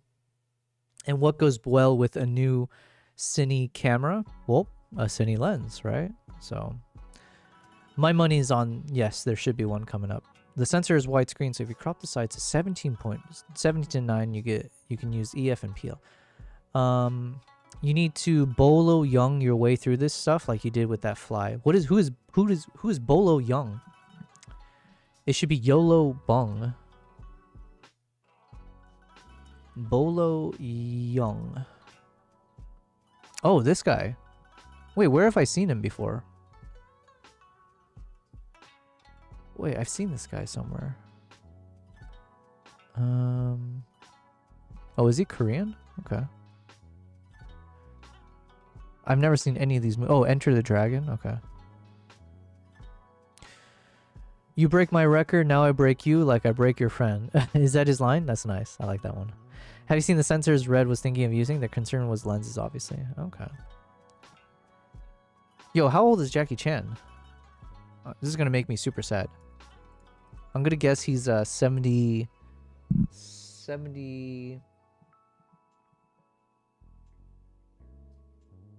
I'm going to guess he's 73 years old. Jackie Chan age. 71. Okay. Hey, it looks good for 71.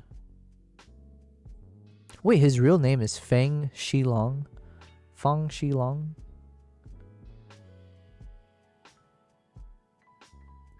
Will Jackie Chan make a movie with Tom Cruise where they both do their own stunts, or is that just a pipe dream? As of now, a movie starring both Jackie Chan and Tom Cruise where they perform their own stunts remains a pipe dream. There are no official plans, announcements, or credible rumors about such a collaboration. You know what? You know what I should do instead? I'm not going to do this, but it would be kind of fun. King, you asked, do I play Batman? I do not. But I am playing paddle with some friends on Friday. So I'm going to play... I guess, does paddle counts? I mean, it's kind of close, right? You got a piece of stick in your hand and you got to whack a ball-shaped thing. Stick and balls. I play with stick and balls. I have a little power grade I use after sharpening as well that softens edges but retains the detail. You know what? Actually, that's a good point, Fed. I think maybe I should add that to my power grade. Because I think I watched someone's video that was telling, that was saying like you should reduce the mid/detail to give a more film quality. And so obviously that softens the, oops, I shouldn't have done that. Here, let's see if we just take one of these open ones. Yeah, so then it gives like a very cinematic feel to it, right? Or it kind of softens the image. So I probably should create an additional node that is around softening. And it's really just adjusting that mid/detail point. Because I do agree with it. Like, you know, usually you don't want your image to be super soft, I guess. But there is something about the right level of softness in your shot. And I for my taste, I've noticed if I have the mid details from anywhere from 0 to like -30, somewhere in that range tends to give me just the right amount of like almost like a glowy soft film effect, I guess. So yeah, I'll put that as a note for myself. Thank you, Fed. You've made me think about yeah, I need to add one additional thing. God, my freaking power grade keeps changing, which is so annoying because I keep trying to... Anyways. He looks good on the outside. Imagine all that damage on the inside. Yeah, it's no joke. Okay, sorry. This is what I was going to say. Instead of trying to will into existence some kind of action movie where Tom Cruise and Jackie Chan are both in it, right, before it's too late, and they do all their stunts and stuff, reality sinks in where, look, Jackie Chan is 71 years old, okay? Can he really do anything more than a jumping jack at this point? Probably not. Tom Cruise, he's also not the, you know, the youngest tool in that shed. So here's what should happen. You guys are hearing it first, and I need to trademark it in some way. Not that it's like the most revolutionary concept. I need to just, especially since I'm trying to be a filmmaker, I need to pitch a documentary film that ties both their stories together. So showing the East and the West, right? And of one generation to the next, of showing the OG Jackie Chan and his, you know, whatever. And then I need to interview him, and it'll be like a proper documentary, interviewing the people around him and all that kind of fun stuff. But that's already probably been done, right? Jackie Chan's a huge character and all that. But the thing is, my documentary will be tying in the East and the West with Tom Cruise. So then it's like, yo, showing the kind of a similar, not really, but different ways they've gone about their careers, but tying in the fact that they both do their own crazy ass stunts. And as part of that, there's like something mental. Literally, it's kind of mental. It is a bit psychopathic, right? The level of commitment that people have, like the people who take those kinds of risks. So it'd be kind of fun to see if you can kind of like tie in Tom Cruise and Jackie Chan together in some kind of a documentary style video. So let's let that simmer, you know, just turn into some better idea. We'll foster it, but maybe we can pitch it to some studio. But really, I just want to meet both of them. That's why. And then we'll leave the Scientology out of it. If you just sharpen the straws and metal edges, look harsh. I see. I imagine the inside might look like Kate Blanchett. I don't know what that means. Doesn't sound good though. The power grade I use softens highlight details. Mid detail softens too much. Yeah, that's good to know. I was gonna say like the mid detail, it seems to be like an overall softening as opposed to a bit more of like a refined approach. So if there is a more refined approach, that's pretty good. I agree. But you know what? I'm not that picky with it. I think just applying a slight bit of that mid detail reduction seems to make things look nice. King's asking, can you perform your own stunts? You know, I used to be obviously very physical, like back in my wrestling martial arts days, you know, doing those crazy flips. Yeah, I've been quite reckless in my youth. There's a few stories, but yeah, just like really, really reckless stuff. My head, I swear my head is like made out of steel. I've smacked my head into everything. And maybe like I can't vouch for how many brain cells are left, but I can survive a lot of head impact. So yeah, which I was like thinking, you know what, maybe I should, in a different world, maybe I would have gone into like MMA just because I feel like I can take quite a beating. So I, you know, the mid detail ends up softening the detail. You just want to soften the edge, which are highlight detail. Okay. Well, where is the highlight detail? Let's see. As I learn how to use DaVinci, let's see if we can find a good mid details. Where's high so I see mid detail. The question then becomes the highlight detail. Dun, dun.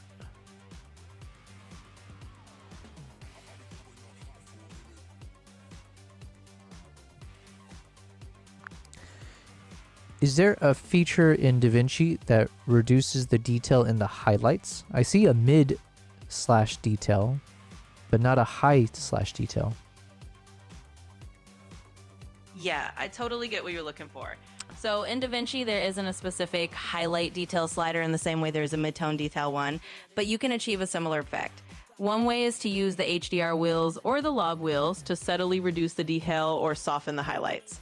Basically, you can gently roll off some of the highlight contrast or use a qualifier to target those highlight areas and then just ease back on the detail with a little blur or a little bit of reduced sharpness. So you can absolutely do it. It's just a slightly different tool set, but it's definitely possible.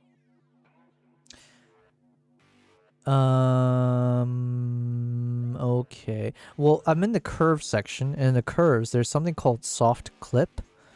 And then it says low, low soft, high, high soft. Does that have anything to do with softening highlights, or is that just a coincidence? Oh yeah, that's a great catch. So the soft clip controls and the curves are actually perfect for that. They basically let you gently roll off the highlights or the shadows so that you don't get that harsh clipping. So if you adjust the high soft or the high slider, you're basically softening how those highlights roll off, and that will reduce the harshness and sort of subtly reduce the detail up there. So yeah, it's not a coincidence at all. That's actually a really good tool for exactly that purpose.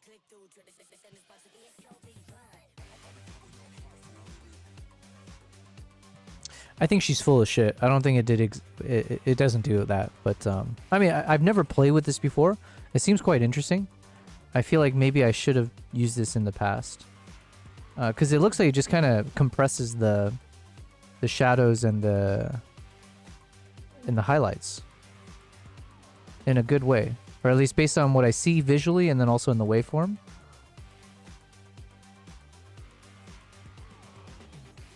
So I guess this is like mimicking the compression that we've been using in dehancer as well. So this is like another little thing we can use. Fed says you can show where they make the power grain. Okay.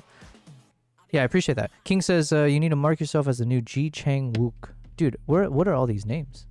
Go beyond the Dubai market. Fed says there's a video where a woman shows 2 ways of softening highlight detail. Both are easy. Power grade 1 is a bit more complex.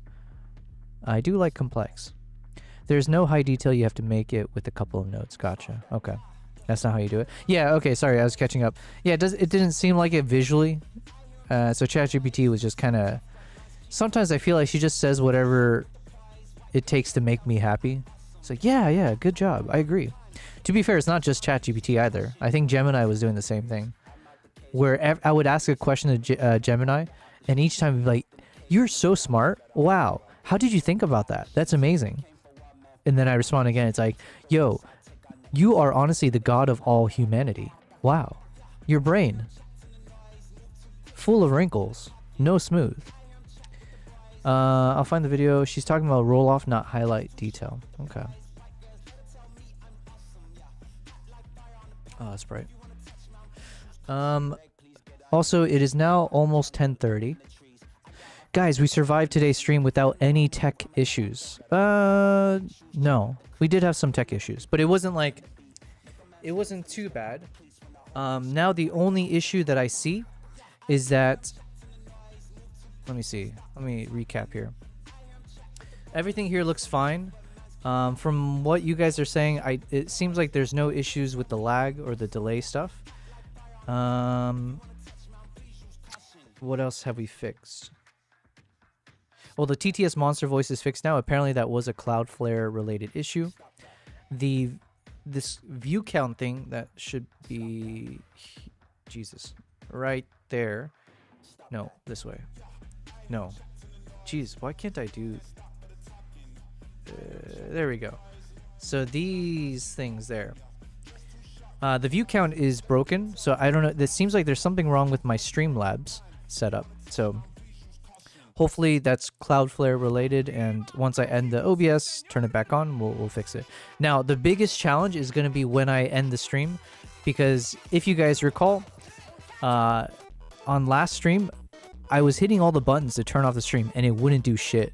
So then I was just left there in awkward silence after I said goodbye, being like, "Oh, I'm still here," right? It's like those awkward videos you see of like someone, a boomer being on a Zoom call, right, and not knowing how to end it or whatever. That was me. So I'm hoping I fixed it, or I think I found a way to essentially skip the AITUM start-stop streaming, which is the thing that seems to be broken, and hopefully I can override that with the original OBS start-stop streaming button. So oversharing a little bit, but you know, this is all part of it, trying to make fixes. What else have we fixed? Yeah, the cat cameras everything's working. Oh, she's back. Huh, I wasn't paying attention. She's gone back to her bed, the Amazon kitty mode. Oh, that's one thing I do want to do. Okay, so I have a whole to-do list of things. But for these specific cat cameras, I do want to put some little text overlays. For instance, obviously this one is Amazon Kitty, so shout out to Fedorevsky in the chat for that name. But obviously this is the Amazon Kitty cat view. And then I don't really have a good name for the other camera, to be fair. This will be like a, yeah, I have no idea what we'll call this one. But usually Kimbap sits here, so maybe it'll be something about Kimbap. So I do want to like update the camera overlay to just have a bit more of a cat-themed feel to it, you know, where there's like different little emojis or whatever. So those things are missing, but we'll get that fixed in the next one. But yeah, I think everything else seems to be working smoothly-ish. So thank you guys. I appreciate everyone's presence here. Yeah, and so tomorrow I will be, yeah, tomorrow's Wednesday. Yeah, tomorrow I'll be streaming again. Tomorrow should be a bit more productive than today. Like I said, today I had planned for no productivity. It was just meant for me to test the stream. I didn't want to go super deep into like my typical stuff if the internet connection, all that breaks apart. So now that we've had a stable day of streaming, tomorrow we'll get back into, I want to start my Mongolia episode 2. I want to put the finishing touches on these dehancer stuff. And yeah, there's just a few other projects I want to get to. So, all right, let me now test. I'm going to go into this stream deck and I see the nuclear button, the start stop stream. I'm going to hit this button in a second, guys. And I pray to God, the stream gods. Actually, let's have it ready. I pray that this will actually end my stream and not do the same bullshit that I've been going through. So let me just see this here real quick. King says, let's make it happen, Captain. Thank you. Yes. Okay. Thank you, guys. I'm going to hit this button now, and hopefully this is the last word you'll hear from me today. But there's a chance that you're still hearing me, which is, what the hell, man? What the hell? So I've hit the button. Let's see now. Is YouTube still streaming? Let me wave my hand real quick, like a maniac. And if I still see myself waving my hand on YouTube, then I know I've failed. Oh no, I'm still waving my hand. You gotta be shitting me. Twitch. Oh no, but Twitch has stopped. Okay, so the Twitch stream, when I hit that button, it did stop the Twitch stream, but it did not stop the freaking YouTube stream. God, that's so embarrassing. Okay, now I have a failsafe button, which I think was meant for just YouTube. So the fact that this worked for Twitch actually worked out in my favor. Because now, oh wait, hold on, is Kick ended as well? Shoot, Kick is, no, Kick is offline. Okay, so somehow that button did turn off my Twitch and my Kick, but it did not turn off my YouTube. So now I have the nuclear button, which is supposed to turn off my YouTube stream. So, oh, and would you know, now that the Kick stream and the Twitch stream ended, now my view count for the YouTube side seems to be updated. So I don't know what's going on. Fed says, I found the video. Realistic film emulation texture with MTF and DaVinci Resolve show the two text. Thank you very much, Fed. I don't know if you can still hear me. I'm assuming the stream is still ongoing, but now I'm going to hit this stop stream button here. Highlight blurring technique is called MFT. Thanks so much.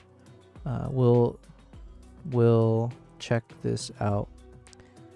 Now trying to end my stream. Lols.